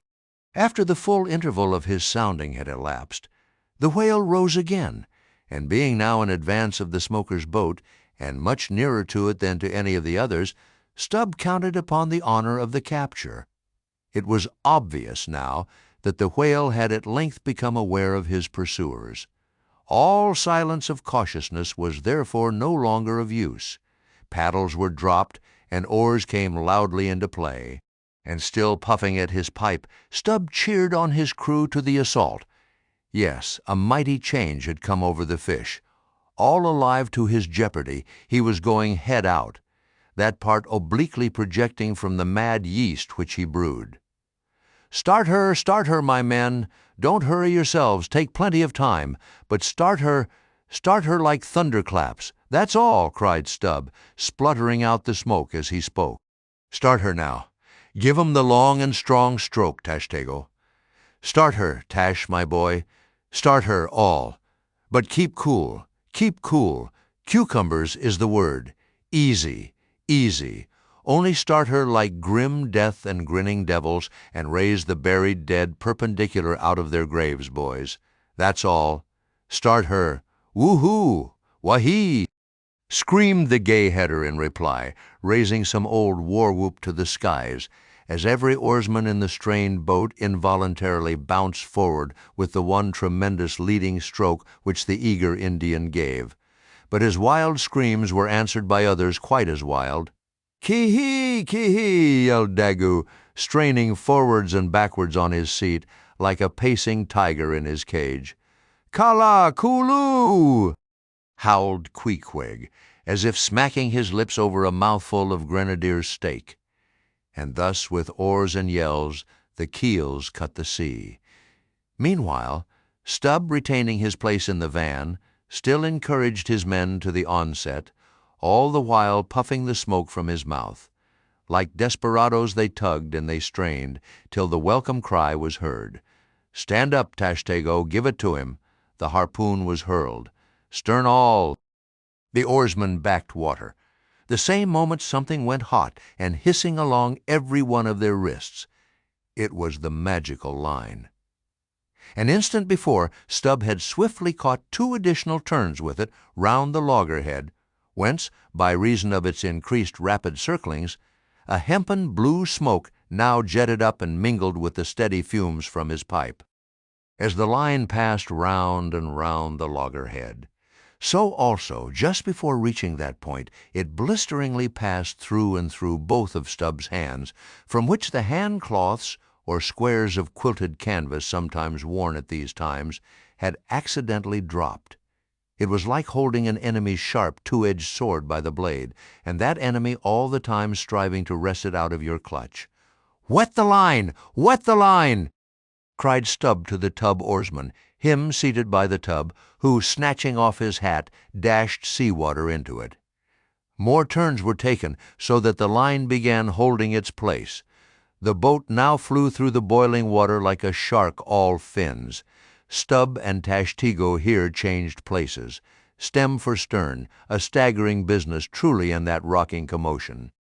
From the vibrating line extending the entire length of the upper part of the boat, and from its now being more tight than a harp-string, you would have thought the craft had 2 keels, one cleaving the water, the other the air. As the boat churned on through both opposing elements at once, a continual cascade played at the bows, a ceaseless whirling eddy in her wake, and, at the slightest motion from within, even but of a little finger, the vibrating, cracking craft canted over her spasmodic gunwale into the sea. Thus they rushed, each man with might and main clinging to his seat to prevent being tossed to the foam, and the tall form of Tashtego at the steering oar crouching almost double in order to bring down his center of gravity. Whole Atlantics and Pacifics seemed past as they shot on their way, till at length the whale somewhat slackened his flight. "Haul in! Haul in!"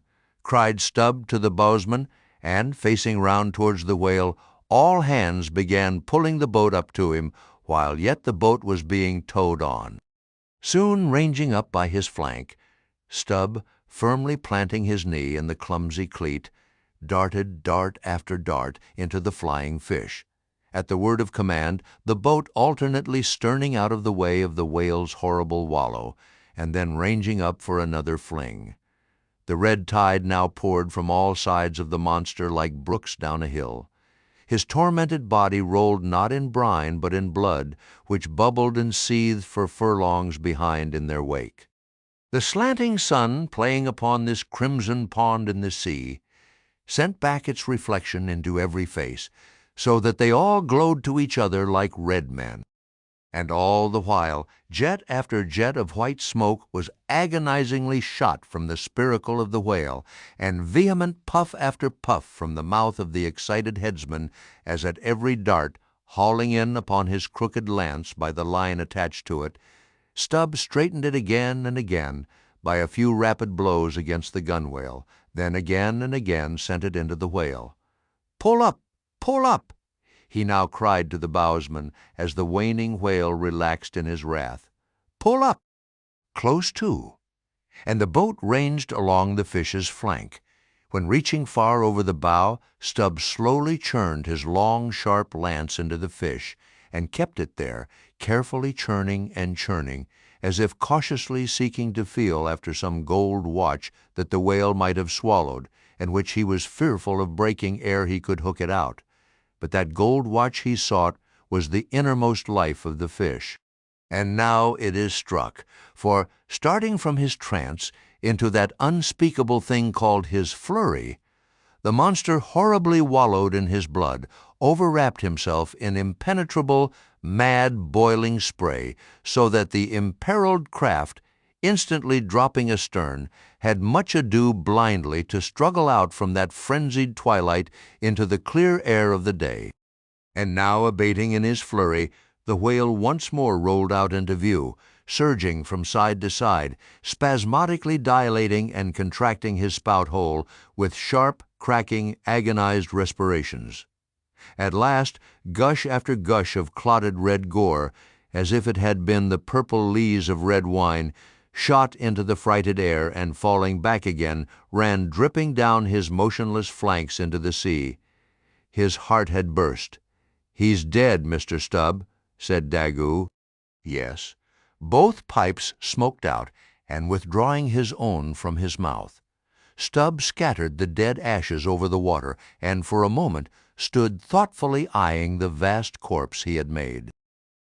Chapter 62. The Dart. A word concerning an incident in the last chapter. According to the invariable usage of the fishery, the whaleboat pushes off from the ship, with the headsman, or whale killer, as temporary steersman, and the harpooneer, or whale fastener, pulling the foremost oar, the one known as the harpooneer oar. Now it needs a strong, nervous arm to strike the first iron into the fish, for often in what is called a long dart, the heavy implement has to be flung to the distance of 20 or 30 feet. But however prolonged and exhausting the chase, the harpooneer is expected to pull his oar, meanwhile, to the uttermost. Indeed, he is expected to set an example of superhuman activity to the rest, not only by incredible rowing, but by repeated loud and intrepid exclamations, and what it is to keep shouting at the top of one's compass while all the other muscles are strained and half-started. What that is, none know but those who have tried it. For one, I cannot bawl very heartily and work very recklessly at one and the same time, in this straining, bawling state. Then, with his back to the fish, all at once the exhausted harpooner hears the exciting cry, "Stand up and give it to him." He now has to drop and secure his oar, turn round on his center halfway, seize his harpoon from the crotch, and with what little strength may remain, he essays to pitch it somehow into the whale. No wonder, taking the whole fleet of whalemen in a body, that out of 50 fair chances for a dart, not 5 are successful. No wonder that so many hapless harpooneers are madly cursed and disrated. No wonder that some of them actually burst their blood vessels in the boat. No wonder that some sperm whalemen are absent 4 years with 4 barrels. No wonder that to many ship owners whaling is but a losing concern, for it is the harpooner that makes the voyage, and if you take the breath out of his body, how can you expect to find it there when most wanted? Again, if the dart be successful, then at the second critical instant, that is, when the whale starts to run, the boatheader and harpooner likewise start to running fore and aft, to the imminent jeopardy of themselves and everyone else. It is then they change places, and the headsman, the chief officer of the little craft, takes his proper station in the bows of the boat. Now I care not who maintains the contrary, but all this is both foolish and unnecessary. The headsman should stay in the bows from first to last. He should both dart the harpoon and the lance, and no rowing whatever should be expected of him, except under circumstances obvious to any fisherman.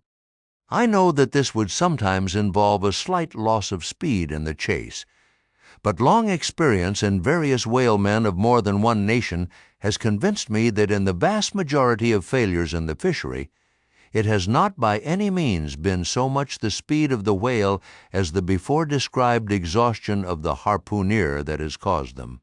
To ensure the greatest efficiency in the dart, the harpooneers of this world must start to their feet from out of idleness, and not from out of toil.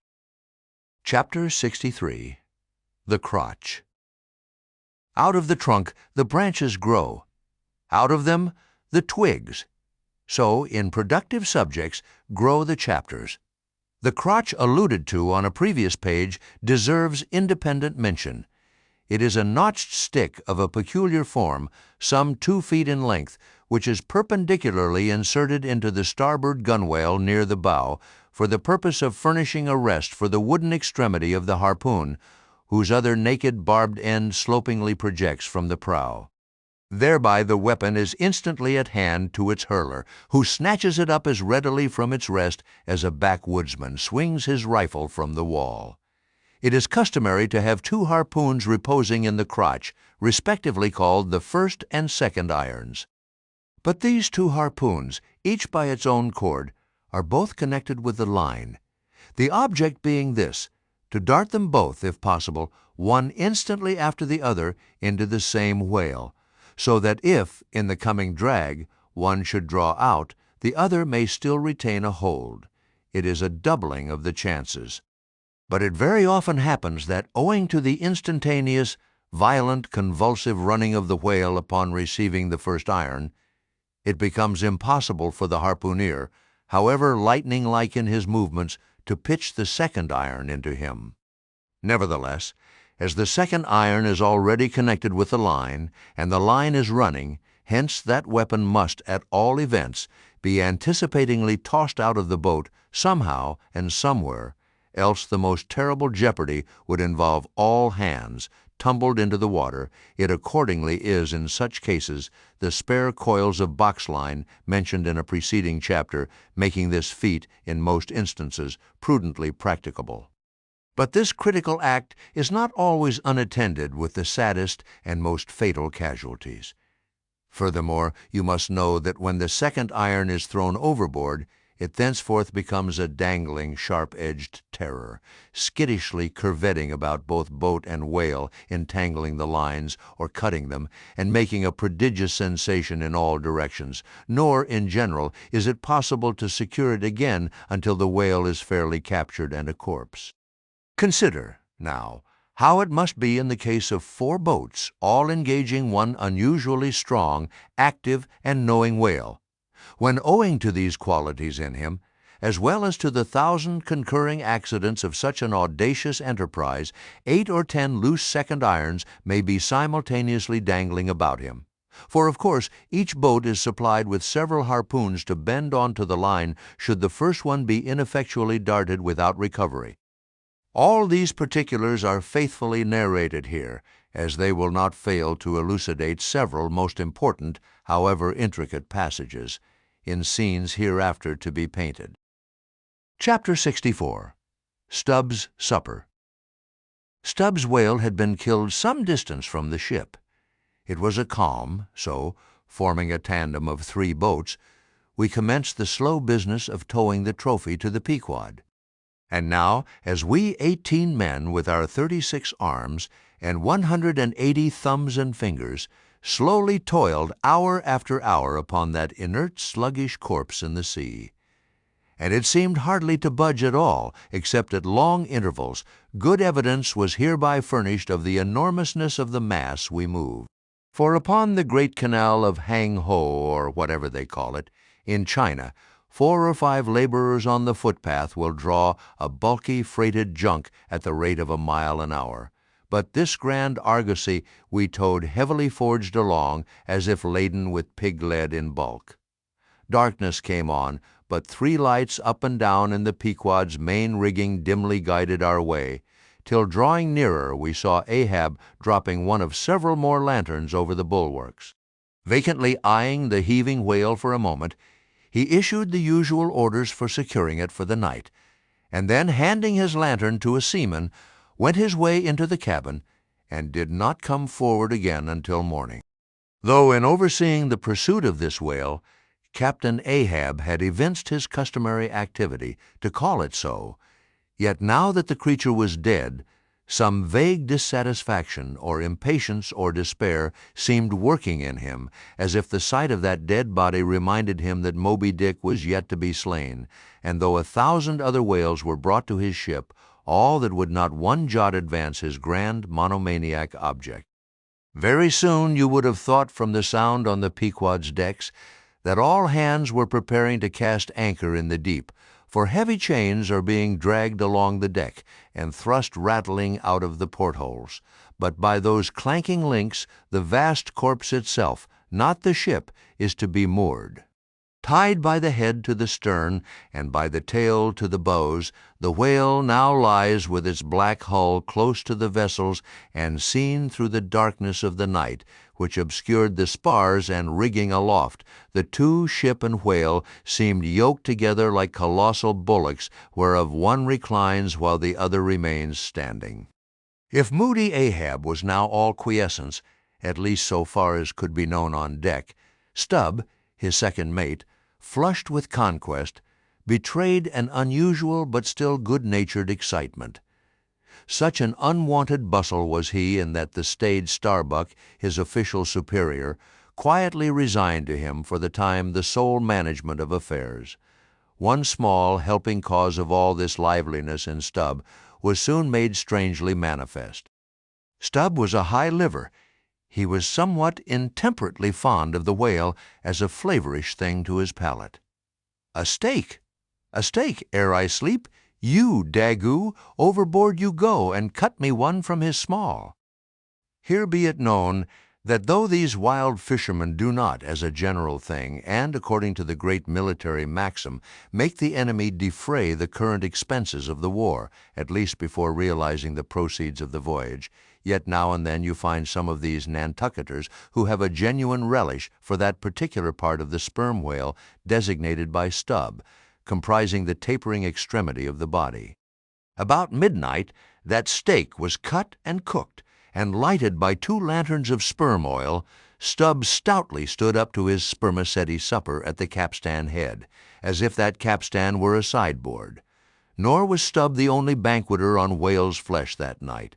Mingling their mumblings with his own mastications, thousands on thousands of sharks, swarming round the dead Leviathan, smackingly feasted on its fatness.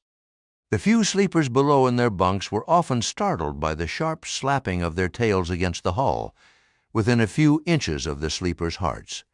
Peering over the side, you could just see them, as before you heard them, wallowing in the sullen black waters and turning over on their backs as they scooped out huge globular pieces of the whale of the bigness of a human head.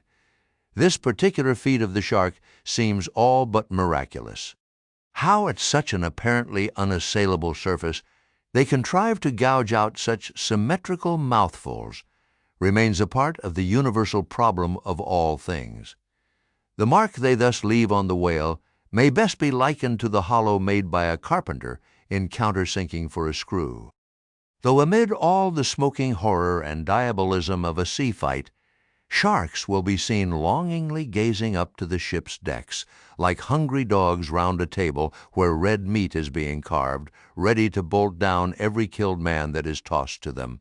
And though, while the valiant butchers over the deck table are thus cannibally carving each other's live meat with carving knives all gilded and tasseled, the sharks also, with their jewel-hilted mouths, are quarrelsomely carving away under the table at the dead meat, and though, were you to turn the whole affair upside down, it would still be pretty much the same thing. That is to say, a shocking, sharkish business enough for all parties. And though sharks also are the invariable outriders of all slave ships crossing the Atlantic, systematically trotting alongside to be handy in case a parcel is to be carried anywhere, or a dead slave to be decently buried. And though one or two other like instances might be set down touching the set terms, places, and occasions when sharks do most socially congregate, and most hilariously feast, yet is there no conceivable time or occasion when you will find them in such countless numbers and in gayer or more jovial spirits than around a dead sperm whale, moored by night to a whale ship at sea. If you have never seen that sight, then suspend your decision about the propriety of devil worship and the expediency of conciliating the devil. But, as yet, Stubb heeded not the mumblings of the banquet that was going on so nigh him, no more than the sharks heeded the smacking of his own Epicurean lips. "Cook, cook, where's that old fleece?" he cried at length, widening his legs still further as if to form a more secure base for his supper, and at the same time darting his fork into the dish as if stabbing with his lance. "Cook! You cook! Sail this way! Cook!" The old black, not in any very high glee at having been previously roused from his warm hammock at a most unseasonable hour, came shambling along from his galley, for, like many old blacks, there was something the matter with his kneepins, which he did not keep well scoured like his other pans. This old fleece, as they called him, came shuffling and limping along, assisting his step with his tongs, which, after a clumsy fashion, were made of straightened iron hoops. This old ebony floundered along, and in obedience to the word of command, came to a dead stop on the opposite side of Stubb's sideboard, when, with both hands folded before him and resting on his two-legged cane, he bowed his arched back still further over, at the same time sideways inclining his head so as to bring his best ear into play. "Cook," said Stubb, rapidly lifting a rather reddish morsel to his mouth. "Don't you think this steak is rather overdone? You've been beating this steak too much, cook. It's too tender. Don't I always say that to be good? A whale steak must be tough. There are those sharks now over the side. Don't you see they prefer it tough and rare? What a shindy they are kicking up. Cook, go and talk to 'em. Tell 'em they are welcome to help themselves civilly and in moderation, but they must keep quiet. Blast me if I can hear my own voice. Away, cook, and deliver my message. Here, take this lantern," snatching one from his sideboard. "Now then, go and preach to 'em." Sullenly taking the offered lantern, old Fleece limped across the deck to the bulwarks, and then, with one hand dropping his light low over the sea so as to get a good view of his congregation, with the other hand he solemnly flourished his tongs, and leaning far over the side in a mumbling voice began addressing the sharks, while Stubb, softly crawling behind, overheard all that was said. "Fellow critters, I's ordered here to say dat you must stop dat damn noise dere. You hear? Stop dat damn smacking ob de lip. Massa Stubb say dat you can fill your damn bellies up to de hatchings. but by gore, you must stop dat damn racket." "Cook!" here interposed Stubb, accompanying the word with a sudden slap on the shoulder. "Cook? Why, damn your eyes, you mustn't swear that way when you're preaching. That's no way to convert sinners. Cook! Who dat Dan preach to him yourself?" sullenly turning to go. "No, Cook, go on, go on." "Well, den, beloobed fellow critters, right?" exclaimed Stubb approvingly. "Coax 'em to it. Try that?" And Fleece continued. "Do you is all sharks, and by nature wery voracious, yet I say to you, fellow critters, dat voraciousness, top dat damn slappin' ob de tail. How you tink to hear, s'pose you keep up such a damn slappin' and beatin' dare?" "Cook!" cried Stubb, collaring him. "I won't have that swearing. Talk to 'em gentlemanly." Once more the sermon proceeded. "Your voraciousness, fellow critters, I don't blame ye so much, for dat is nature, and can't be helped, but to go bearn dat wicked nature, dat is de pint. You is sharks, sartin, but if you go bearn de shark in you, why den you be angel, for all angel is noting more dan de shark well go bearned. Now look here, brethren, just try once to be civil, a-helping yourselves from dat whale. Don't be tearin' de blubber out your neighbor's mout, I say. Is not one shark, dude, right as toter to dat whale? And, by gore, none on you has de right to dat whale. Dat whale belong to someone else. I know some o' you has berry brig mout, brigger dan oders, but den de brig mouts sometimes has de small bellies, so dat de brigness of de moot is not to swaller wid, but to bit off de blubber for de small fry ob sharks, dat can't get into de scrouge to help themselves. "Well done, old Fleece," cried Stubb. "That's Christianity. Go on." "No use going on. De damn willains will keep a scourgin' and slappin' each oder, Massa Stubb. Dey don't hear one word. No use a preachin' to such damn good-uns as you call 'em, till dere bellies is full, and dere bellies is bottomless, and when dey do get 'em full, dey won't hear you den, for den dey sink in de sea, go fast asleep on de coral, and can't hear nodding at all, no more for eber and eber. Upon my soul, I am about of the same opinion, so give the benediction, Fleece, and I'll away to my supper." Upon this, Fleece, holding both hands over the fishy mob, raised his shrill voice and cried, "Cussed fellow critters, kick up de damnedest row as ever you can, fill your damn bellies till dey bust, and den die." "Now, Cook," said Stubb, resuming his supper at the capstan, "stand just where you stood before, there, over against me, and pay particular attention."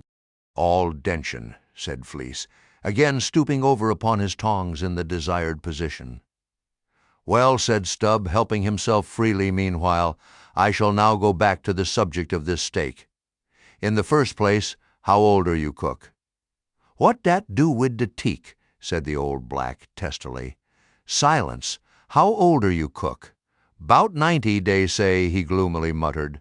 "And you have lived in this world hard upon 100 years, Cook, and don't know yet how to cook a whale steak?" rapidly bolting another mouthful at the last word, so that morsels seemed a continuation of the question. "Where were you born, Cook?" "In de hatchway in ferryboat goin' ober de Roanoke." "Born in a ferryboat, that's queer, too. But I want to know what country you were born in, Cook." "Didn't I say de Roanoke country?" he cried sharply. "No, you didn't, Cook. But I'll tell you what I'm coming to, Cook. You must go home and be born over again. You don't know how to cook a whale steak yet. Bress my soul if I cook noder one," he growled angrily, turning round to depart. "Come back, Cook. Here, hand me those tongs. Now take that bit of steak there, and tell me if you think that steak cooked as it should be. Take it, I say," holding the tongs towards him. "Take it and taste it." Faintly smacking his withered lips over it for a moment, the old negro muttered, "Best cooked teak I eber taste. Juicy, berry juicy. Cook," said Stubb, squaring himself once more. "Do you belong to the church?" "Passed one once in Cape Down," said the old man sullenly. And you have once in your life passed a holy church in Cape Town, where you doubtless overheard a holy parson addressing his hearers as his beloved fellow creatures. Have you, cook? And yet you come here and tell me such a dreadful lie as you did just now, eh? Said Stubb. Where do you expect to go to, cook? Go to bed very soon, he mumbled, half turning as he spoke. A vast heave to, when you die, cook? It's an awful question. Now, what's your answer? When dis old brack man dies, said the Negro slowly, changing his whole air and demeanor, he hisself won't go nowhere, but some breast angel will come and fetch him. Fetch him? How? In a coach and fours they fetched Elijah. And fetch him where? Up there, said Fleece, holding his tongue straight over his head and keeping it there very solemnly. So then, you expect to go up into our main top, do you, cook, when you are dead? But don't you know the higher you climb, the colder it gets? Main top, eh? Didn't say dat tall, said Fleece, again in the sulks. You said up there, didn't you? And now look yourself and see where your tongs are pointing. But perhaps you expect to get into heaven by crawling through the lubber's hole, cook. But no, cook, you don't get there except you go the regular way round by the rigging. It's a ticklish business, but must be done, or else it's no go. But none of us are in heaven yet. Drop your tongs, cook, and hear my orders. Do ye hear? Hold your hat in one hand and clap t'other atop of your heart when I'm giving my orders, cook. What?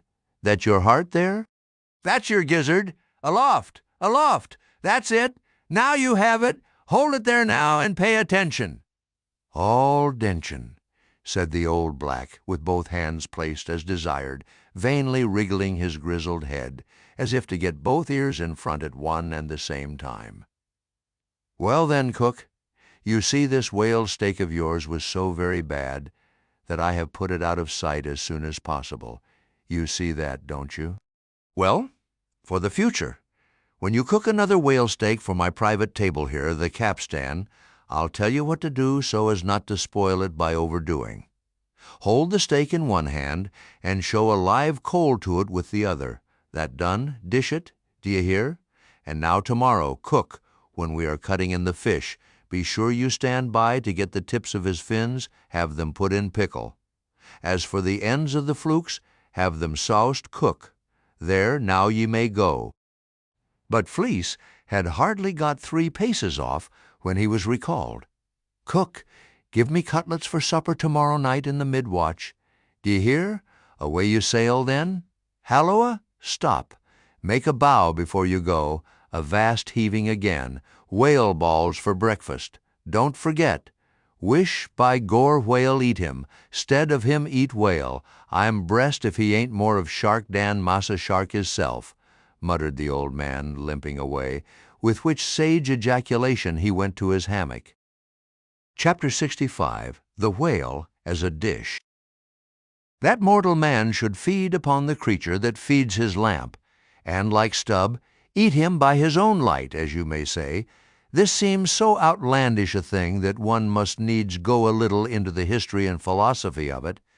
It is upon record that 3 centuries ago the tongue of the right whale was esteemed a great delicacy in France, and commanded large prices there. Also, that in Henry VIII's time, a certain cook of the court obtained a handsome reward for inventing an admirable sauce to be eaten with barbecued porpoises, which, you remember, are a species of whale. Porpoises, indeed, are to this day considered fine eating. The meat is made into balls about the size of billiard balls, and being well seasoned and spiced, might be taken for turtle balls or veal balls. The old monks of Dunfermline were very fond of them. They had a great porpoise grant from the crown. The fact is that, among his hunters at least, the whale would by all hands be considered a noble dish, were there not so much of him. But when you come to sit down before a meat pie nearly 100 feet long, it takes away your appetite. Only the most unprejudiced of men like Stubb nowadays partake of cooked whales, but the Eskimo are not so fastidious. We all know how they live upon whales. and have rare old vintages of prime old train oil. Zogranda, one of their most famous doctors, recommends strips of blubber for infants as being exceedingly juicy and nourishing. And this reminds me that certain Englishmen, who long ago were accidentally left in Greenland by a whaling vessel, that these men actually lived for several months on the moldy scraps of whales which had been left ashore after trying out the blubber. Among the Dutch whalemen, these scraps are called fritters, which indeed they greatly resemble, being brown and crisp, and smelling something like old Amsterdam housewives' donuts or olie cooks, when fresh. They have such an eatable look that the most self-denying stranger can hardly keep his hands off.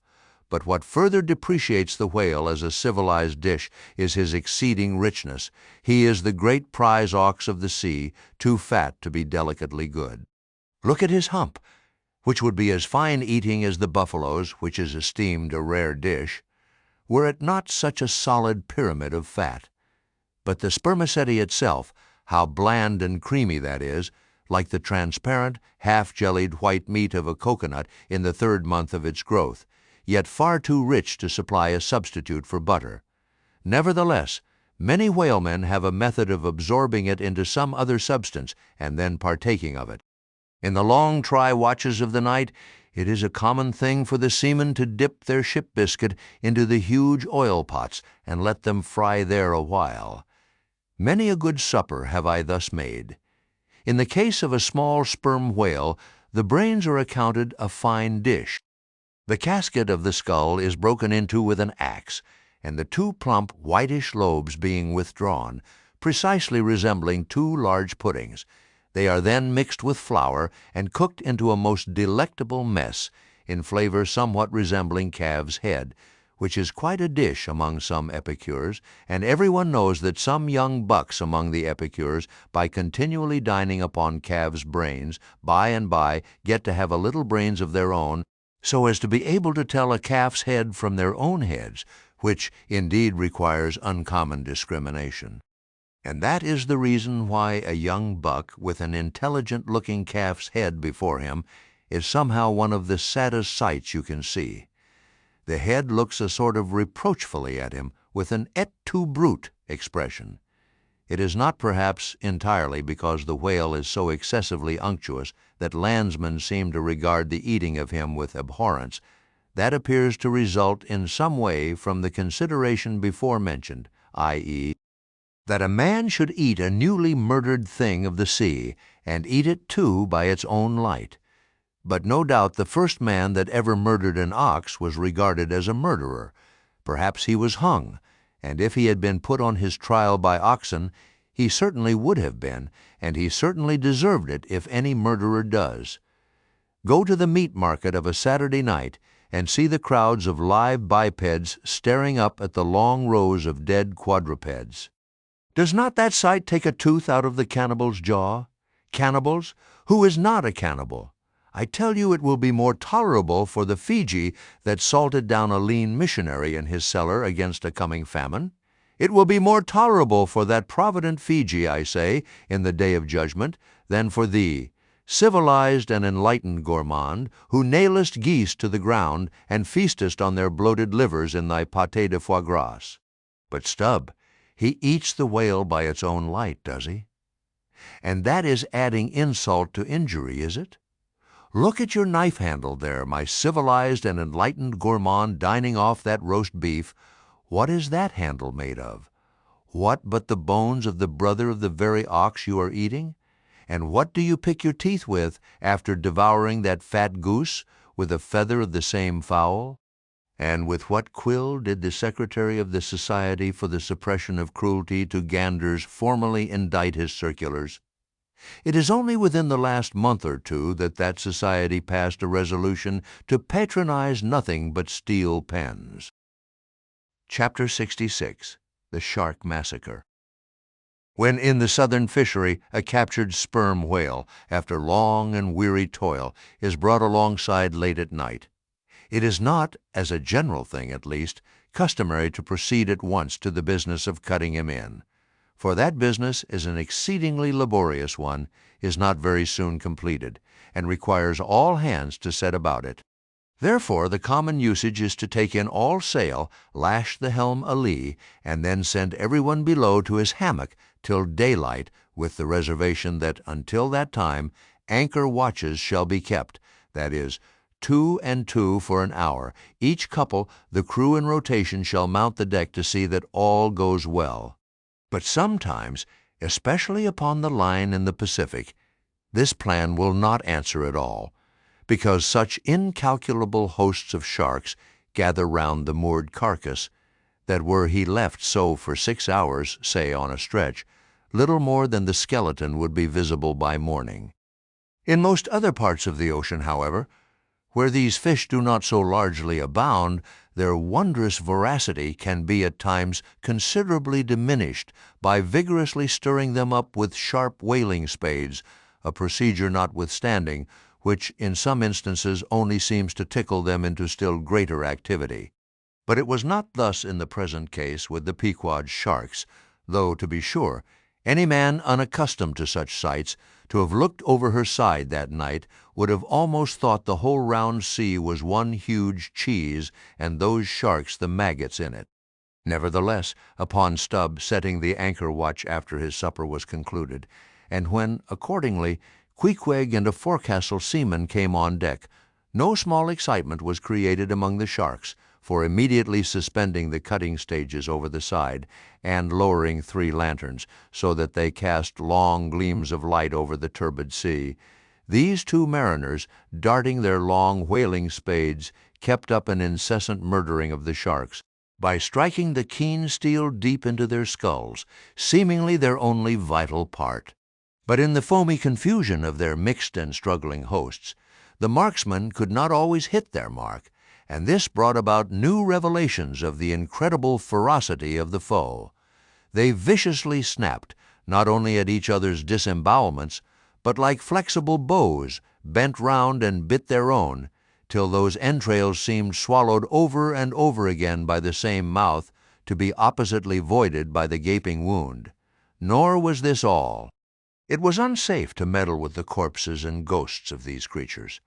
A sort of generic or pantheistic vitality seemed to lurk in their very joints and bones after what might be called the individual life had departed, killed and hoisted on deck for the sake of his skin.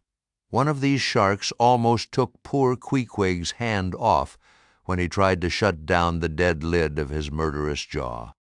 "Queequeg, no care what God made him shark," said the savage, agonizingly lifting his hand up and down. "Wheder Fiji God or Nantucket God, but de God what made shark must be one damn Ingun." Chapter 67. Cutting In. It was a Saturday night, and such a Sabbath as followed. Ex officio professors of Sabbath breaking are all whalemen. The ivory Pequod was turned into what seemed a shamble, every sailor a butcher. You would have thought we were offering up 10,000 red oxen to the sea gods. In the first place, the enormous cutting tackles, among other ponderous things comprising a cluster of blocks generally painted green and which no single man can possibly lift. This vast bunch of grapes was swayed up to the maintop and firmly lashed to the lower masthead, the strongest point anywhere above a ship's deck. The end of the hawser-like rope winding through these intricacies was then conducted to the windlass, and the huge lower block of the tackles was swung over the whale. To this block the great blubber hook, weighing some 100 pounds, was attached, and now suspended in stages over the side. Starbuck and Stubb, the mates, armed with their long spades, began cutting a hole in the body for the insertion of the hook just above the nearest of the 2 side fins. This done, a broad semicircular line is cut round the hole. The hook is inserted, and the main body of the crew, striking up a wild chorus, now commence heaving in one dense crowd at the windlass. When instantly the entire ship careens over on her side, every bolt in her starts like the nail-heads of an old house in frosty weather. She trembles, quivers, and nods her frighted mastheads to the sky. More and more she leans over to the whale, while every gasping heave of the windlass is answered by a helping heave from the billows. till at last a swift, startling snap is heard. With a great swash the ship rolls upwards and backwards from the whale, and the triumphant tackle rises into sight, dragging after it the disengaged semicircular end of the first strip of blubber. Now, as the blubber envelopes the whale precisely as the rind does an orange, so is it stripped off from the body precisely as an orange is sometimes stripped by spiralizing it. For the strain constantly kept up by the windlass continually keeps the whale rolling over and over in the water, and as the blubber in one strip uniformly peels off along the line called the scarf, simultaneously cut by the spades of Starbuck and Stubb, the mates, and just as fast as it is thus peeled off, and indeed by that very act itself, it is all the time being hoisted higher and higher aloft till its upper end grazes the main top. The men at the windlass then cease heaving, and for a moment or two the prodigious blood-dripping mass sways to and fro as if let down from the sky, and everyone present must take good heed to dodge it when it swings, else it may box his ears and pitch him headlong overboard. One of the attending harpooneers now advances with a long, keen weapon called a boarding sword, and watching his chance, he dexterously slices out a considerable hole in the lower part of the swaying mass. Into this hole the end of the second alternating great tackle is then hooked, so as to retain a hold upon the blubber in order to prepare for what follows. Whereupon this accomplished swordsman, warning all hands to stand off, once more makes a scientific dash at the mass, and with a few sidelong, desperate, lunging slicings, severs it completely in twain, so that while the short lower part is still fast, the long upper strip, called a blanket piece, swings clear and is all ready for lowering. The heavers forward now resume their song, and while the one tackle is peeling and hoisting a second strip from the whale, the other is slowly slackened away, and down goes the first strip through the main hatchway right beneath into an unfurnished parlor called the blubber room. Into this twilight apartment sundry nimble hands keep coiling away the long blanket piece as if it were a great live mass of plaited serpents. And thus the work proceeds, the two tackles hoisting and lowering simultaneously, both whale and windlass heaving, the heavers singing, the blubber-room gentlemen coiling, the mates scarfing, the ship straining, and all hands swearing occasionally by way of assuaging the general friction. Chapter 68. The Blanket. I have given no small attention to that not unvexed subject, the skin of the whale. I have had controversies about it with experienced whalemen afloat and learned naturalists ashore. My original opinion remains unchanged, but it is only an opinion. The question is, what and where is the skin of the whale? Already you know what his blubber is. That blubber is something of the consistence of firm, close-grained beef, but tougher, more elastic and compact, and ranges from 8 or 10 to 12 and 15 inches in thickness. Now, however preposterous it may at first seem to talk of any creature's skin as being of that sort of consistence and thickness, yet in point of fact these are no arguments against such a presumption, because you cannot raise any other dense enveloping layer from the whale's body but that same blubber, and the outermost enveloping layer of any animal, if reasonably dense, what can that be but the skin? True, from the unmarred dead body of the whale you may scrape off with your hand an infinitely thin transparent substance, somewhat resembling the thinnest shreds of isinglass, only it is almost as flexible and soft as satin, that is, previous to being dried, when it not only contracts and thickens, but becomes rather hard and brittle. I have several such dried bits, which I use for marks in my whale books. It is transparent, as I said before, and being laid upon the printed page, I have sometimes pleased myself with fancying it exerted a magnifying influence. At any rate, it is pleasant to read about whales through their own spectacles, as you may say. But what I am driving at here is this. That same infinitely thin isinglass substance, which, I admit, invests the entire body of the whale, is not so much to be regarded as the skin of the creature as the skin of the skin, so to speak. For it were simply ridiculous to say that the proper skin of the tremendous whale is thinner and more tender than the skin of a newborn child. But no more of this. Assuming the blubber to be the skin of the whale, then, when this skin, as in the case of a very large sperm whale, will yield the bulk of 100 barrels of oil, and when it is considered that in quantity, or rather weight, that oil in its expressed state is only 3/4, and not the entire substance of the coat, some idea may hence be had of the enormousness of that animated mass, a mere part of whose mere integument yields such a lake of liquid as that. Reckoning 10 barrels to the ton, you have 10 tons for the net weight of only 3/4 of the stuff of the whale's skin. In life, the visible surface of the sperm whale is not the least among the many marvels he presents. Almost invariably, it is all over obliquely crossed and recrossed with numberless straight marks in thick array, something like those in the finest Italian line engravings. But these marks do not seem to be impressed upon the isinglass substance above mentioned, but seem to be seen through it, as if they were engraved upon the body itself. Nor is this all, in some instances, to the quick, observant eye, those linear marks, as in a veritable engraving, but afford the ground for far other delineations. These are hieroglyphical.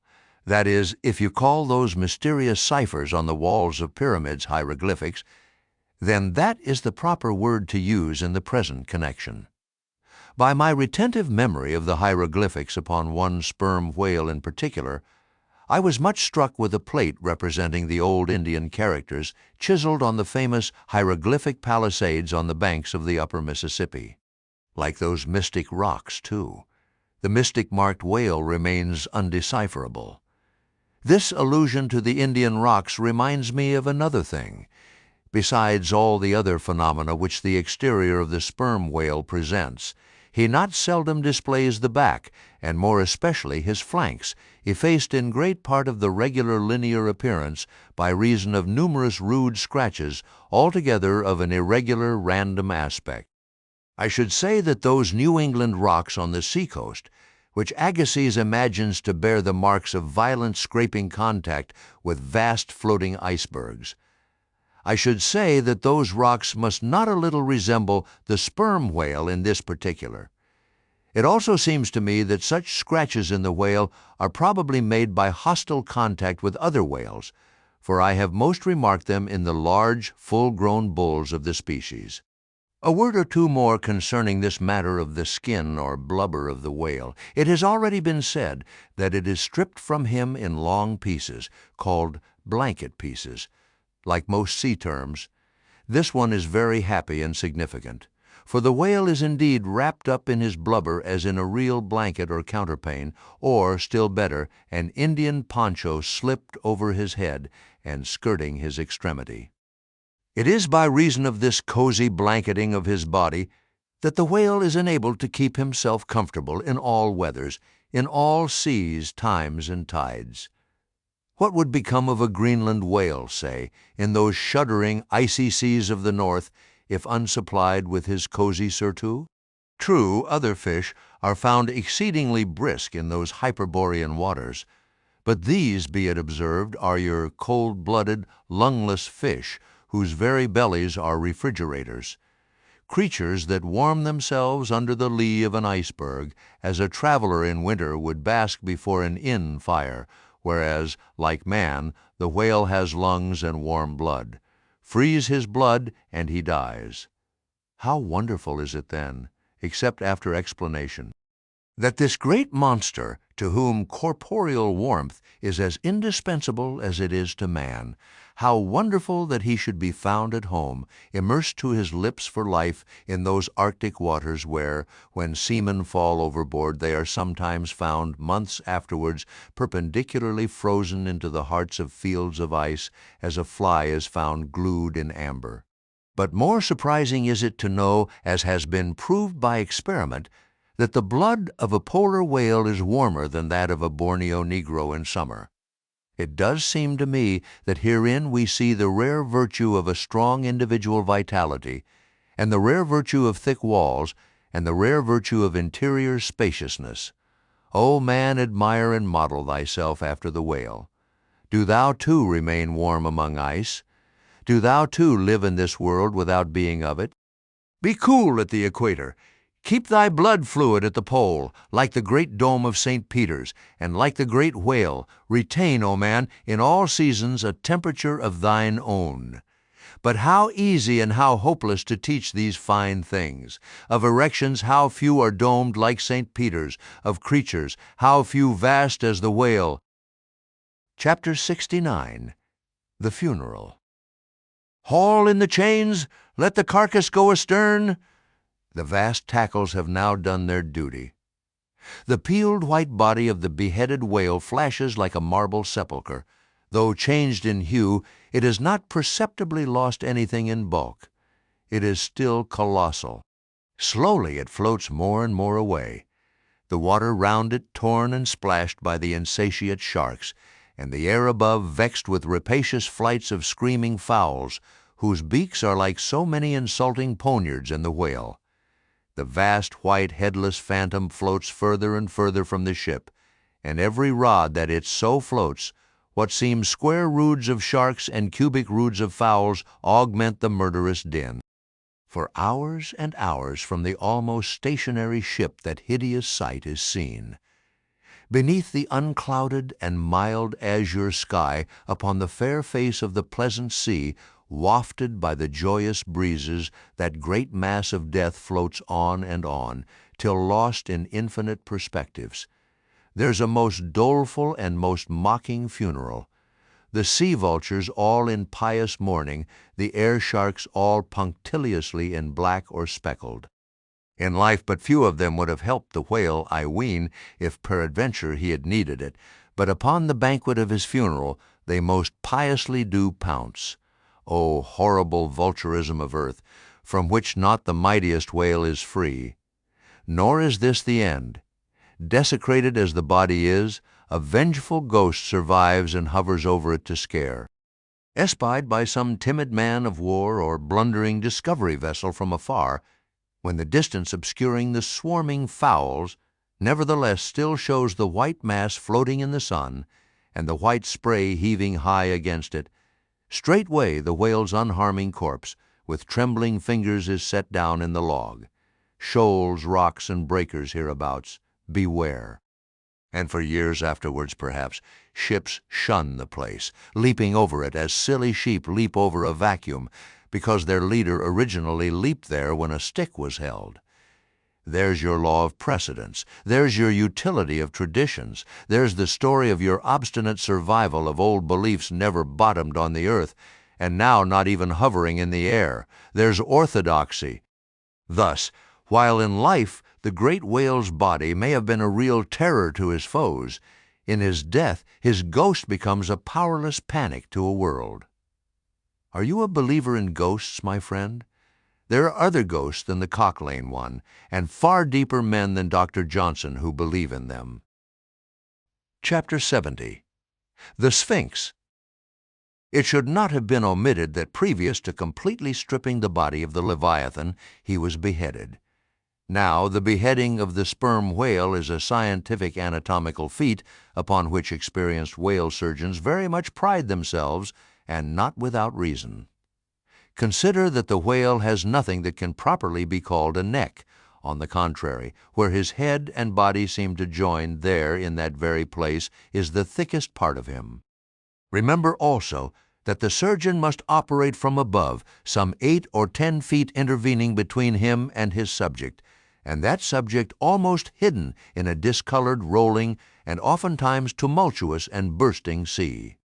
Bear in mind, too, that under these untoward circumstances he has to cut many feet deep in the flesh, and in that subterraneous manner, without so much as getting one single peep into the ever-contracting gash thus made, he must skillfully steer clear of all adjacent interdicted parts, and exactly divide the spine at a critical point hard by its insertion into the skull.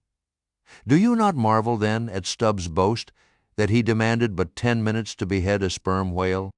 When first severed, the head is dropped astern and held there by a cable till the body is stripped.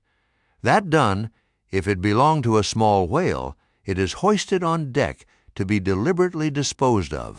But with a full-grown leviathan this is impossible, for the sperm whale's head embraces nearly 1/3 of his entire bulk, and completely to suspend such a burden as that, even by the immense tackles of a whaler, this were as vain a thing as to attempt weighing a Dutch barn in jeweler's scales.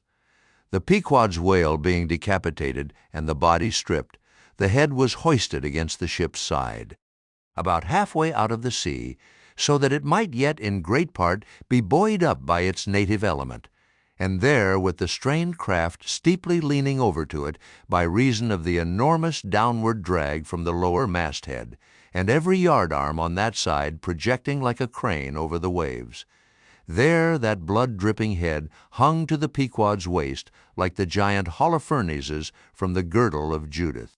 When this last task was accomplished, it was noon, and the seamen went below to their dinner. Silence reigned over the before tumultuous but now deserted deck. An intense copper calm, like a universal yellow lotus, was more and more unfolding its noiseless, measureless leaves upon the sea. A short space elapsed, and up into this noiselessness came Ahab alone from his cabin. Taking a few turns on the quarterdeck, he paused to gaze over the side.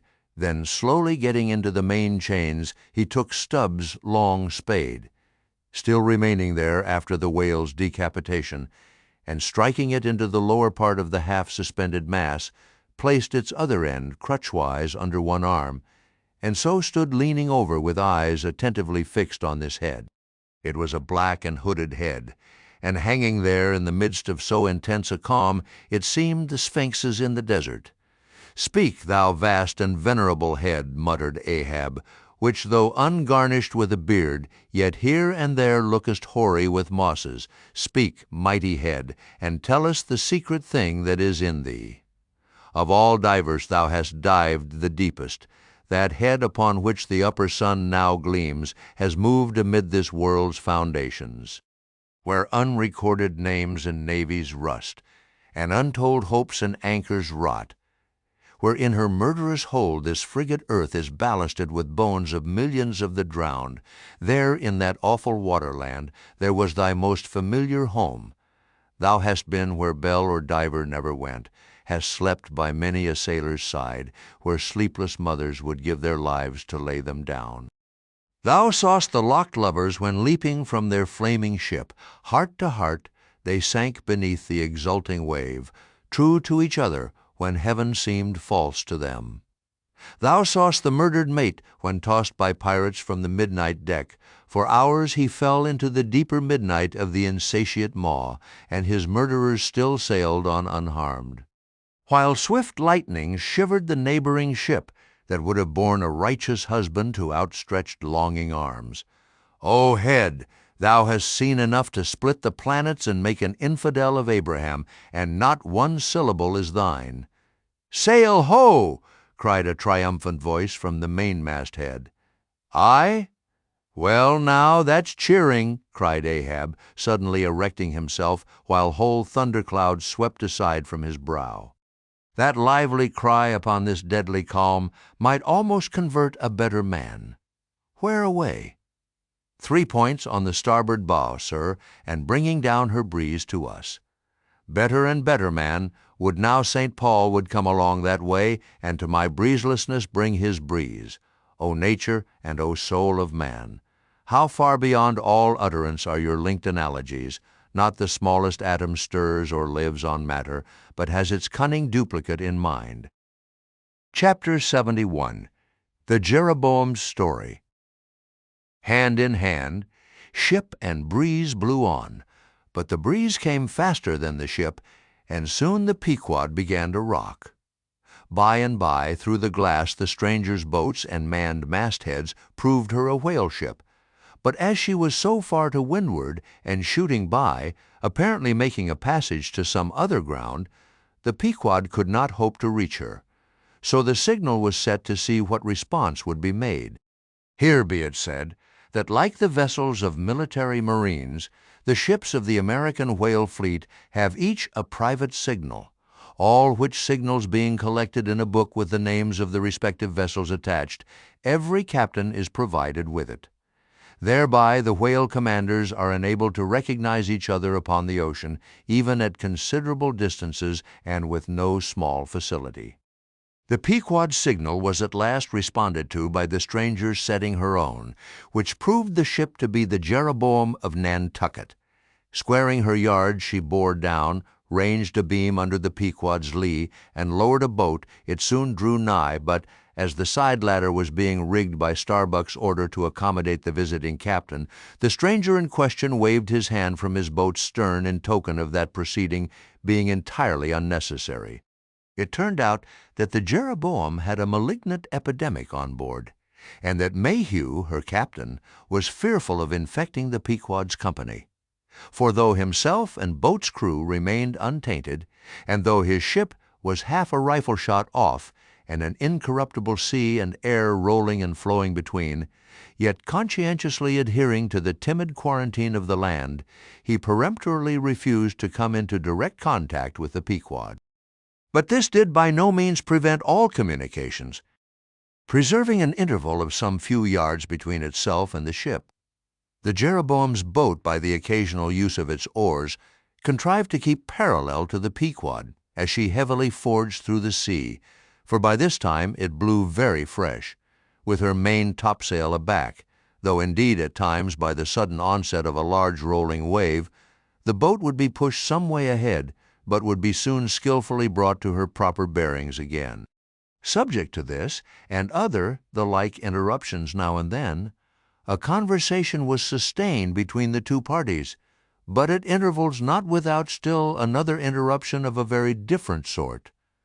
Pulling an oar in the Jeroboam's boat was a man of a singular appearance, even in that wild whaling life where individual notabilities make up all totalities. He was a small, short, youngish man, sprinkled all over his face with freckles and wearing redundant yellow hair. A long-skirted, cabalistically cut coat of a faded walnut tinge enveloped him, the overlapping sleeves of which were rolled up on his wrists. A deep, settled, fanatic delirium was in his eyes. So soon as this figure had been first descried, Stubb had exclaimed, "That's he! That's he, the long-togged scaramouch the town hose company told us of." Stubb here alluded to a strange story told of the Jeroboam and a certain man among her crew some time previous when the Pequod spoke the town ho. According to this account, and what was subsequently learned, it seemed that the scaramouch in question had gained a wonderful ascendancy over almost everybody in the Jeroboam. His story was this. He had been originally nurtured among the crazy society of Nesciuna Shakers, where he had been a great prophet, in their cracked, secret meetings having several times descended from heaven by the way of a trap door, announcing the speedy opening of the seventh vial, which he carried in his vest pocket, but which, instead of containing gunpowder, was supposed to be charged with laudanum. A strange apostolic whim having seized him, he had left Nesciuna for Nantucket, where, with that cunning peculiar to craziness, he assumed a steady, common-sense exterior, and offered himself as a green-hand candidate for the Jeroboam's whaling voyage. They engaged him, but straightway upon the ship's getting out of sight of land, his insanity broke out in a freshet. He announced himself as the Archangel Gabriel, and commanded the captain to jump overboard. He published his manifesto, whereby he set himself forth as the deliverer of the isles of the sea and vicar general of all Oceanica. The unflinching earnestness with which he declared these things, the dark daring play of his sleepless, excited imagination, and all the preternatural terrors of real delirium, united to invest this Gabriel in the minds of the majority of the ignorant crew with an atmosphere of sacredness. Moreover, they were afraid of him. As such a man, however, was not of much practical use in the ship, especially as he refused to work except when he pleased. The incredulous captain would fain have been rid of him, but apprised that that individual's intention was to land him in the first convenient port, the archangel forthwith opened all his seals and vials, devoting the ship and all hands to unconditional perdition in case this intention was carried out. So strongly did he work upon his disciples among the crew that at last in a body they went to the captain and told him if Gabriel was sent from the ship, not a man of them would remain. He was therefore forced to relinquish his plan, nor would they permit Gabriel to be any way maltreated, say or do what he would, so that it came to pass that Gabriel had the complete freedom of the ship. The consequence of all this was that the archangel cared little or nothing for the captain and mates, and since the epidemic had broken out, he carried a higher hand than ever, declaring that the plague, as he called it, was at his sole command, nor should it be stayed but according to his good pleasure. The sailors, mostly poor devils, cringed, and some of them fawned before him, in obedience to his instructions, sometimes rendering him personal homage as to a god. Such things may seem incredible, but, however wondrous, they are true. Nor is the history of fanatics half so striking in respect to the measureless self-deception of the fanatic himself as his measureless power of deceiving and bedeviling so many others. But it is time to return to the Pequod. "I fear not thy epidemic, man," said Ahab from the bulwarks to Captain Mayhew, who stood in the boat's stern. "Come on board." But now Gabriel started to his feet. Think of the fevers, yellow and bilious. Beware of the horrible plague. Gabriel, Gabriel, cried Captain Mayhew, thou must either. But that instant a headlong wave shot the boat far ahead, and its seethings drowned all speech. "Hast thou seen the white whale?" demanded Ahab when the boat drifted back. Think of thy whaleboat, stoven and sunk. Beware of the horrible tale. I tell thee again, Gabriel, that—" But again the boat tore ahead as if dragged by fiends. Nothing was said for some moments, while a succession of riotous waves rolled by, which by one of those occasional caprices of the seas were tumbling, not heaving it. Meantime, the hoisted sperm whale's head jogged about very violently, and Gabriel was seen eyeing it with rather more apprehensiveness than his archangel nature seemed to warrant. When this interlude was over, Captain Mayhew began a dark story concerning Moby Dick. Not, however, without frequent interruptions from Gabriel whenever his name was mentioned, and the crazy sea that seemed leagued with him. It seemed that the Jeroboam had not long left home, when upon speaking a whale ship, her people were reliably apprised of the existence of Moby Dick and the havoc he had made. Greedily sucking in this intelligence, Gabriel solemnly warned the captain against attacking the white whale, in case the monster should be seen, in his gibbering insanity, pronouncing the white whale to be no less a being than the Shaker god incarnated, the Shakers receiving the Bible. But when some year or two afterwards Moby Dick was fairly sighted from the mastheads, Macy, the chief mate, burned with ardor to encounter him, and the captain himself being not unwilling to let him have the opportunity, despite all the archangel's denunciations and forewarnings, Macy succeeded in persuading 5 men to man his boat. With them he pushed off, and after much weary pulling and many perilous, unsuccessful onsets, he at last succeeded in getting one iron fast. Meantime, Gabriel, ascending to the main royal masthead, was tossing one arm in frantic gestures and hurling forth prophecies of speedy doom to the sacrilegious assailants of his divinity. Now, while Macy, the mate, was standing up in his boat's bow, and with all the reckless energy of his tribe, was venting his wild exclamations upon the whale, and essaying to get a fair chance for his poised lance, lo, a broad white shadow rose from the sea, by its quick fanning motion, temporarily taking the breath out of the bodies of the oarsmen.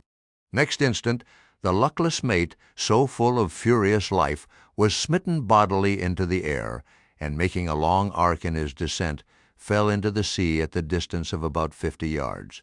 Not a chip of the boat was harmed, nor a hair of any oarsman's head, but the mate forever sank. It is well to parenthesize here that of the fatal accidents in the sperm whale fishery, this kind is perhaps almost as frequent as any. Sometimes nothing is injured but the man who is thus annihilated. Oftener the boat's bow is knocked off, or the thigh-board in which the headsman stands is torn from its place and accompanies the body.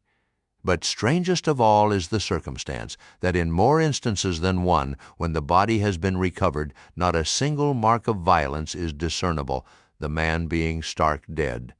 The whole calamity with the falling form of Macy was plainly descried from the ship. Raising a piercing shriek, "The vial! The vial!" Gabriel called off the terror-stricken crew from the further hunting of the whale. This terrible event clothed the archangel with added influence, because his credulous disciples believed that he had specifically foreannounced it, instead of only making a general prophecy which anyone might have done, and so have chanced to hit one of many marks in the wide margin allowed. He became a nameless terror to the ship. Mayhew having concluded his narration, Ahab put such questions to him that the stranger captain could not forbear inquiring whether he intended to hunt the white whale if opportunity should offer. To which Ahab answered, "Aye." Straightway then, Gabriel once more started to his feet, glaring upon the old man, and vehemently exclaimed, with downward pointed finger, "Think of the blasphemer, dead, and down there beware of the blasphemer's end." Ahab stolidly turned aside, then said to Mayhew, "Captain, I have just bethought me of my letter-bag. There is a letter for one of thy officers, if I mistake not. Starbuck, look over the bag. Every whale ship takes out a goodly number of letters for various ships, whose delivery to the persons to whom they may be addressed depends upon the mere chance of encountering them in the four oceans. Thus, most letters never reach their mark, and many are only received after attaining an age of 2 or 3 years or more. Soon Starbuck returned with a letter in his hand. It was sorely tumbled, damp, and covered with a dull, spotted green mold in consequence of being kept in a dark locker of the cabin. Of such a letter Death himself might well have been the postboy. "Canst not read it?" cried Ahab. "Give it me, man. Aye, it's but a dim scrawl. What's this?" As he was studying it out, Starbuck took a long cutting spade pole, and with his knife slightly split the end to insert the letter there, and in that way hand it to the boat without its coming any closer to the ship. Meantime, Ahab, holding the letter, muttered, "Mr. Har? Yes, Mr. Harry. A woman's pinny hand, the man's wife, I'll wager. Aye, Mr. Harry Macy, ship Jeroboam. Why, it's Macy, and he's dead. Poor fellow, poor fellow." "And from his wife?" sighed Mayhew. "But let me have it." "Nay, keep it thyself," cried Gabriel to Ahab. "Thou art soon going that way." "Curses throttle thee," yelled Ahab. "Captain Mayhew, stand by now to receive it," and taking the fatal missive from Starbuck's hands, he caught it in the slit of the pole and reached it over towards the boat. But as he did so, the oarsman expectantly desisted from rowing, the boat drifted a little towards the ship's stern, so that, as if by magic, the letter suddenly ranged along with Gabriel's eager hand. He clutched it in an instant, seized the boat knife, and impaling the letter on it, sent it thus loaded back into the ship. It fell at Ahab's feet. Then Gabriel shrieked out to his comrades to give way with their oars, and in that manner the mutinous boat rapidly shot away from the Pequod. As, after this interlude, the seamen resumed their work upon the jacket of the whale, many strange things were hinted in reference to this wild affair. Chapter 72. The Monkey Rope. In the tumultuous business of cutting in and attending to a whale, there is much running backwards and forwards among the crew. Now hands are wanted here, and then again hands are wanted there. There is no staying in any one place, for at one and the same time everything has to be done everywhere. It is much the same with him who endeavors the description of the scene. We must now retrace our way a little.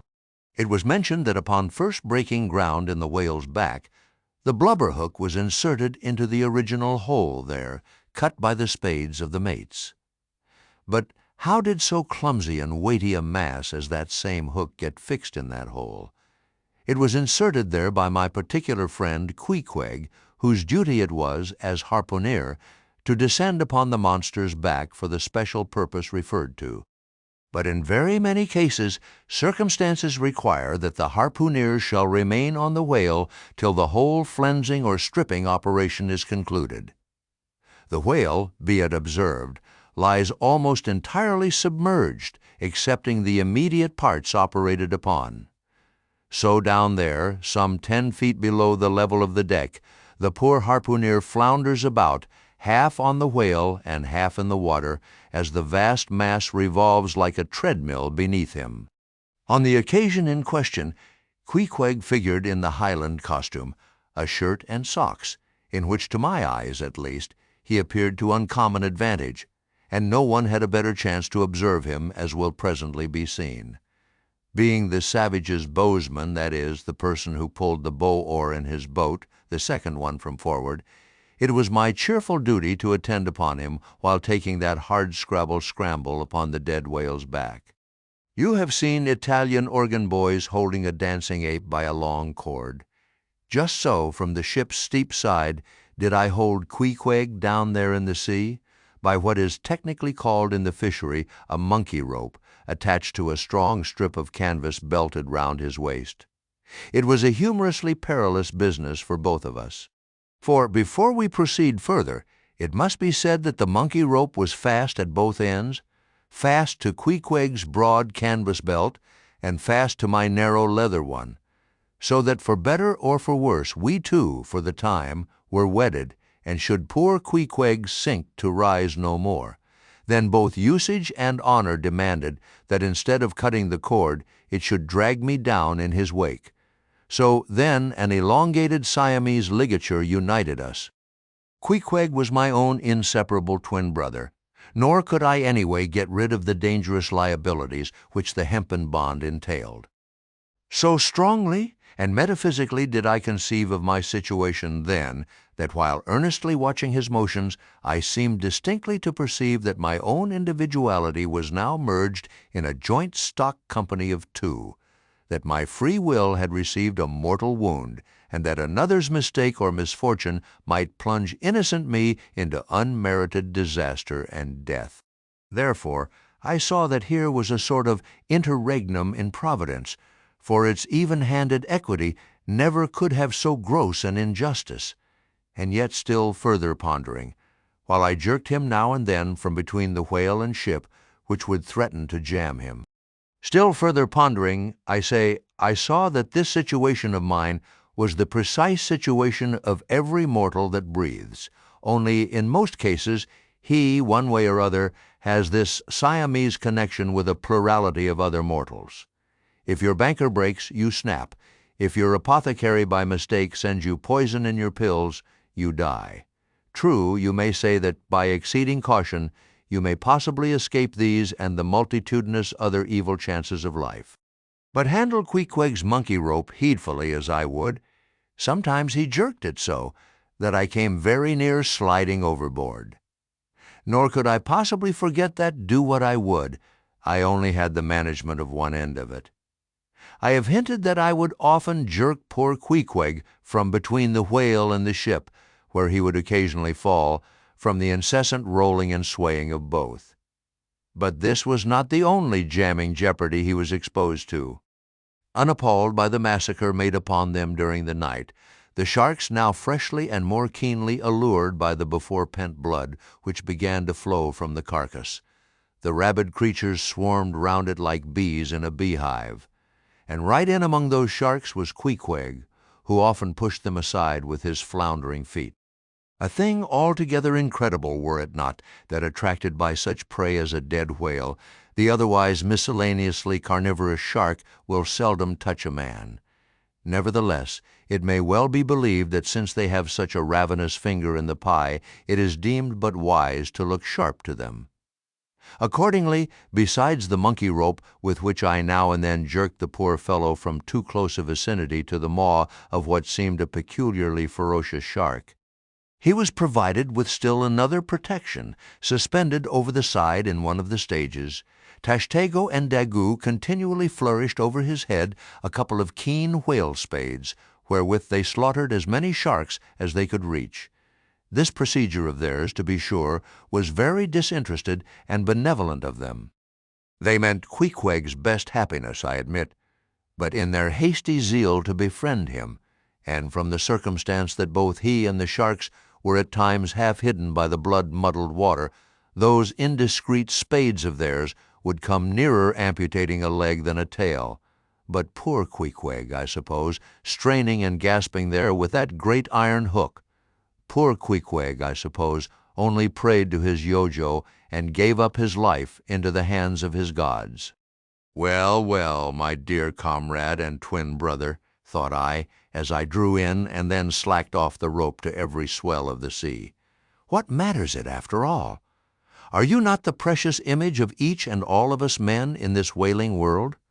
That unsounded ocean you gasp in is life, those sharks your foes, those spades your friends, and what between sharks and spades you are in a sad pickle and peril, poor lad. But courage, there is good cheer in store for you, Queequeg.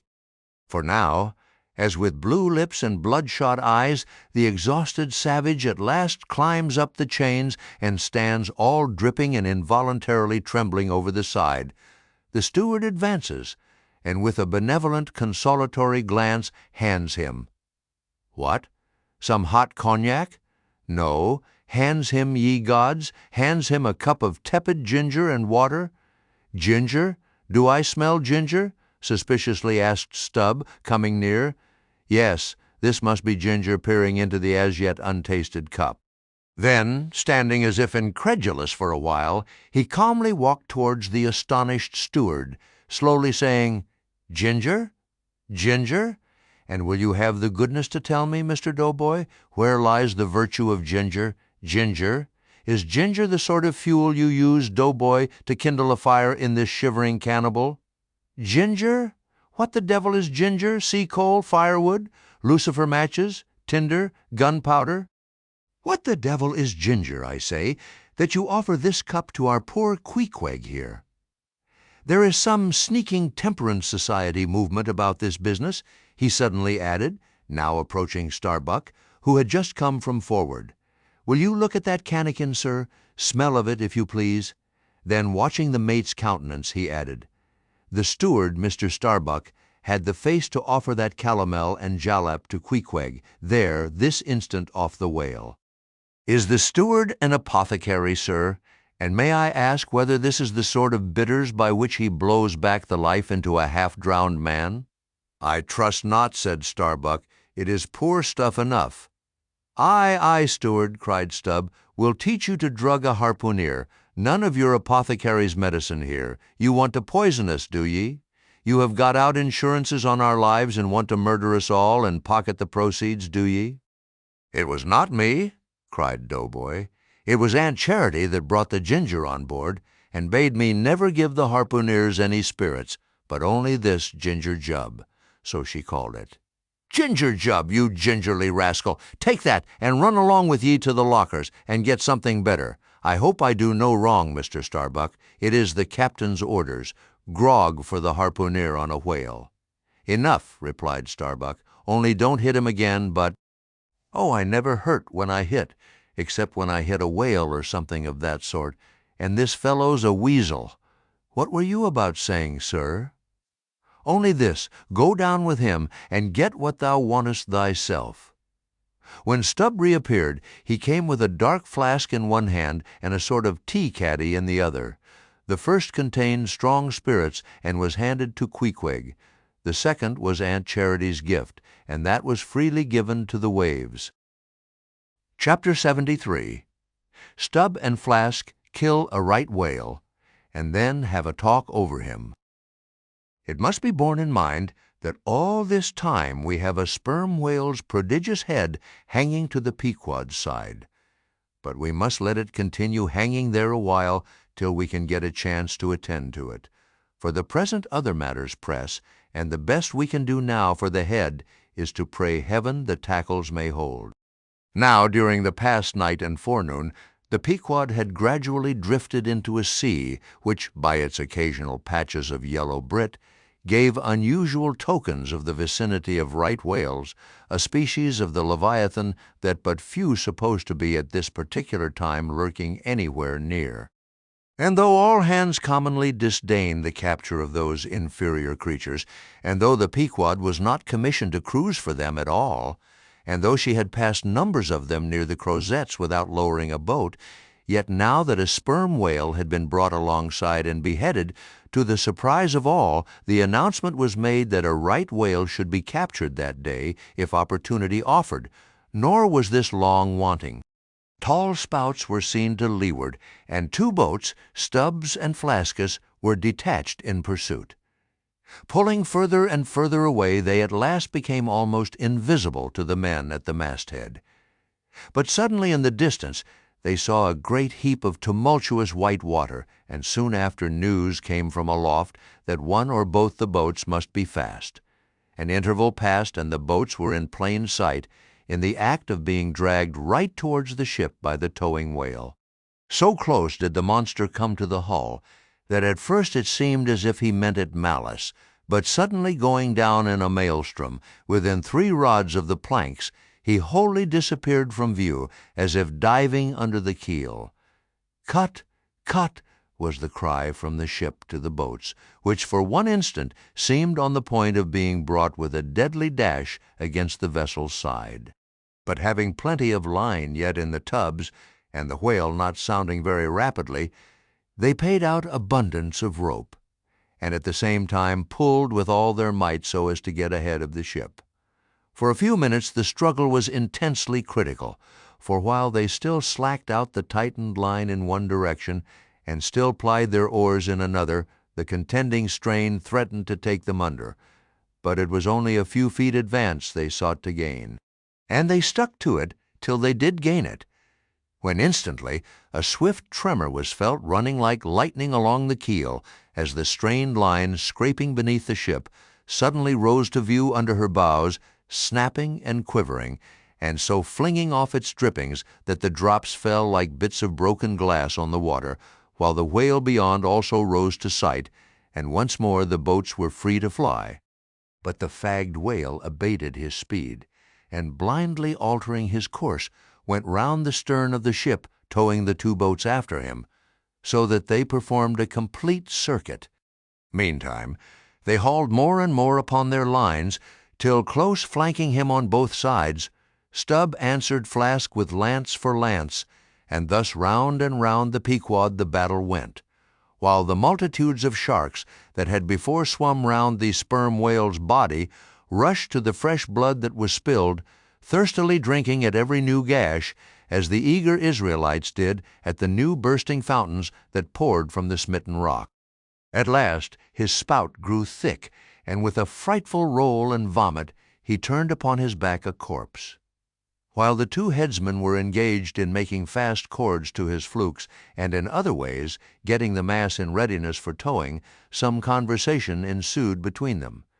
"I wonder what the old man wants with this lump of foul lard," said Stubb, not without some disgust at the thought of having to do with so ignoble a leviathan. "Wants with it?" said Flask, coiling some spare line in the boat's bow. "Did you never hear that the ship which but once has a sperm whale's head hoisted on her starboard side, and at the same time a right whale's on the larboard, did you never hear, Stubb, that that ship can never afterwards capsize?" "Why not?"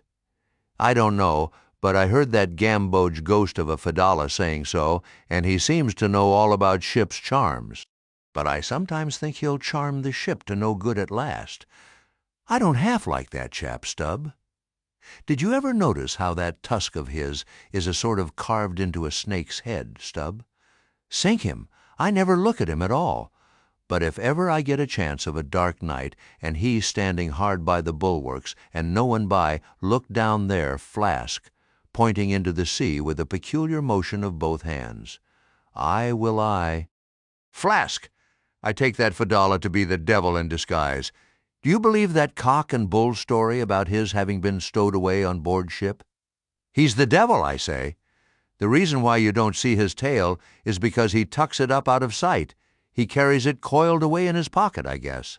Blast him, now that I think of it. He's always wanting oakum to stuff into the toes of his boots. He sleeps in his boots, don't he? He hasn't got any hammock, but I've seen him lay of nights in a coil of rigging. No doubt, and it's because of his cursed tail. He coils it down, do ye see, in the eye of the rigging. What's the old man have so much to do with him for? Striking up a swap or a bargain, I suppose. Bargain? About what? Why, do ye see, the old man is hard bent after that white whale, and the devil there is trying to come round him and get him to swap away his silver watch or his soul or something of that sort, and then he'll surrender Moby Dick. Pooh, Stubb, you are skylarking. How can Fedallah do that? I don't know, Flask, but the devil is a curious chap, and a wicked one, I tell ye. Why, they say, as how he went a-sauntering into the old flagship once, switching his tail about devilish easy and gentlemanlike, and inquiring if the old governor was at home. Well, he was at home, and asked the devil what he wanted. The devil, switching his hooves up, and says, I want John. What for? Says the old governor. What business is that of yours? Says the devil, getting mad. I want to use him. Take him, says the governor. And by the Lord, Flask, if the devil didn't give John the Asiatic cholera before he got through with him, I'll eat this whale in one mouthful. But look sharp. Ain't you all ready there?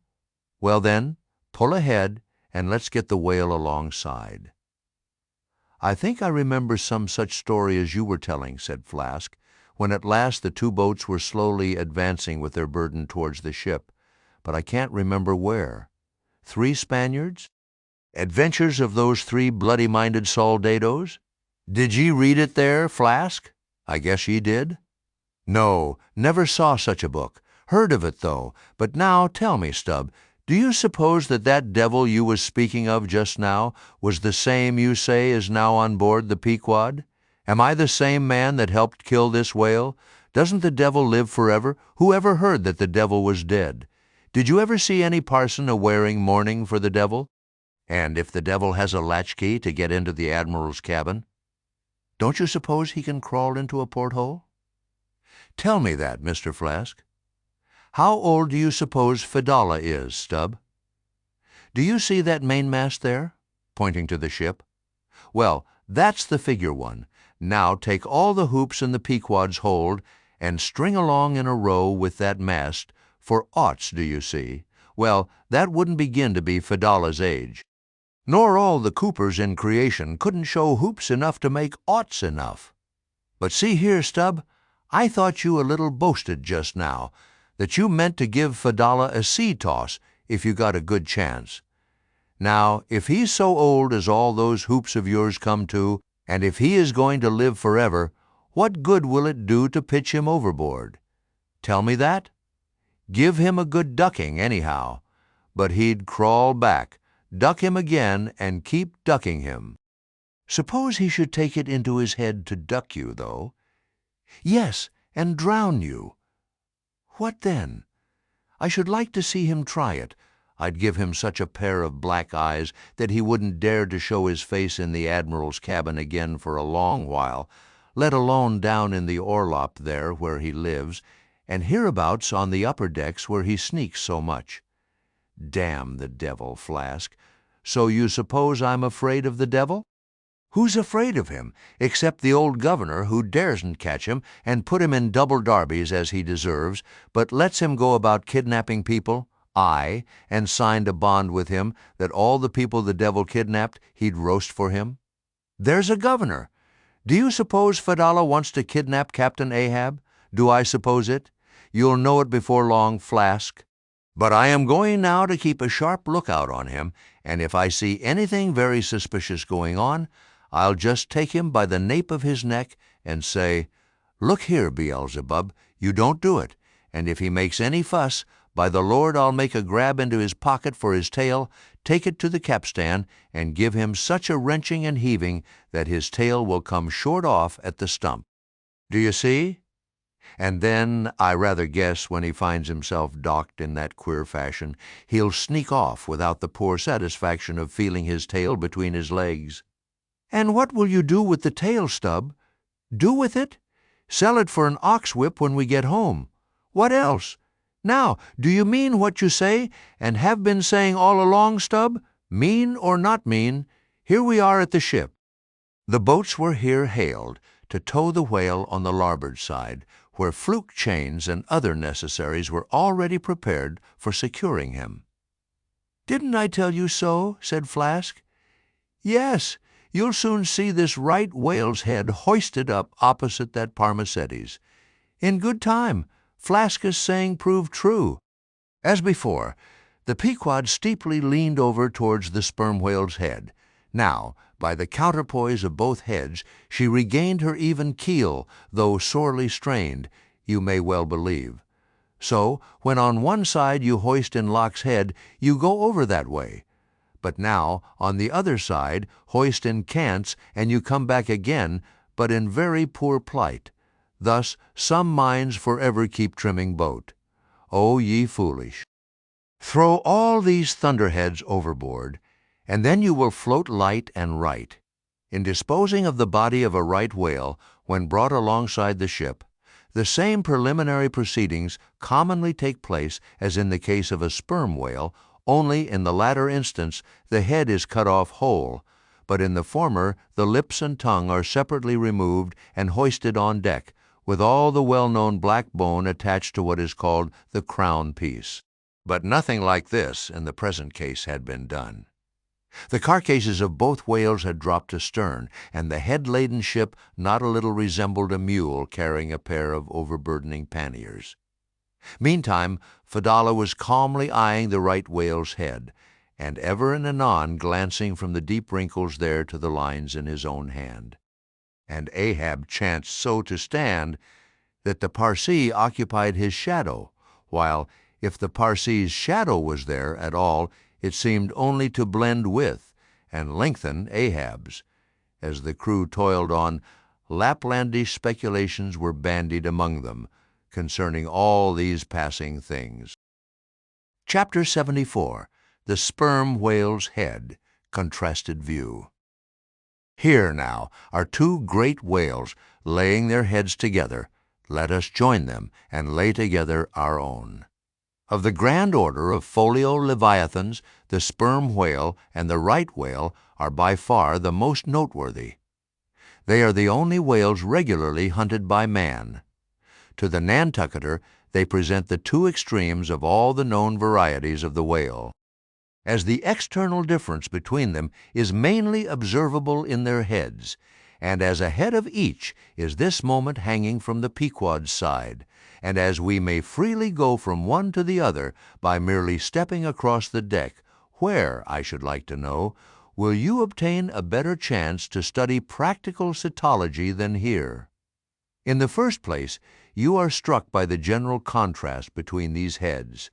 Both are massive enough in all conscience, but there is a certain mathematical symmetry in the sperm whales which the right whale sadly lacks. There is more character in the sperm whale's head. As you behold it, you involuntarily yield the immense superiority to him in point of pervading dignity. In the present instance, too, this dignity is heightened by the pepper and salt color of his head at the summit, giving token of advanced age and large experience. In short, he is what the fishermen technically call a gray-headed whale. Let us now note what is least dissimilar in these heads, namely the two most important organs, the eye and the ear. Far back on the side of the head, and low down, near the angle of either whale's jaw, if you narrowly search, you will at last see a lashless eye, which you would fancy to be a young colt's eye, so out of all proportion is it to the magnitude of the head. Now from this peculiar sideway position of the whale's eyes, it is plain that he can never see an object which is exactly ahead, no more than he can one exactly astern. In a word, the position of the whale's eyes corresponds to that of a man's ears, and you may fancy for yourself how it would fare with you did you sideways survey objects through your ears. You would find that you could only command some 30 degrees of vision in advance of the straight sideline of sight, and about 30 more behind it. If your bitterest foe were walking straight towards you, with dagger uplifted in broad day, you would not be able to see him any more than if he were stealing upon you from behind. In a word, you would have two backs, so to speak, but at the same time also two fronts, side fronts. For what is it that makes the front of a man? What indeed but his eyes? Moreover, while in most other animals that I can now think of, the eyes are so planted as imperceptibly to blend their visual power, so as to produce one picture and not two to the brain. The peculiar position of the whale's eyes, effectually divided as they are by many cubic feet of solid head, which towers between them like a great mountain separating two lakes and valleys. This, of course, must wholly separate the impressions which each independent organ imparts. The whale, therefore, must see one distinct picture on this side and another distinct picture on that side, while all between must be profound darkness and nothingness to him.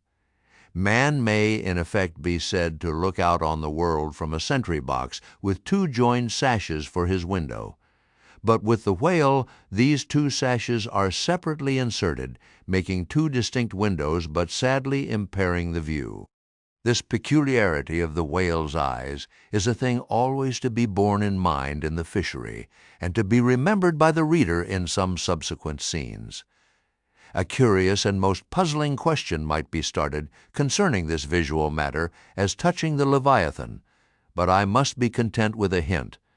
So long as a man's eyes are open in the light, the act of seeing is involuntary, that is, he cannot then help mechanically seeing whatever objects are before him.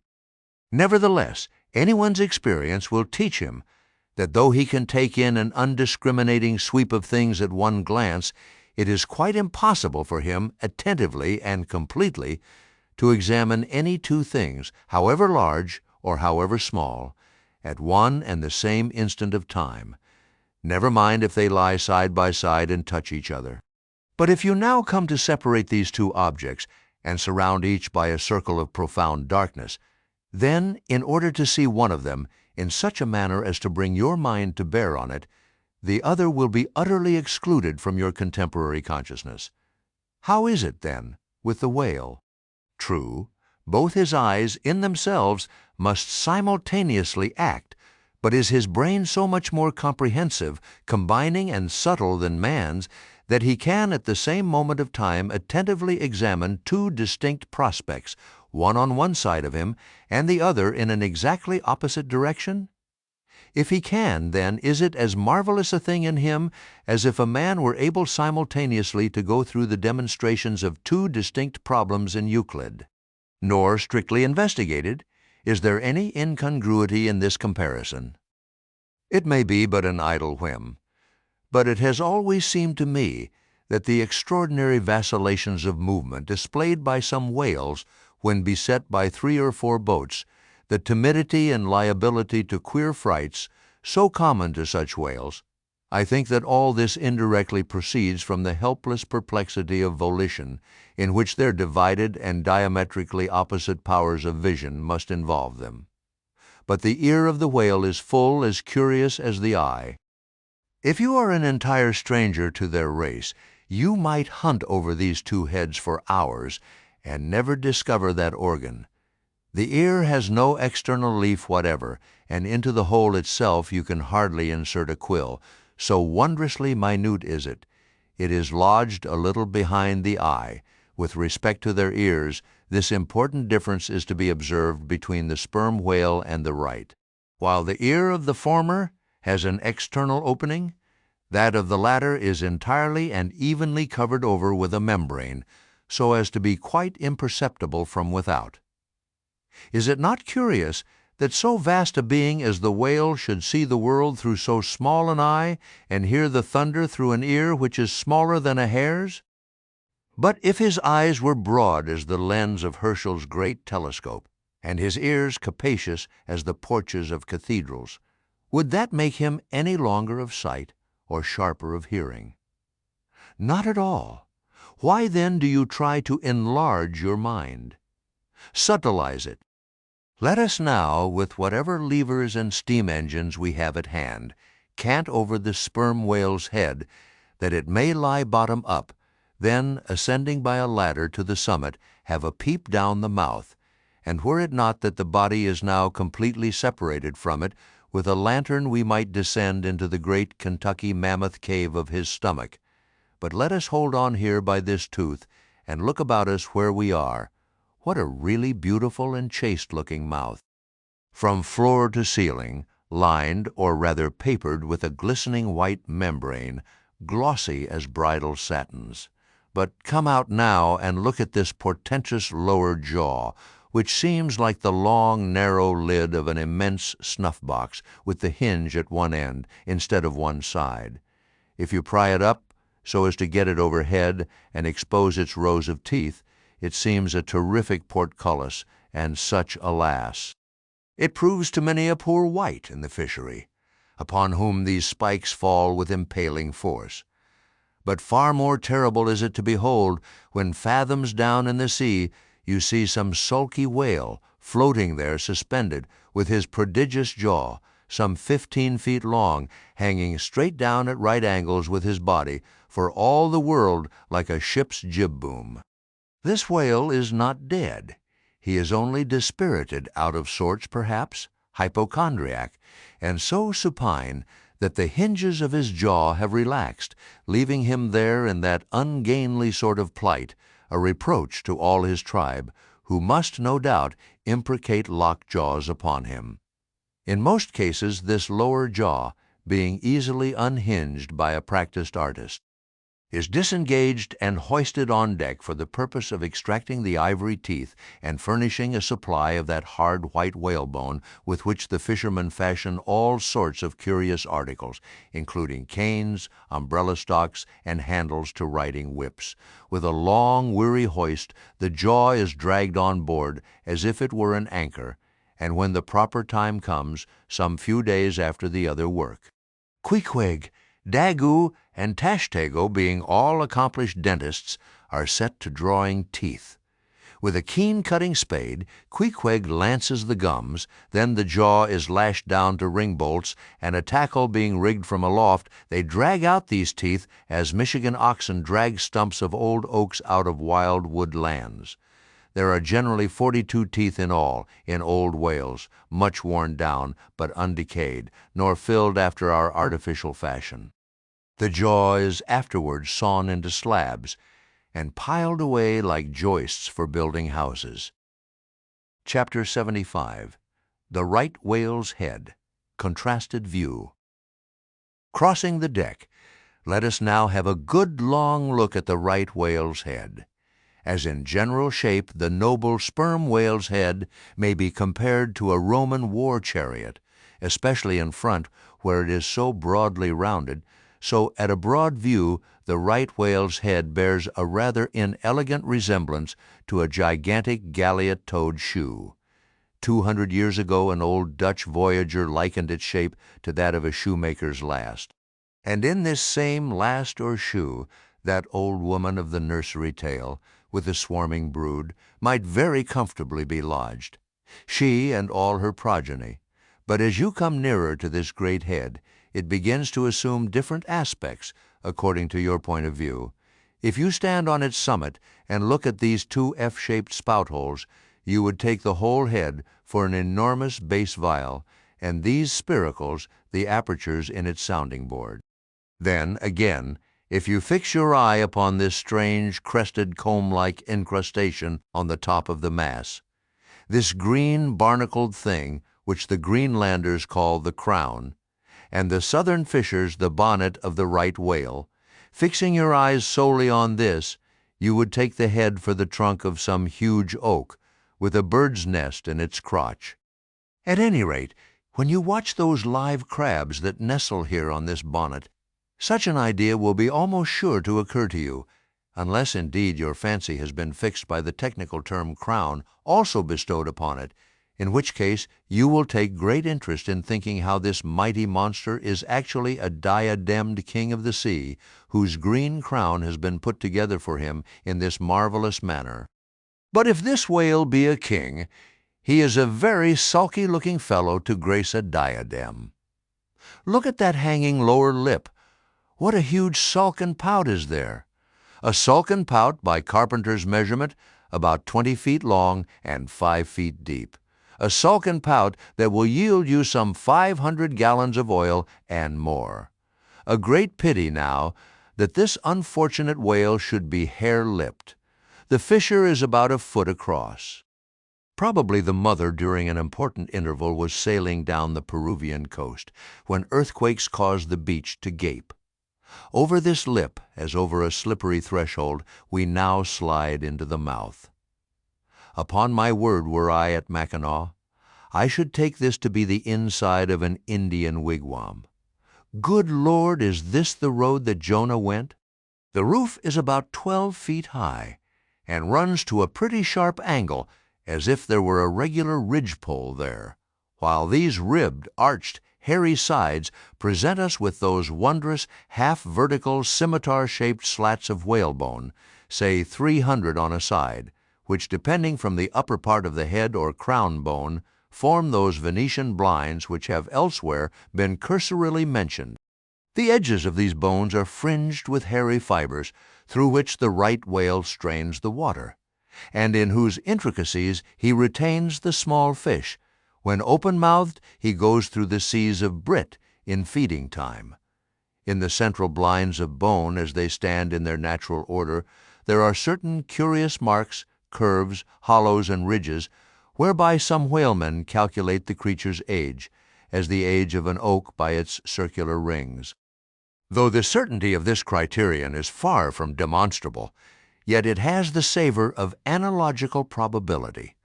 At any rate, if we yield to it, we must grant a far greater age to the right whale than at first glance will seem reasonable. In old times there seem to have prevailed the most curious fancies concerning these blinds. One voyager in Purchas calls them the wondrous whiskers inside of the whale's mouth, another hog's bristles. A third old gentleman in Hakluyt uses the following elegant language: there are about 250 fins growing on each side of his upper chop, which arch over his tongue on each side of his mouth. As everyone knows, these same hog's bristles, fins, whiskers, blinds, or whatever you please, furnish to the ladies their busks and other stiffening contrivances. But in this particular, the demand has long been on the decline. It was in Queen Anne's time that the bone was in its glory, the farthingale being then all the fashion. And as those ancient dames moved about gaily, though in the jaws of the whale, as you may say, even so in a shower with the like thoughtlessness do we nowadays fly under the same jaws for protection, the umbrella being a tent spread over the same bone. But now forget all about blinds and whiskers for a moment, and standing in the right whale's mouth, look around you afresh. Seeing all these colonnades of bones so methodically ranged about, would you not think you were inside of the great Harlem organ, and gazing upon its 1,000 pipes? For a carpet to the organ, we have a rug of the softest Turkey. The tongue, which is glued, as it were, to the floor of the mouth, it is very fat and tender, and apt to tear in pieces in hoisting it on deck.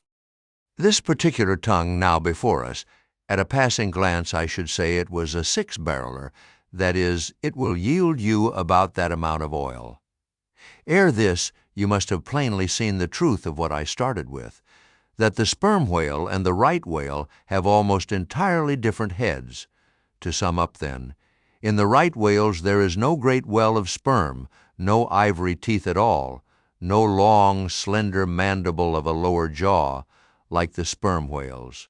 Nor in the sperm whale are there any of those blinds of bone, no huge lower lip, and scarcely anything of a tongue. Again, the right whale has 2 external spout holes, the sperm whale only one. Look your last now on these venerable hooded heads, while they yet lie together, for one will soon sink unrecorded in the sea. The other will not be very long in following. Can you catch the expression of the sperm whales there? It is the same he died with, only some of the longer wrinkles in the forehead seem now faded away. I think his broad brow to be full of a prairie-like placidity, born of a speculative indifference as to death. But mark the other head's expression. See that amazing lower lip pressed by accident against the vessel's side, so as firmly to embrace the jaw. Does not this whole head seem to speak of an enormous practical resolution in facing death? This right whale I take to have been a Stoic, the sperm whale, a Platonian, who might have taken up Spinoza in his latter years. Chapter 76. The Battering-Ram. Ere quitting for the nonce, the sperm whale's head, I would have you, as a sensible physiologist, simply. Particularly remark its front aspect in all its compacted collectedness. I would have you investigate it now with the sole view of forming to yourself some unexaggerated, intelligent estimate of whatever battering-ram power may be lodged there. Here is a vital point, for you must either satisfactorily settle this matter with yourself or forever remain an infidel as to one of the most appalling but not the less true events, perhaps anywhere to be found in all recorded history. You observe that in the ordinary swimming position of the sperm whale, the front of his head presents an almost wholly vertical plane to the water. You observe that the lower part of that front slopes considerably backwards, so as to furnish more of a retreat for the long socket, which receives the boom-like lower jaw. You observe that the mouth is entirely under the head, much in the same way indeed as though your own mouth were entirely under your chin. Moreover, you observe that the whale has no external nose, and that what nose he has, his spout hole, is on the top of his head. You observe that his eyes and ears are at the sides of his head, nearly 1/3 of his entire length from the front. Wherefore, you must now have perceived that the front of the sperm whale's head is a dead, blind wall, without a single organ or tender prominence of any sort whatsoever.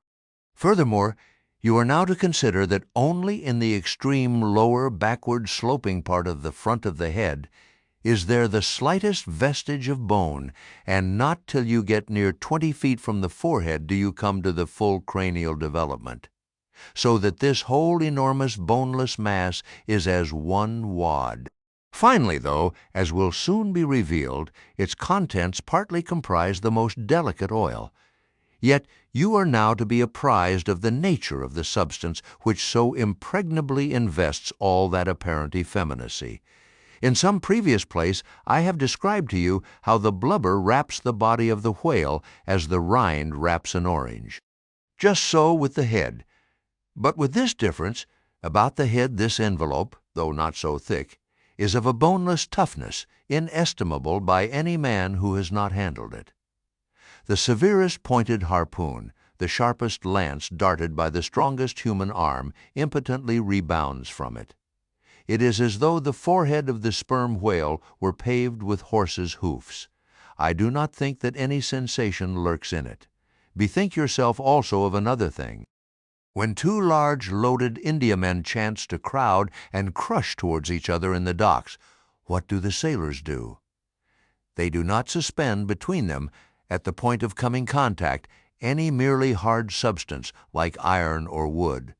No, they hold there a large round wad of tow and cork, enveloped in the thickest and toughest of ox hide. That bravely and uninjured takes the jam which would have snapped all their oaken handspikes and iron crowbars. By itself, this sufficiently illustrates the obvious fact I drive at. But supplementary to this, it has hypothetically occurred to me that as ordinary fish possess what is called a swimming bladder in them, capable at will of distension or contraction, and as the sperm whale, as far as I know, has no such provision in him, considering too the otherwise inexplicable manner in which he now depresses his head altogether beneath the surface, and anon swims with it high elevated out of the water. Considering the unobstructed elasticity of its envelope, considering the unique interior of his head, it has hypothetically occurred to me, I say, that those mystical lung-celled honeycombs there may possibly have some hitherto unknown and unsuspected connection with the outer air, so as to be susceptible to atmospheric distension and contraction. If this be so, fancy the irresistibleness of that might, to which the most impalpable and destructive of all elements contributes. Now, mark. Unerringly impelling this dead, impregnable, uninjurable wall, and this most buoyant thing within, there swims behind it all a mass of tremendous life, only to be adequately estimated as piled wood is, by the cord, and all obedient to one volition as the smallest insect. So that when I shall hereafter detail to you all the specialities and concentrations of potency everywhere lurking in this expansive monster, when I shall show you some of his more inconsiderable braining feats, I trust you will have renounced all ignorant incredulity and be ready to abide by this, that though the sperm whale stove a passage through the Isthmus of Darien and mixed the Atlantic with the Pacific, you would not elevate one hair of your eyebrow. For unless you own the whale, you are but a provincial and sentimentalist in truth.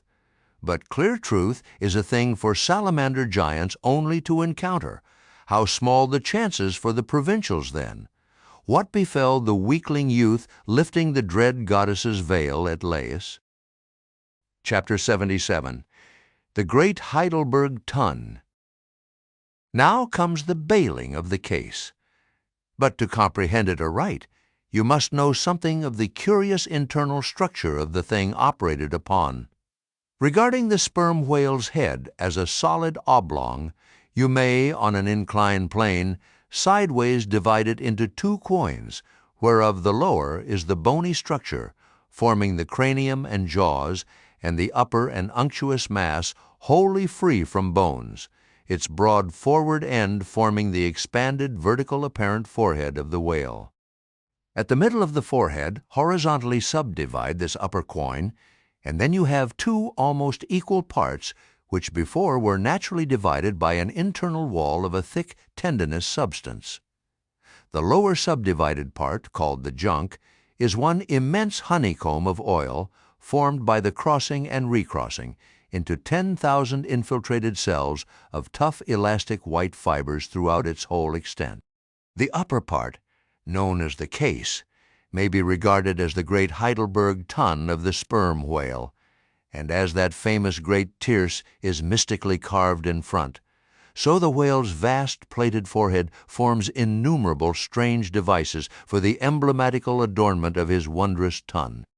Moreover, as that of Heidelburgh was always replenished with the most excellent of the wines of the Rhenish valleys, so the tun of the whale contains by far the most precious of all his oily vintages, namely, the highly prized spermaceti in its absolutely pure, limpid, and odoriferous state. Nor is this precious substance found unalloyed in any other part of the creature. Though in life it remains perfectly fluid, yet upon exposure to the air after death it soon begins to concrete, sending forth beautiful crystalline shoots as when the first thin, delicate ice is just forming in water. A large whale's case generally yields about 500 gallons of sperm, though from unavoidable circumstances, considerable of it is spilled, leaks, and dribbles away, or is otherwise irrevocably lost in the ticklish business of securing what you can. I know not with what fine and costly material the Heidelburgh tun was coated within, but in superlative richness that coating could not possibly have compared with the silken pearl-colored membrane, like the lining of a fine pelisse, forming the inner surface of the sperm whale's case. It will have been seen that the Heidelburgh tun of the sperm whale embraces the entire length of the entire top of the head, and since, as has been elsewhere set forth, the head embraces 1/3 of the whole length of the creature, then, setting that length down at 80 feet for a good-sized whale, you have more than 26 feet for the depth of the tun when it is lengthwise hoisted up and down against a ship's side. As in decapitating the whale, the operator's instrument is brought close to the spot where an entrance is subsequently forced into the spermaceti magazine. He has, therefore, to be uncommonly heedful, lest a careless, untimely stroke should invade the sanctuary and wastingly let out its invaluable contents. It is this decapitated end of the head also which is at last elevated out of the water, and retained in that position by the enormous cutting tackles whose hempen combinations on one side make quite a wilderness of ropes in that quarter. Thus much being said, attend now, I pray you, to that marvelous and, in this particular instance, almost fatal operation whereby the sperm whale's great Heidelburgh tun is tapped. Chapter 78. Cistern and Buckets. Nimble as a cat, Tashtego mounts aloft, and without altering his erect posture, runs straight out upon the overhanging mainyard arm to the part where it exactly projects over the hoisted tun. He has carried with him a light tackle called a whip, consisting of only two parts traveling through a single-sheaved block. Securing this block so that it hangs down from the yard arm, he swings one end of the rope till it is caught and firmly held by a hand on deck. Then, hand over hand down the other part, the Indian drops through the air, till dexterously he lands on the summit of the head. There, still high elevated above the rest of the company, to whom he vivaciously cries, he seems some Turkish muezzin calling the good people to prayers from the top of a tower. A short-handled sharp spade being sent up to him, he diligently searches for the proper place to begin breaking into the tun. In this business he proceeds very heedfully, like a treasure hunter in some old house, sounding the walls to find where the gold is masoned in. By the time this cautious search is over, a stout iron-bound bucket, precisely like a well bucket, has been attached to one end of the whip, while the other end, being stretched across the deck, is there held by 2 or 3 alert hands. These last now hoist the bucket within grasp of the Indian, to whom another person has reached up a very long pole. Inserting this pole into the bucket, Tashtego downward guides the bucket into the tun, till it entirely disappears. Then giving the word to the seaman at the whip, up comes the bucket again, all bubbling like a dairymaid's pail of new milk. Carefully lowered from its height, the full-freighted vessel is caught by an appointed hand and quickly emptied into a large tub. Then, remounting aloft, it again goes through the same round until the deep cistern will yield no more.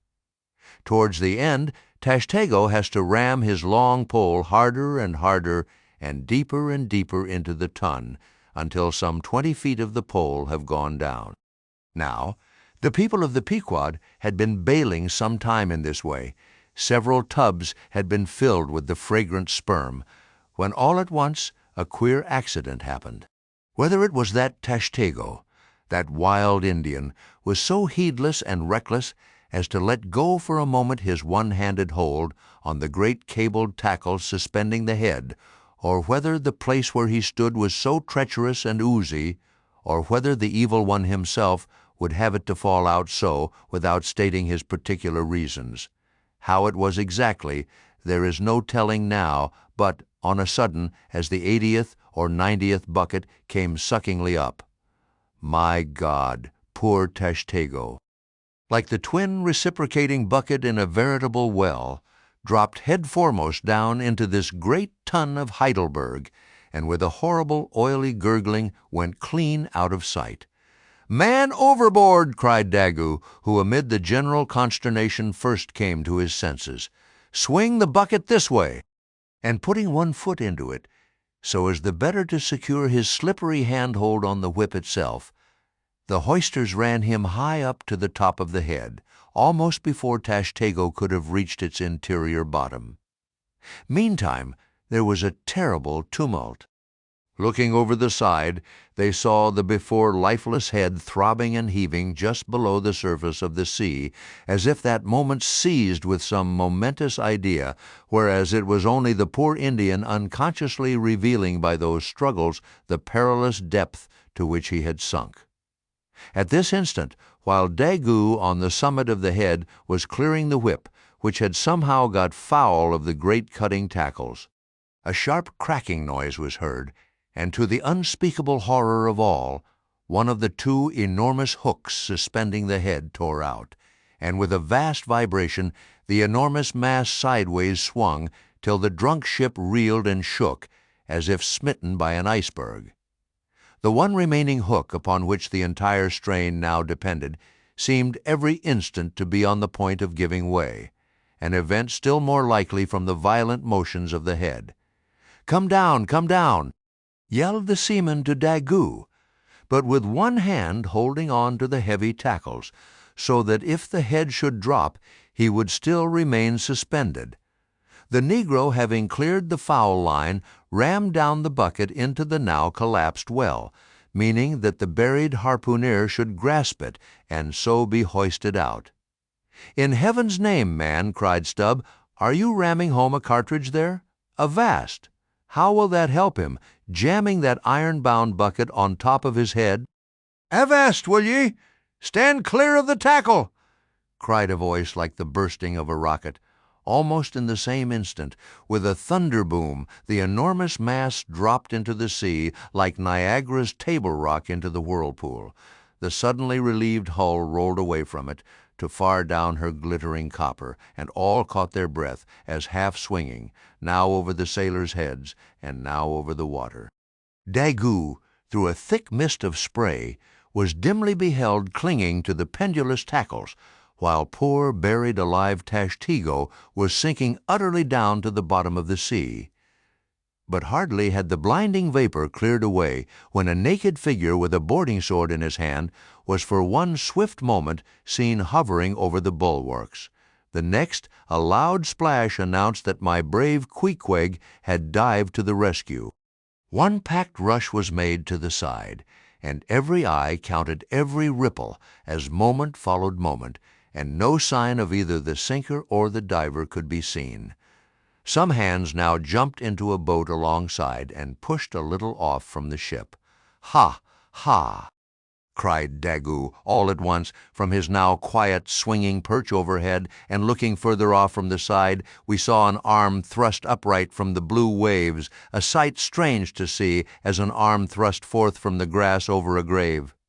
"Both! Both! It is both!" cried Daggoo again with a joyful shout, and soon after Queequeg was seen boldly striking out with one hand and with the other clutching the long hair of the Indian.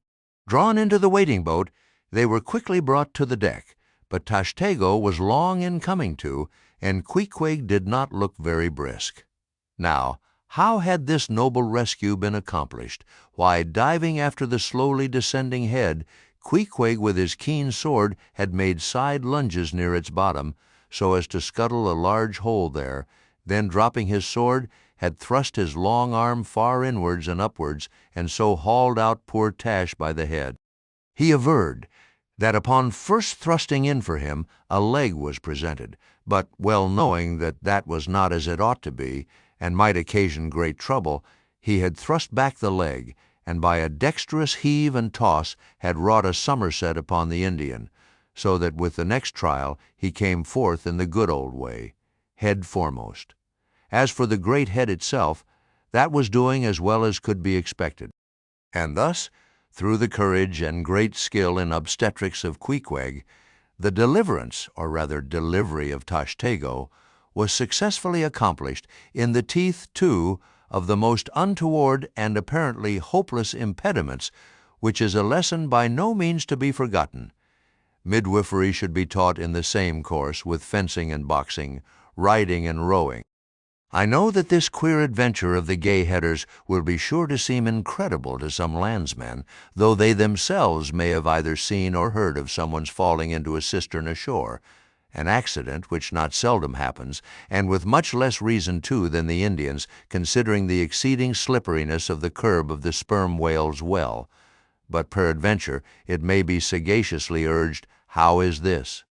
We thought the tissued, infiltrated head of the sperm whale was the lightest and most corky part about him, and yet thou makest it sink in an element of a far greater specific gravity than itself. We have thee there. Not at all. But I have ye. For at the time poor Tash fell in, the case had been nearly emptied of its lighter contents, leaving little but the dense, tendinous wall of the well, a double-welded, hammered substance, as I have before said, much heavier than the sea-water, and a lump of which sinks in it like lead almost. But the tendency to rapid sinking in this substance was in the present instance materially counteracted by the other parts of the head remaining undetached from it, so that it sank very slowly and deliberately indeed, affording Queequeg a fair chance for performing his agile obstetrics on the run, as you may say. Yes, it was a running delivery, so it was. Now, had Tashtego perished in that head, it had been a very precious perishing, smothered in the very whitest and daintiest of fragrant spermaceti, coffined, hearsed, and tombed in the secret inner chamber and sanctum sanctorum of the whale. Only one sweeter end can readily be recalled. The delicious death of an Ohio honey hunter, who, seeking honey in the crotch of a hollow tree, found such exceeding store of it that leaning too far over it sucked him in, so that he died embalmed. How many, think ye, have likewise fallen into Plato's honey head and sweetly perished there? Chapter 79. The Prairie. To scan the lines of his face, or feel the bumps on the head of this Leviathan. This is a thing which no physiognomist or phrenologist has as yet undertaken. Such an enterprise would seem almost as hopeful as for Lavater to have scrutinized the wrinkles on the rock of Gibraltar, or for Gall to have mounted a ladder and manipulated the dome of the Pantheon. Still, in that famous work of his, Lavater not only treats of the various faces of men, but also attentively studies the faces of horses, birds, serpents, and fish, and dwells in detail upon the modifications of expression discernible therein. Nor have Gall and his disciple Spurzheim failed to throw out some hints touching the phrenological characteristics of other beings than man. Therefore, though I am but ill qualified for a pioneer, in the application of these two semi-sciences to the whale, I will do my endeavor. I try all things. I achieve what I can. Physiognomically regarded, the sperm whale is an anomalous creature. He has no proper nose. And since the nose is the central and most conspicuous of the features, and since it perhaps most modifies and finally controls their combined expression, hence it would seem that its entire absence as an external appendage must very largely affect the countenance of the whale. For as in landscape gardening, a spire, cupola, monument, or tower of some sort is deemed almost indispensable to the completion of the scene, so no face can be physiognomically in keeping without the elevated open-work belfry of the nose. Dash the nose from Phidias's marble Jove, and what a sorry remainder! Nevertheless, Leviathan is of so mighty a magnitude, all his proportions are so stately, that the same deficiency which in the sculptured Jove were hideous, in him is no blemish at all. Nay, it is an added grandeur. A nose to the whale would have been impertinent, as on your physiognomical voyage you sail round his vast head in your jolly boat. Your noble conceptions of him are never insulted by the reflection that he has a nose to be pulled. A pestilent conceit, which so often will insist upon obtruding even when beholding the mightiest royal beadle on his throne. In some particulars, perhaps the most imposing physiognomical view to be had of the sperm whale is that of the full front of his head. This aspect is sublime. In thought, a fine human brow is like the east when troubled with the morning. In the repose of the pasture, the curled brow of the bull has a touch of the grand in it. Pushing heavy cannon up mountain defiles, the elephant's brow is majestic. Human or animal, the mystical brow is as that great golden seal affixed by the German emperors to their decrees. It signifies, God, done this day by my hand. But in most creatures, nay, in man himself, very often the brow is but a mere strip of alpine land lying along the snow line. Few are the foreheads which, like Shakespeare's or Melanchthon's, rise so high, and descend so low, that the eyes themselves seem clear, eternal, tideless mountain lakes, and all above them in the forehead's wrinkles you seem to track the antlered thoughts descending there to drink, as the highland hunters track the snow prints of the deer. But in the great sperm whale, this high and mighty godlike dignity inherent in the brow is so immensely amplified that gazing on it, in that full front view, you feel the deity and the dread powers more forcibly than in beholding any other object in living nature. For you see no one point precisely. Not one distinct feature is revealed. No nose, eyes, ears, or mouth, no face. He has none, proper, nothing but that one broad firmament of a forehead pleated with riddles, dumbly lowering with the doom of boats and ships and men. Nor in profile does this wondrous brow diminish, though that way viewed its grandeur does not domineer upon you so. In profile, you plainly perceive that horizontal, semi-crescentic depression in the forehead's middle, which, in man, is Lavater's mark of genius. But how? Genius in the sperm whale? Has the sperm whale ever written a book, spoken a speech? No, his great genius is declared in his doing nothing particular to prove it. It is moreover declared in his pyramidical silence. And this reminds me that had the great sperm whale been known to the young Orient world, he would have been deified by their child-Magian thoughts.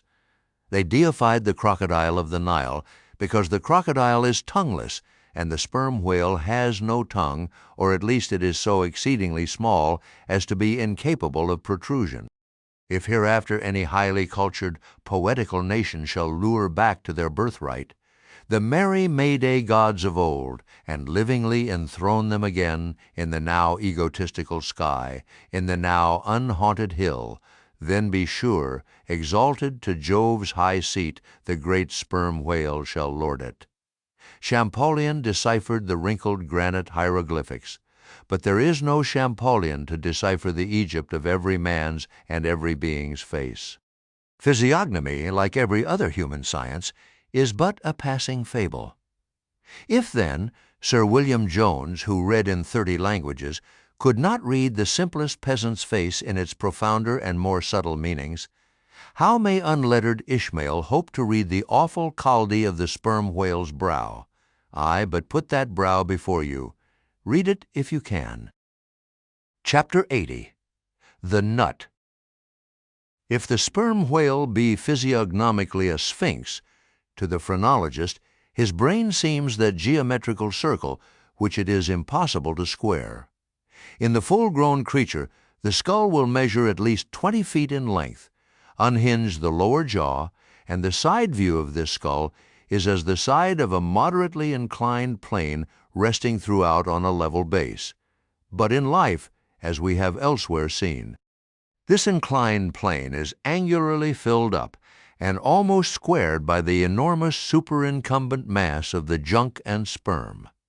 At the high end, the skull forms a crater to bed that part of the mass, while under the long floor of this crater, in another cavity seldom exceeding 10 inches in length and as many in depth, reposes the mere handful of this monster's brain. The brain is at least 20 feet from his apparent forehead in life.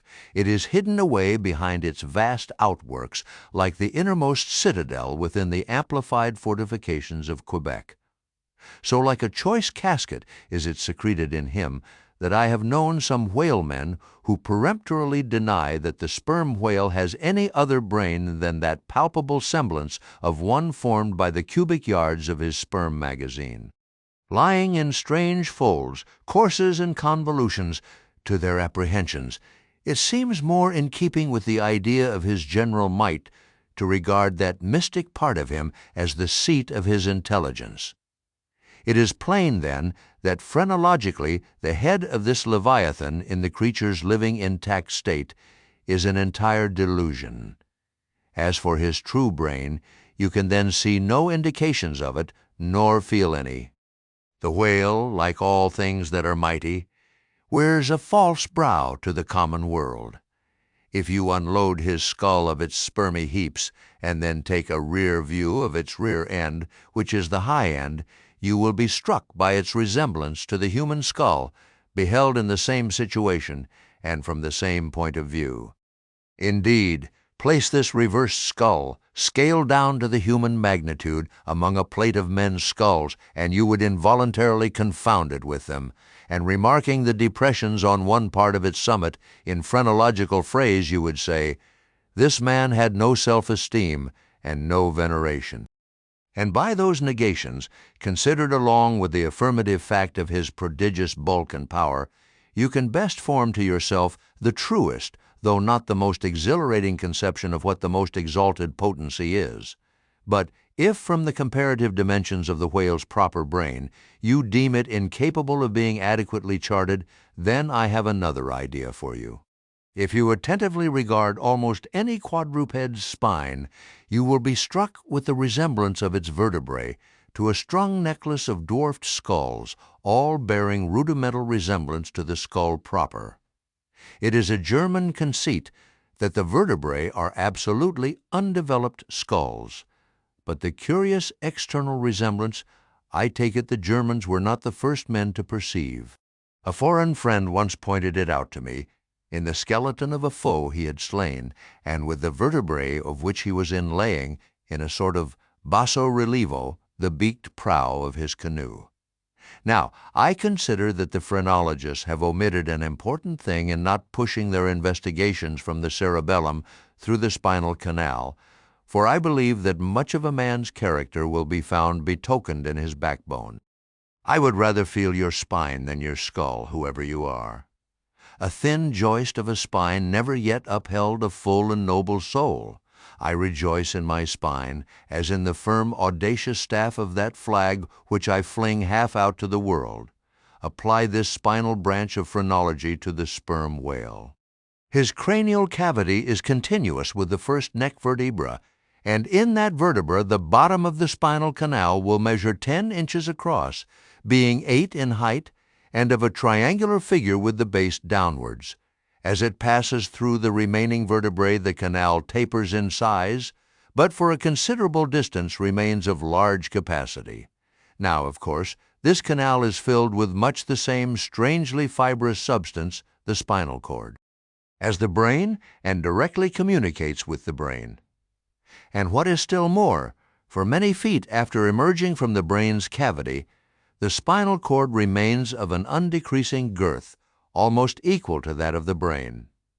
Under all these circumstances, would it be unreasonable to survey and map out the whale's spine phrenologically? For viewed in this light, the wonderful comparative smallness of his brain proper is more than compensated by the wonderful comparative magnitude of his spinal cord. But leaving this hint to operate as it may with the phrenologist, I would merely assume the spinal theory for a moment in reference to the sperm whale's hump. This august hump, if I mistake not, rises over one of the larger vertebrae, and is therefore in some sort the outer convex mold of it. From its relative situation, then, I should call this high hump the organ of firmness or indomitableness in the sperm whale, and that the great monster is indomitable you will yet have reason to know. Chapter 81. The Pequod meets the Virgin. The predestinated day arrived, and we duly met the ship Jungfrau Derrick de Deer, master of Bremen. At one time the greatest whaling people in the world, the Dutch and Germans are now among the least, but here and there, at very wide intervals of latitude and longitude, you still occasionally meet with their flag in the Pacific. For some reason, the Jungfrau seemed quite eager to pay her respects. While yet some distance from the Pequod, she rounded to, and dropping a boat, her captain was impelled towards us, impatiently standing in the bows instead of the stern. "What has he in his hand there?" cried Starbuck, pointing to something wavingly held by the German. "Impossible! A lamp feeder!" "Not that," said Stubb. "No, no, it's a coffee pot, Mr. Starbuck. He's coming off to make us our coffee is the Yarman. Don't you see that big tin can there alongside of him?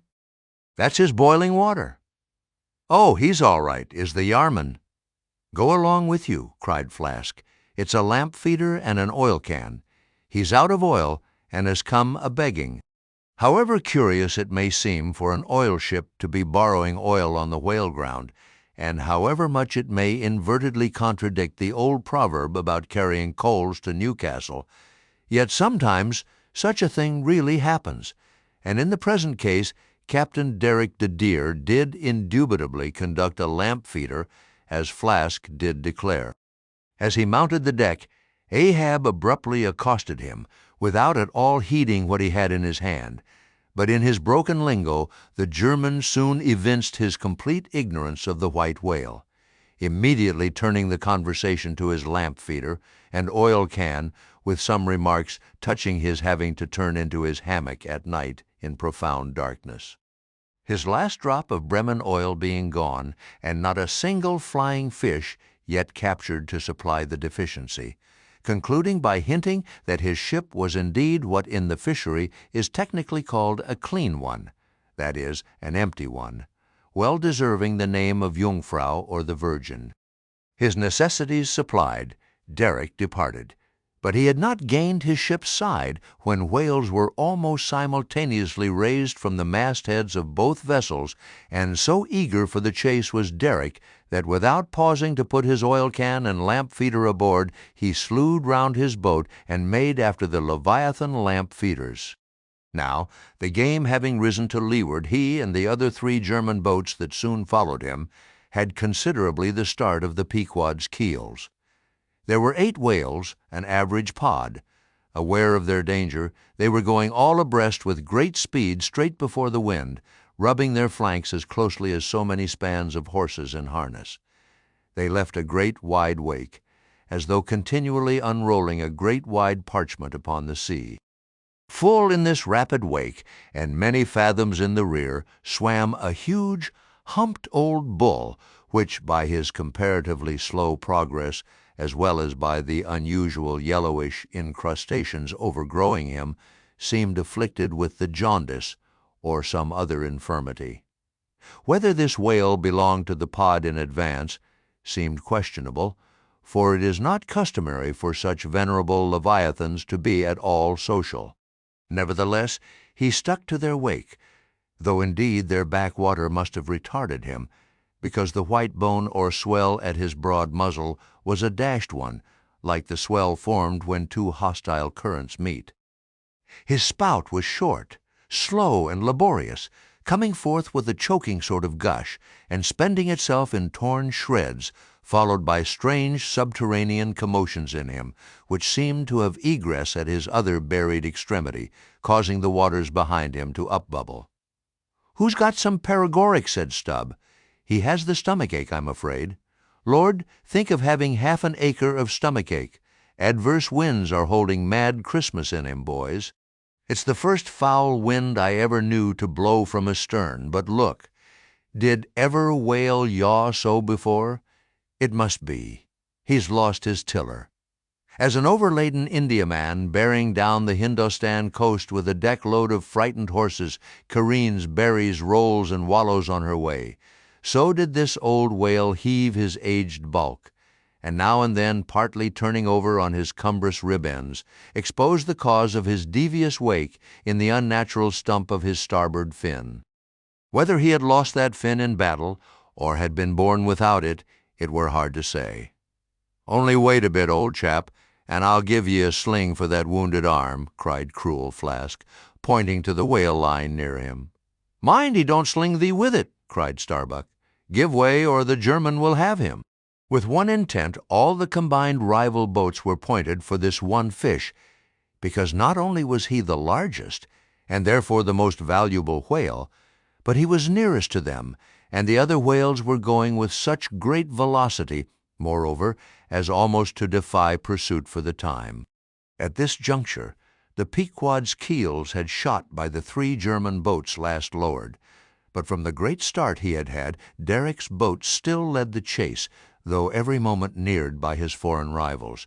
The only thing they feared was that from being already so nigh to his mark, he would be unable to dart his iron before they could completely overtake and pass him.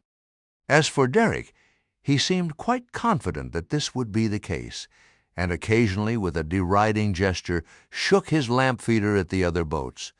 "The ungracious and ungrateful dog," cried Starbuck. "He mocks and dares me with the very poor box I filled for him not 5 minutes ago." Then, in his old intense whisper, "Give way, greyhounds! Dog to it! I tell you what it is, men," cried Stubb to his crew. "It's against my religion to get mad, but I'd like to eat that villainous Yarman pull, won't ye? Are ye going to let that rascal beat ye? Do ye love brandy? A hogshead of brandy, then, to the best man. Come, why don't some of ye burst a blood vessel? Who's that been dropping an anchor overboard? We don't budge an inch. We're becalmed. Halloo, here's grass growing in the boat's bottom, and by the Lord the mast there's budding. This won't do, boys. Look at that Yarman. The short and long of it is, men, will ye spit fire or not?" "Oh, see the suds he makes!" cried Flask, dancing up and down. "What a hump! Oh, do pile on the beef, lays like a log. Oh, my lads, do spring. Slapjacks and quahogs for supper, you know. My lads baked clams and muffins. Oh, do spring. He's 100-barreler. Don't lose him now. Don't, oh, don't. See that Yarman. Oh, won't ye pull for your duff, my lads? Such a sog, such a sogger. Don't ye love sperm? There goes $3,000, men. A bank, a whole bank, the Bank of England. Oh, do, what's that Yarman about now?" At this moment, Derrick was in the act of pitching his lamp feeder at the advancing boats, and also his oil can, perhaps with the double view of retarding his rival's way and at the same time economically accelerating his own by the momentary impetus of the backward toss. "The unmannerly Dutch dogger!" cried Stubb. "Pull now, men, like 50,000 line-of-battleship loads of red-haired devils. What do you say, Tashtego? Are you the man to snap your spine in 22 pieces for the honor of old Gayhead? What do you say, I say? Pull like goddamn," cried the Indian. Fiercely, but evenly incited by the taunts of the German, the Pequod's 3 boats now began ranging almost abreast, and so disposed, momentarily neared him. In that fine, loose, chivalrous attitude of the headsman when drawing near to his prey, the 3 mates stood up proudly, occasionally backing the after oarsman with an exhilarating cry of, "There she slides! Now! Hurrah for the white ash breeze! Down with the Yarman! Sail over him!" But so decided an original start had Derrick had that, spite of all their gallantry, he would have proved the victor in this race, had not a righteous judgment descended upon him in a crab which caught the blade of his midship oarsman. While this clumsy lubber was striving to free his white ash, and while, in consequence, Derrick's boat was nigh to capsizing, and he thundering away at his men in a mighty rage, that was a good time for Starbuck, Stubb, and Flask. With a shout, they took a mortal start forwards and slantingly ranged up on the German's quarter. An instant more, and all 4 boats were diagonically in the whale's immediate wake, while stretching from them, on both sides, was the foaming swell that he made. It was a terrific, most pitiable, and maddening sight. The whale was now going head out, and sending his spout before him in a continual tormented jet, while his one poor fin beat his side in an agony of fright. Now to this hand, now to that, he yawed in his faltering flight, and still at every billow that he broke, he spasmodically sank in the sea, or sideways rolled towards the sky his one beating fin. So have I seen a bird with clipped wing making affrighted broken circles in the air, vainly striving to escape the piratical hawks. But the bird has a voice, and with plaintive cries will make known her fear, but the fear of this vast dumb brute of the sea was chained up and enchanted in him. He had no voice save that choking respiration through his spiracle, and this made the sight of him unspeakably pitiable, while still in his amazing bulk, portcullis jaw, and omnipotent tail there was enough to appall the stoutest man who so pitied. Seeing now that but a very few moments more would give the Pequod's boats the advantage, and rather than be thus foiled of his game, Derrick chose to hazard what to him must have seemed a most unusually long dart, ere the last chance would forever escape. But no sooner did his harpooner stand up for the stroke than all three tigers, Queequeg, Tashtego, Daggoo, instinctively sprang to their feet, and standing in a diagonal row, simultaneously pointed their barbs and darted over the head of the German harpooner.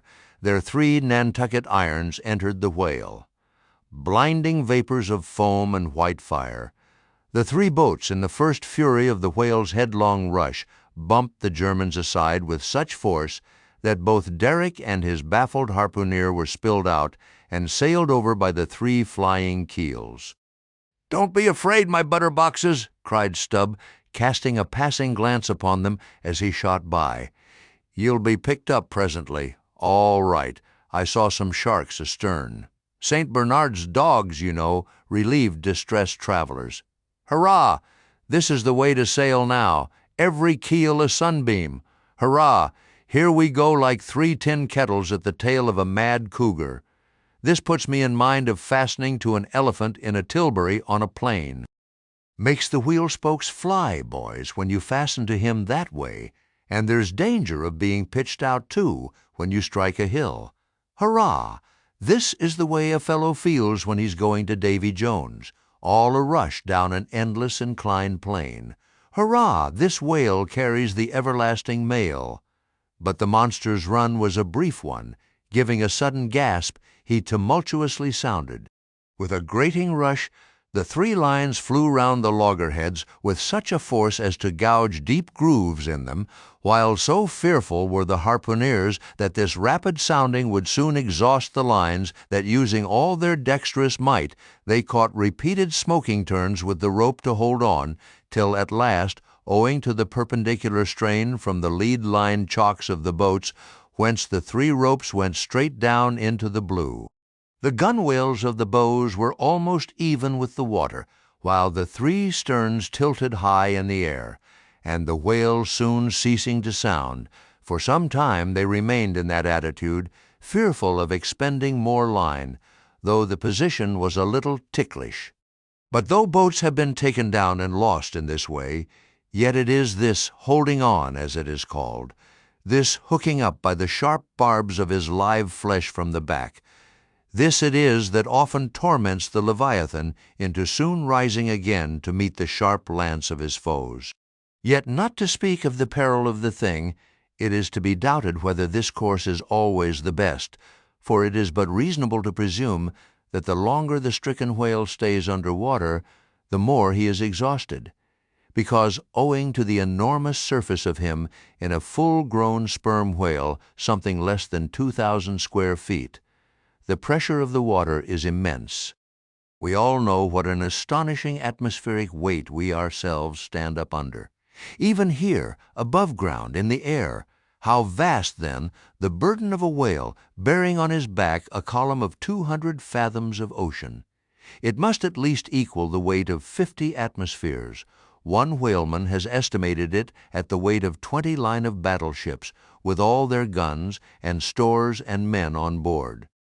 As the three boats lay there on that gently rolling sea, gazing down into its eternal blue noon, and as not a single groan or cry of any sort, nay, not so much as a ripple or a bubble came up from its depths, what landsman would have thought that beneath all that silence and placidity, the utmost monster of the seas was writhing and wrenching in agony?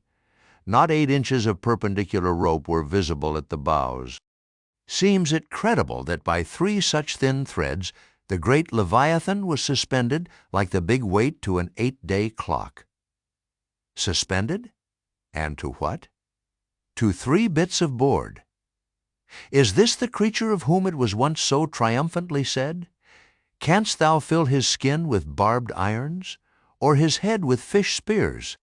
The sword of him that layeth at him cannot hold, the spear, the dart, nor the habergeon. He esteemeth iron as straw, the arrow cannot make him flee, darts are counted as stubble, He laugheth at the shaking of a spear. This the creature? This he? Oh, that unfulfillment should follow the prophets! For with the strength of 1,000 thighs in his tail, Leviathan had run his head under the mountains of the sea to hide him from the Pequod's fish spears. In that sloping afternoon sunlight, the shadows that the 3 boats sent down beneath the surface must have been long enough and broad enough to shade half Xerxes' army. Who can tell how appalling to the wounded whale must have been such huge phantoms flitting over his head? "Stand by, men, he stirs," cried Starbuck, as the 3 lines suddenly vibrated in the water, distinctly conducting upwards to them, as by magnetic wires, the life and death throbs of the whale, so that every oarsman felt them in his seat. The next moment, relieved in great part from the downward strain at the bows, the boats gave a sudden bounce upwards, as a small ice field will when a dense herd of white bears are scared from it into the sea. "Haul in! Haul in!" cried Starbuck again. "He's rising." The lines, of which hardly an instant before not one hand's breadth could have been gained, were now in long, quick coils flung back, all dripping into the boats, and soon the whale broke water within 2 ships' lengths of the hunters. His motions plainly denoted his extreme exhaustion. In most land animals, there are certain valves or floodgates in many of their veins, whereby, when wounded, the blood is in some degree at least instantly shut off in certain directions. Not so with the whale, one of whose peculiarities it is to have an entire non-valvular structure of the blood vessels, so that when pierced even by so small a point as a harpoon, a deadly drain is at once begun upon his whole arterial system, and when this is heightened by the extraordinary pressure of water at a great distance below the surface, his life may be said to pour from him in incessant streams.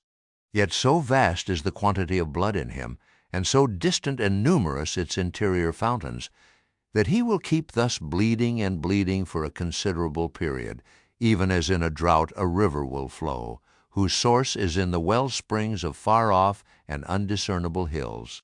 Even now, when the boats pulled upon this whale, and perilously drew over his swaying flukes, and the lances were darted into him, they were followed by steady jets from the new-made wound, which kept continually playing, while the natural spout-hole in his head was only at intervals, however rapid, sending its affrighted moisture into the air. From this last vent no blood yet came, because no vital part of him had thus far been struck. His life, as they significantly call it, was untouched. As the boats now more closely surrounded him, the whole upper part of his form, with much of it that is ordinarily submerged, was plainly revealed. His eyes, or rather the places where his eyes had been, were beheld, as strange misgrown masses gather in the knotholes of the noblest oaks when prostrate, so from the points which the whale's eyes had once occupied now protruded blind bulbs, horribly pitiable to see. But pity there was none. For all his old age, and his one arm and his blind eyes, he must die the death and be murdered, in order to light the gay bridals and other merry-makings of men, and also to illuminate the solemn churches that preach unconditional inoffensiveness by all to all. Still rolling in his blood, at last he partially disclosed a strangely discolored bunch or protuberance, the size of a bushel, low down on the flank. "A nice spot!" cried Flask. "Just let me prick him there once." "Avast!" cried Starbuck. "There's no need of that." But humane Starbuck was too late. At the instant of the dart, an ulcerous jet shot from this cruel wound, and goaded by it into more than sufferable anguish, the whale, now spouting thick blood, with swift fury blindly darted at the craft, bespattering them and their glorying crews all over with showers of gore, capsizing Flask's boat and marring the bows. It was his death-stroke, for by this time, so spent was he by loss of blood, that he helplessly rolled away from the wreck he had made, lay panting on his side, impotently flapped with his stumped fin, then over and over slowly revolved like a waning world, turned up the white secrets of his belly, lay like a log, and died. It was most piteous, that last expiring spout, as when by unseen hands the water is gradually drawn off from some mighty fountain, and with half-stifled melancholy gurglings the spray column lowers and lowers to the ground. So the last long dying spout of the whale. Soon, while the crews were awaiting the arrival of the ship, the body showed symptoms of sinking with all its treasures unrifled. Immediately, by Starbuck's orders, lines were secured to it at different points, so that ere long every boat was a buoy, the sunken whale being suspended a few inches beneath them by the cords. By very heedful management, when the ship drew nigh, the whale was transferred to her side, and was strongly secured there by the stiffest fluke chains, for it was plain that unless artificially upheld, the body would at once sink to the bottom. It so chanced that almost upon first cutting into him with the spade, the entire length of a corroded harpoon was found embedded in his flesh on the lower part of the bunch before described. But as the stumps of harpoons are frequently found in the dead bodies of captured whales, with the flesh perfectly healed around them, and no prominence of any kind to denote their place, therefore there must needs have been some other unknown reason in the present case fully to account for the ulceration alluded to. But still more curious was the fact of a lance head of stone being found in him, not far from the buried iron, the flesh perfectly firm about it. Who had darted that stone lance, and when? It might have been darted by some Norwest Indian long before America was discovered. What other marvels might have been rummaged out of this monstrous cabinet, there is no telling. But a sudden stop was put to further discoveries by the ship's being unprecedentedly dragged over sideways to the sea, owing to the body's immensely increasing tendency to sink.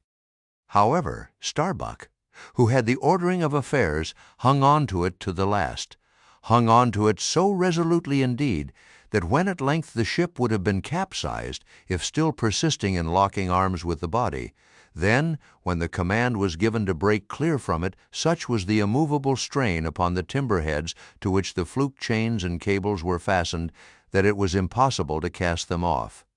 Meantime everything in the Pequod was aslant. To cross to the other side of the deck was like walking up the steep gabled roof of a house. The ship groaned and gasped. Many of the ivory inlayings of her bulwarks and cabins were started from their places by the unnatural dislocation. In vain handspikes and crows were brought to bear upon the immovable fluke chains to pry them adrift from the timber heads, and so low had the whale now settled that the submerged ends could not be at all approached, while every moment whole tons of ponderosity seemed added to the sinking bulk, and the ship seemed on the point of going over. hold on, won't ye?" cried Stubb to the body. "Don't be in such a devil of a hurry to sink. By thunder, men, we must do something or go for it. No use prying there. Avast, I say, with your handspikes, and run one of ye for a prayer book and a penknife, and cut the big chains." "Knife?"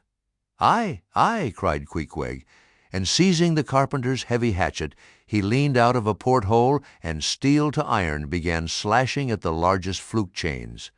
But a few strokes, full of sparks, were given, when the exceeding strain effected the rest. With a terrific snap, every fastening went adrift. The ship righted, the carcass sank. Now, this occasional, inevitable sinking of the recently killed sperm whale is a very curious thing, nor has any fisherman yet adequately accounted for it.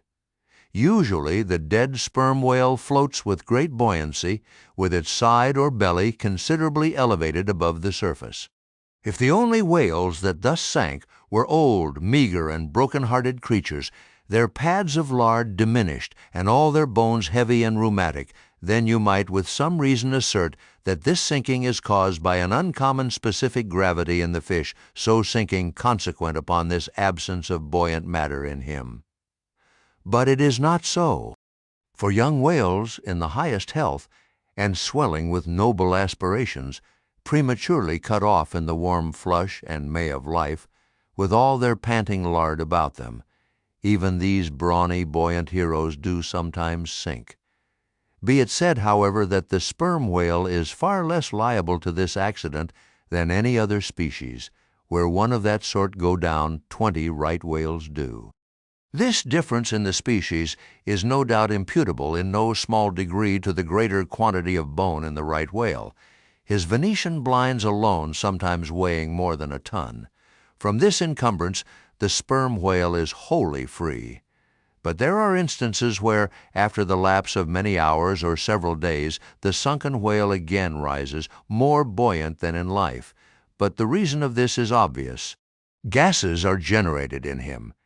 He swells to a prodigious magnitude, becomes a sort of animal balloon. A line of battleship could hardly keep him under then. In the shore whaling on soundings among the bays of New Zealand, when a right whale gives token of sinking, they fasten buoys to him with plenty of rope, so that when the body has gone down, they know where to look for it when it shall have ascended again. It was not long after the sinking of the body that a cry was heard from the Pequod's mastheads, announcing that the Jungfrau was again lowering her boats, though the only spout in sight was that of a finback belonging to the species of uncapturable whales because of its incredible power of swimming.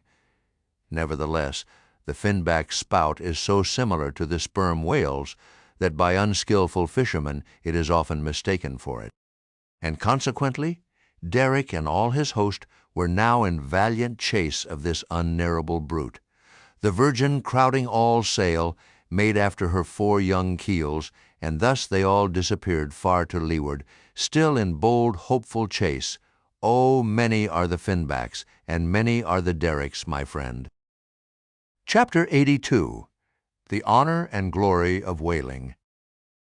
There are some enterprises in which a careful disorderliness is the true method. The more I dive into this matter of whaling and push my researches up to the very spring head of it, so much the more am I impressed with its great honorableness and antiquity, and especially when I find so many great demigods and heroes, prophets of all sorts, who one way or other have shed distinction upon it, I am transported with the reflection that I myself belong, though but subordinately, to so emblazoned a fraternity. The gallant Perseus, a son of Jupiter, was the first whaleman, and to the eternal honor of our calling be it said that the first whale attacked by our brotherhood was not killed with any sordid intent. Those were the nightly days of our profession, when we only bore arms to succor the distressed and not to fill men's lamp feeders. Everyone knows the fine story of Perseus and Andromeda, how the lovely Andromeda, the daughter of a king, was tied to a rock on the seacoast, and as Leviathan was in the very act of carrying her off, Perseus, the prince of whalemen, intrepidly advancing, harpooned the monster and delivered and married the maid. It was an admirable artistic exploit, rarely achieved by the best harpooneers of the present day, inasmuch as this Leviathan was slain at the very first dart. And let no man doubt this archite story, for in the ancient Joppa, now Jaffa, on the Syrian coast, in one of the pagan temples, there stood for many ages the vast skeleton of a whale, which the city's legends and all the inhabitants asserted to be the identical bones of the monster that Perseus slew. When the Romans took Joppa, the same skeleton was carried to Italy in triumph. What seems most singular and suggestively important in this story is this: it was from Joppa that Jonah set sail. Akin to the adventure of Perseus Andromeda, indeed, by some supposed to be indirectly derived from it, is that famous story of St. George and the dragon, which dragon I maintain to have been a whale, for in many old chronicles whales and dragons are strangely jumbled together, and often stand for each other. Thou art as a lion of the waters, and as a dragon of the sea, saith Ezekiel, hereby plainly meaning a whale. In truth, some versions of the Bible use that word itself. Besides, it would much subtract from the glory of the exploit had St. George but encountered a crawling reptile of the land instead of doing battle with the great monster of the deep. Any man may kill a snake, but only a Perseus, a St. George, a coffin, have the heart in them to march boldly up to a whale. Let not the modern paintings of this scene mislead us, for though the creature encountered by that valiant whaleman of old is vaguely represented of a griffin-like shape, And though the battle is depicted on land and the saint on horseback, yet considering the great ignorance of those times, when the true form of the whale was unknown to artists, and considering that, as in Perseus's case, St. George's whale might have crawled up out of the sea on the beach, and considering that the animal ridden by St. George might have been only a large seal or seahorse, bearing all this in mind, it will not appear altogether incompatible with the sacred legend and the ancientest drafts of the scene to hold this so-called dragon no other than the great Leviathan himself. In fact, placed before the strict and piercing truth, this whole story will fare like that fish, flesh, and foul idol of the Philistines, Dagon by name, who being planted before the ark of Israel, his horse's head and both the palms of his hands fell off from him, and only the stump or fishy part of him remained.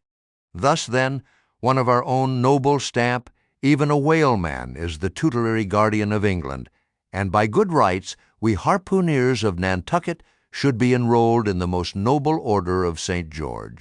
And therefore, let not the knights of that honorable company, none of whom, I venture to say, have ever had to do with a whale like their great patron, let them never eye a Nantucketer with disdain, since even in our woolen frocks and tarred trousers we are much better entitled to St. George's decoration than they, whether to admit Hercules among us or not. Concerning this I long remained dubious, for though according to the Greek mythologies, that antique Crockett and Kit Carson, that brawny doer of rejoicing good deeds, was swallowed down and thrown up by a whale, still, whether that strictly makes a whaleman of him, that might be mooted. It nowhere appears that he ever actually harpooned his fish, unless indeed from the inside. Nevertheless, he may be deemed a sort of involuntary whaleman. At any rate, the whale caught him, if he did not the whale. I claim him for one of our clan. But, by the best contradictory authorities, this Grecian story of Hercules and the whale is considered to be derived from the still more ancient Hebrew story of Jonah and the whale, and vice versa. Certainly they are very similar. If I claim the demigod, then, why not the prophet? Nor do heroes, saints, demigods, and prophets alone comprise the whole roll of our order. Our Grand Master is still to be named, for like royal kings of old times, we find the headwaters of our fraternity in nothing short of the great gods themselves. That wondrous oriental story is now to be rehearsed from the Shastar, which gives us the dread Vishnu, one of the three persons in the Godhead of the Hindus, gives us this divine Vishnu himself for our Lord, Vishnu who by the first of his 10 earthly incarnations has forever set apart and sanctified the whale. When Brahma, or the god of gods, saith the Shastar, resolved to recreate the world after one of its periodical dissolutions, he gave birth to Vishnu to preside over the work, but the Vedas, or mystical books, whose perusal would seem to have been indispensable to Vishnu before beginning the creation, and which therefore must have contained something in the shape of practical hints to young architects, these Vedas were lying at the bottom of the waters. So Vishnu became incarnate in a whale, and sounding down in him to the uttermost depths, rescued the sacred volumes. Was not this Vishnu a whaleman, then? Even as a man who rides a horse is called a horseman? Perseus, St. George, Hercules, Jonah, and Vishnu? There's a member roll for you. What club but the whaleman's can head off like that? Chapter 83. Jonah historically regarded. Reference was made to the historical story of Jonah and the whale in the preceding chapter. Now some Nantucketers rather distrust this historical story of Jonah and the whale. But then there were some skeptical Greeks and Romans who, standing out from the orthodox pagans of their times, equally doubted the story of Hercules and the whale, and Arion and the dolphin, and yet their doubting those traditions did not make those traditions one whit the less facts, for all that. One old Sag Harbor whaleman's chief reason for questioning the Hebrew story was this. He had one of those quaint old-fashioned Bibles, embellished with curious, unscientific plates, one of which represented Jonah's whale with 2 spouts in his head. a peculiarity only true with respect to a species of the leviathan, the right whale, and the varieties of that order, concerning which the fishermen have this saying, a penny roll would choke him. His swallow is so very small. But to this, Bishop Jebb's anticipative answer is ready. It is not necessary, hints the bishop, that we consider Jonah as taumed in the whale's belly, but as temporarily lodged in some part of his mouth. And this seems reasonable enough in the good bishop, for truly the right whale's mouth would accommodate a couple of whist tables, and comfortably seat all the players. Possibly, too, Jonah might have ensconced himself in a hollow tooth, but on second thoughts, the right whale is toothless. Another reason which Sag Harbor, he went by that name, urged for his want of faith in this matter of the prophet, was something obscurely in reference to his incarcerated body and the whale's gastric juices. But this objection likewise falls to the ground, because a German exegetus supposes that Jonah must have taken refuge in the floating body of a dead whale, even as the French soldiers in the Russian campaign turned their dead horses into tents and crawled into them. Besides, it has been divined by other continental commentators that when Jonah was thrown overboard from the Joppa ship, he straightway effected his escape to another vessel nearby, some vessel with a whale for a figurehead, and, I would add, possibly called the Whale, as some craft are nowadays christened the Shark, the Gull, the Eagle. Nor have there been wanting learned exegetists who have opined that the whale mentioned in the book of Jonah merely meant a life-preserver, an inflated bag of wind, which the endangered prophet swam to, and so was saved from a watery doom. Poor Sag Harbor, therefore, seems worsted all round. But he had still another reason for his want of faith. It was this, if I remember right. Jonah was swallowed by the whale in the Mediterranean Sea, and after 3 days he was vomited up somewhere within 3 days' journey of Nineveh, a city on the Tigris, very much more than 3 days' journey across from the nearest point of the Mediterranean coast. How is that? But was there no other way for the whale to land the prophet within that short distance of Nineveh? Yes. He might have carried him round by the way of the Cape of Good Hope, but not to speak of the passage through the whole length of the Mediterranean, and another passage up the Persian Gulf and Red Sea. Such a supposition would involve the complete circumnavigation of all Africa in 3 days, not to speak of the Tigris waters near the site of Nineveh being too shallow for any whale to swim in. Besides, this idea of Jonah's weathering the Cape of Good Hope at so early a day would rest the honor of the discovery of that great headland from Bartholomew Diaz, its reputed discoverer, and so make modern history a liar. But all these foolish arguments of old Sag Harbor only evinced his foolish pride of reason, a thing still more reprehensible in him, seeing that he had but little learning except what he had picked up from the sun and the sea. I say it only shows his foolish, impious pride and abominable devilish rebellion against the reverend clergy. For by a Portuguese Catholic priest, this very idea of Jonah's going to Nineveh via the Cape of Good Hope was advanced as a signal magnification of the general miracle, and so it was. Besides, to this day, the highly enlightened Turks devoutly believe in the historical story of Jonah. And some 3 centuries ago, an English traveler in old Harris's Voyages speaks of a Turkish mosque built in honor of Jonah, in which mosque was a miraculous lamp that burnt without any oil. Chapter 85. The Fountain.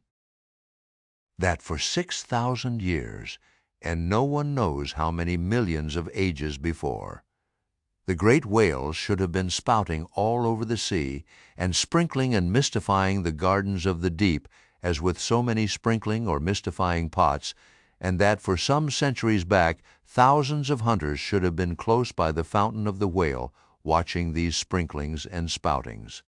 That all this should be, and yet that down to this blessed minute, 15 1/4 minutes past 1 o'clock p.m. of this 16th day of December, add 1851, it should still remain a problem whether these spoutings are, after all, really water or nothing but vapor.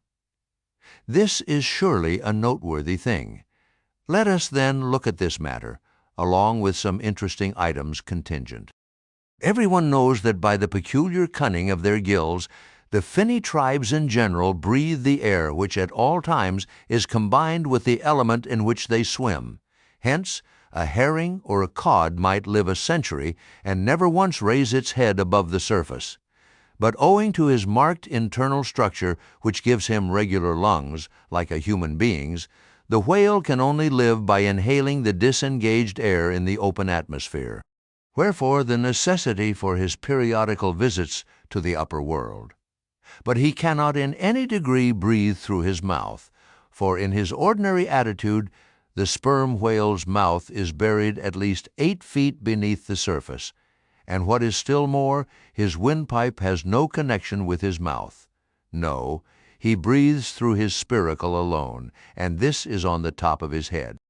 If I say that in any creature breathing is only a function indispensable to vitality, inasmuch as it withdraws from the air a certain element, which being subsequently brought into contact with the blood, imparts to the blood its vivifying principle, I do not think I shall err, though I may possibly use some superfluous scientific words. Assume it, and it follows that if all the blood in a man could be aerated with one breath, he might then seal up his nostrils and not fetch another for a considerable time. That is to say, he would then live without breathing. Anomalous as it may seem, this is precisely the case with the whale, who systematically lives, by intervals, his full hour and more when at the bottom, without drawing a single breath, or so much as in any way inhaling a particle of air, for remember, he has no gills. How is this? Between his ribs and on each side of his spine, he is supplied with a remarkable involved Cretan labyrinth of vermicelli-like vessels, which vessels, when he quits the surface, are completely distended with oxygenated blood, so that for an hour or more, 1,000 fathoms in the sea, he carries a surplus stock of vitality in him, just as the camel crossing the waterless desert carries a surplus supply of drink for future use in its 4 supplementary stomachs. The anatomical fact of this labyrinth is indisputable, and that the supposition founded upon it is reasonable and true seems the more cogent to me when I consider the otherwise inexplicable obstinacy of that Leviathan in having his spoutings out, as the fishermen phrase it. This is what I mean. If unmolested upon rising to the surface, the sperm whale will continue there for a period of time exactly uniform with all his other unmolested risings. Say he stays 11 minutes and jets 70 times, that is, respires 70 breaths. Then whenever he rises again, he will be sure to have his 70 breaths over again to a minute. Now, if after he fetches a few breaths you alarm him, so that he sounds, he will be always dodging up again to make good his regular allowance of air. And not till those 70 breaths are told will he finally go down to stay out his full term below. Remark, however, that in different individuals these rates are different, but in any one they are alike. Now, why should the whale thus insist upon having his spoutings out, unless it be to replenish his reservoir of air descending for good? How obvious is it, too, that this necessity for the whale's rising exposes him to all the fatal hazards of the chase. For not by hook or by net could this vast Leviathan be caught when sailing 1,000 fathoms beneath the sunlight. Not so much thy skill, then, O hunter, as the great necessities that strike the victory to thee. In man, breathing is incessantly going on, one breath only serving for 2 or 3 pulsations, so that whatever other business he has to attend to, waking or sleeping, breathe he must, or die he will. But the sperm whale only breathes about 1/7 or Sunday of his time. It has been said that the whale only breathes through his spout hole. If it could truthfully be added that his spouts are mixed with water, then I opine we should be furnished with the reason why his sense of smell seems obliterated in him, for the only thing about him that at all answers to his nose is that identical spout hole, and being so clogged with two elements, it could not be expected to have the power of smelling. But owing to the mystery of the spout, whether it be water or whether it be vapor, no absolute certainty can as yet be arrived at on this head. Sure it is, nevertheless, that the sperm whale has no proper olfactories. But what does he want of them? No roses, no violets, no cologne water in the sea. Furthermore, as his windpipe solely opens into the tube of his spouting canal, and as that long canal, like the Grand Erie Canal, is furnished with a sort of locks, that open and shut, for the downward retention of air or the upward exclusion of water. Therefore the whale has no voice, unless you insult him by saying that when he so strangely rumbles, he talks through his nose. But then again, what has the whale to say? Seldom have I known any profound being that had anything to say to this world, unless forced to stammer out something by way of getting a living. Oh, happy that the world is such an excellent listener! Now, the spouting canal of the sperm whale, chiefly intended as it is for the conveyance of air and for several feet laid along horizontally just beneath the upper surface of his head, and a little to one side, this curious canal is very much like a gas pipe laid down in a city on one side of a street. But the question returns whether this gas pipe is also a water pipe. In other words, whether the spout of the sperm whale is the mere vapor of the exhaled breath, or whether that exhaled breath is mixed with water taken in at the mouth and discharged through the spiracle. It is certain that the mouth indirectly communicates with the spouting canal, but it cannot be proved that this is for the purpose of discharging water through the spiracle, because the greatest necessity for so doing would seem to be when in feeding he accidentally takes in water. But the sperm whale's food is far beneath the surface, and there he cannot spout even if he would. Besides, if you regard him very closely and time him with your watch, you will find that when unmolested there is an undeviating rhyme between the periods of his jets and the ordinary periods of respiration. But why pester one with all this reasoning on the subject? Speak out! You have seen him spout, then declare what the spout is. Can you not tell water from air? My dear sir, in this world it is not so easy to settle these plain things. I have ever found your plain things the knottiest of all, and as for this whale spout, you might almost stand in it, and yet be undecided as to what it is precisely. The central body of it is hidden in the snowy, sparkling mist enveloping it, and how can you certainly tell whether any water falls from it, when, always when you are close enough to a whale to get a close view of his spout, he is in a prodigious commotion, the water cascading all around him? And if at such times you should think that you really perceived drops of moisture in the spout, how do you know that they are not merely condensed from its vapor? Or how do you know that they are not those identical drops superficially lodged in the spout hole fissure, which is countersunk into the summit of the whale's head? For even when tranquilly swimming through the midday sea in a calm, with his elevated hump, sun-dried as a dromedary's in the desert, even then the whale always carries a small basin of water on his head, as under a blazing sun you will sometimes see a cavity in a rock filled up with rain. Nor is it at all prudent for the hunter to be over-curious touching the precise nature of the whale spout. It will not do for him to be peering into it and putting his face in it. You cannot go with your pitcher to this fountain and fill it and bring it away. For even when coming into slight contact with the outer vapory shreds of the jet, which will often happen, your skin will feverishly smart from the acridness of the thing so touching it.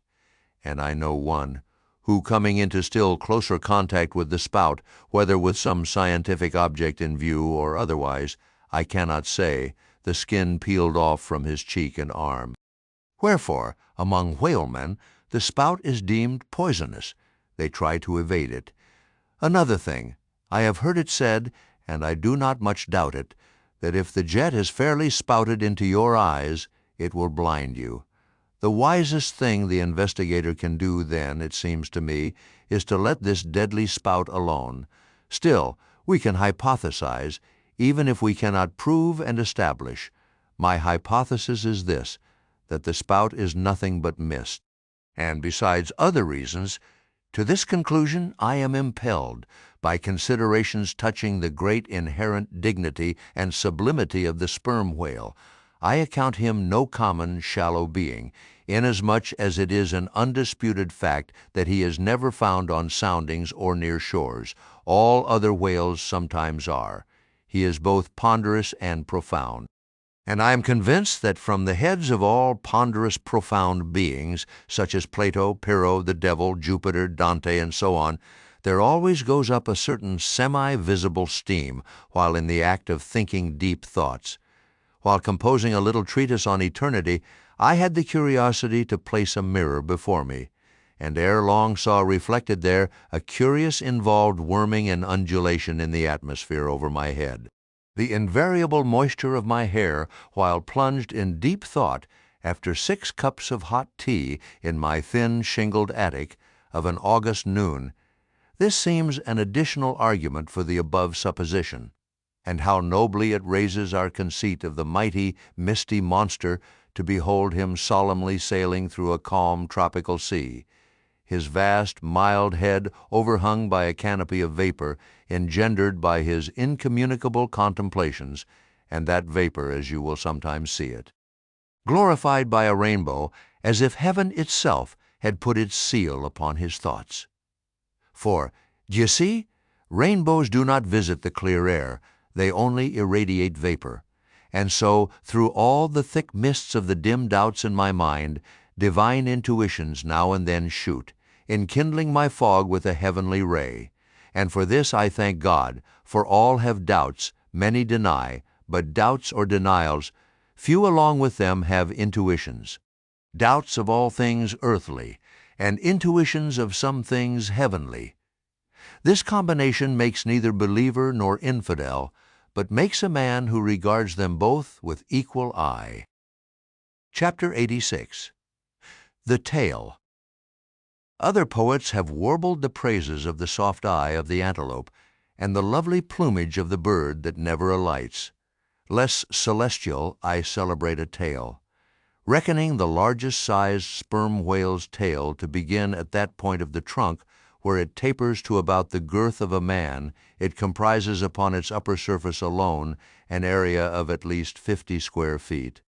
The compact round body of its root expands into 2 broad, firm, flat palms or flukes, gradually shoaling away to less than an inch in thickness. At the crotch or junction, these flukes slightly overlap, then sideways recede from each other like wings, leaving a wide vacancy between. In no living thing are the lines of beauty more exquisitely defined than in the crescentic borders of these flukes. At its utmost expansion in the full-grown whale, the tail will considerably exceed 20 feet across. The entire member seems a dense webbed bed of welded sinews, but cut into it, and you find that 3 distinct strata compose it, upper, middle, and lower. The fibers in the upper and lower layers are long and horizontal, those of the middle one very short and running crosswise between the outside layers. This triune structure, as much as anything else, imparts power to the tail. To the student of old Roman walls, the middle layer will furnish a curious parallel to the thin course of tiles, always alternating with the stone in those wonderful relics of the antique, and which undoubtedly contribute so much to the great strength of the masonry. But as if this vast local power in the tendinous tail were not enough, the whole bulk of the Leviathan is knit over with a warp and woof of muscular fibers and filaments which, passing on either side the loins and running down into the flukes, insensibly blend with them and largely contribute to their might, so that in the tail the confluent, measureless force of the whole whale seems concentrated to a point. Could annihilation occur to matter, this were the thing to do it. Nor does this. Its amazing strength at all tend to cripple the graceful flexion of its motions. where infantileness of ease undulates through a titanism of power. On the contrary, those motions derive their most appalling beauty from it. Real strength never impairs beauty or harmony, but it often bestows it, and in everything imposingly beautiful, strength has much to do with the magic. Take away the tied tendons that all over seem bursting from the marble in the carved Hercules, and its charm would be gone. As devout Eckermann lifted the linen sheet from the naked corpse of Goethe, he was overwhelmed with the massive chest of the man that seemed as a Roman triumphal arch. When Angelo paints even God the Father in human form, mark what robustness is there. And whatever they may reveal of the divine love in the Son, the soft, curled, hermaphroditical Italian pictures in which his idea has been most successfully embodied, these pictures, so destitute as they are of all brawniness, hint nothing of any power but the mere negative feminine one of submission and endurance, which on all hands it is conceded form the peculiar practical virtues of his teachings. Such is the subtle elasticity of the organ I treat of, that whether wielded in sport, or in earnest, or in anger, whatever be the mood it be in, its flexions are invariably marked by exceeding grace. Therein no fairy's arm can transcend it. 5 great motions are peculiar to it. First, when used as a fin for progression. Second, when used as a mace in battle. Third, in sweeping. Fourth, in lobtailing. Fifth, in peaking flukes. First, being horizontal in its position, the Leviathan's tail acts in a different manner from the tails of all other sea creatures. It never wriggles. In man or fish, wriggling is a sign of inferiority. To the whale, his tail is the sole means of propulsion, scroll-wise coiled forwards beneath the body, and then rapidly sprung backwards. It is this which gives that singular darting, leaping motion to the monster when furiously swimming. His side fins only serve to steer by. Second, it is a little significant that while one sperm whale only fights another sperm whale with his head and jaw, nevertheless, in his conflicts with man, he chiefly and contemptuously uses his tail. In striking at a boat, he swiftly curves away his flukes from it, and the blow is only inflicted by the recoil. If it be made in the unobstructed air, especially if it descend to its mark, the stroke is then simply irresistible. No ribs of man or boat can withstand it. Your only salvation lies in eluding it, but if it comes sideways through the opposing water, then partly owing to the light buoyancy of the whaleboat and the elasticity of its materials, a cracked rib or a dashed plank or two, a sort of stitch in the side, is generally the most serious result. These submerged side blows are so often received in the fishery that they are accounted mere child's play. Someone strips off a frock, and the hole is stopped. Third, I cannot demonstrate it, but it seems to me that in the whale the sense of touch is concentrated in the tail, for in this respect there is a delicacy in it only equaled by the daintiness of the elephant's trunk. This delicacy is chiefly evinced in the action of sweeping, when in maidenly gentleness the whale with a certain soft slowness moves his immense flukes from side to side upon the surface of the sea, and if he feel but a sailor's whisker, woe to that sailor, whiskers and all! What tenderness there is in that preliminary touch! Had this tale any prehensile power, I should straightway bethink me of Darmanode's elephant that so frequented the flower market, and with low salutations presented nosegays to damsels, and then caressed their zones. On more accounts than one, a pity it is that the whale does not possess this prehensile virtue in his tail, for I have heard of yet another elephant that, when wounded in the fight, curved round his trunk and extracted the dart. Fourth, stealing unawares upon the whale in the fancied security of the middle of solitary seas, you find him unbent from the vast corpulence of his dignity, and kitten-like he plays on the ocean as if it were a hearth, but still you see his power in his play. The broad palms of his tail are flirted high into the air, then smiting the surface, the thunderous concussion resounds for miles. You would almost think a great gun had been discharged, and if you noticed the light wreath of vapor from the spiracle at his other extremity, you would think that that was the smoke from the touch-hole. Fifth, as in the ordinary floating posture of the Leviathan, the flukes lie considerably below the level of his back. They are then completely out of sight beneath the surface, but when he is about to plunge into the deeps, his entire flukes with at least 30 feet of his body are tossed erect in the air, and so remain vibrating a moment, till they downward shoot out of view, accepting the sublime breach. Somewhere else to be described. This peaking of the whale's flukes is perhaps the grandest sight to be seen in all animated nature. Out of the bottomless profundities, the gigantic tail seems spasmodically snatching at the highest heaven. So in dreams have I seen majestic Satan thrusting forth his tormented colossal claw from the flame Baltic of hell. But in gazing at such scenes, it is all in all what mood you are in. If in the Dantean, the devils will occur to you; if in that of Isaiah, the archangels. Standing at the masthead of my ship during a sunrise that crimsoned sky and sea, I once saw a large herd of whales in the east, all heading towards the sun, and for a moment vibrating in concert with peaked flukes. As it seemed to me at the time, such a grand embodiment of adoration of the gods was never beheld, even in Persia, the home of the fire worshippers. As Ptolemy Philopater testified of the African elephant, I then testified of the whale, pronouncing him the most devout of all beings. For according to King Juba, the military elephants of antiquity often hailed the morning with their trunks uplifted in the profoundest silence. The chance comparison in this chapter between the whale and the elephant, so far as some aspects of the tail of the one and the trunk of the other are concerned, should not tend to place those two opposite organs on an equality, much less the creatures to which they respectively belong. For as the mightiest elephant is but a terrier to Leviathan, so, compared with Leviathan's tail, his trunk is but the stalk of a lily. The most direful blow from the elephant's trunk were as the playful tap of a fan, compared with the measureless crush and crash of the sperm whale's ponderous flukes, which in repeated instances have one after the other hurled entire boats with all their oars and crews into the air, very much as an Indian juggler tosses his balls. The more I consider this mighty tale, the more do I deplore my inability to express it. At times there are gestures in it which, though they would well grace the hand of man, remain wholly inexplicable.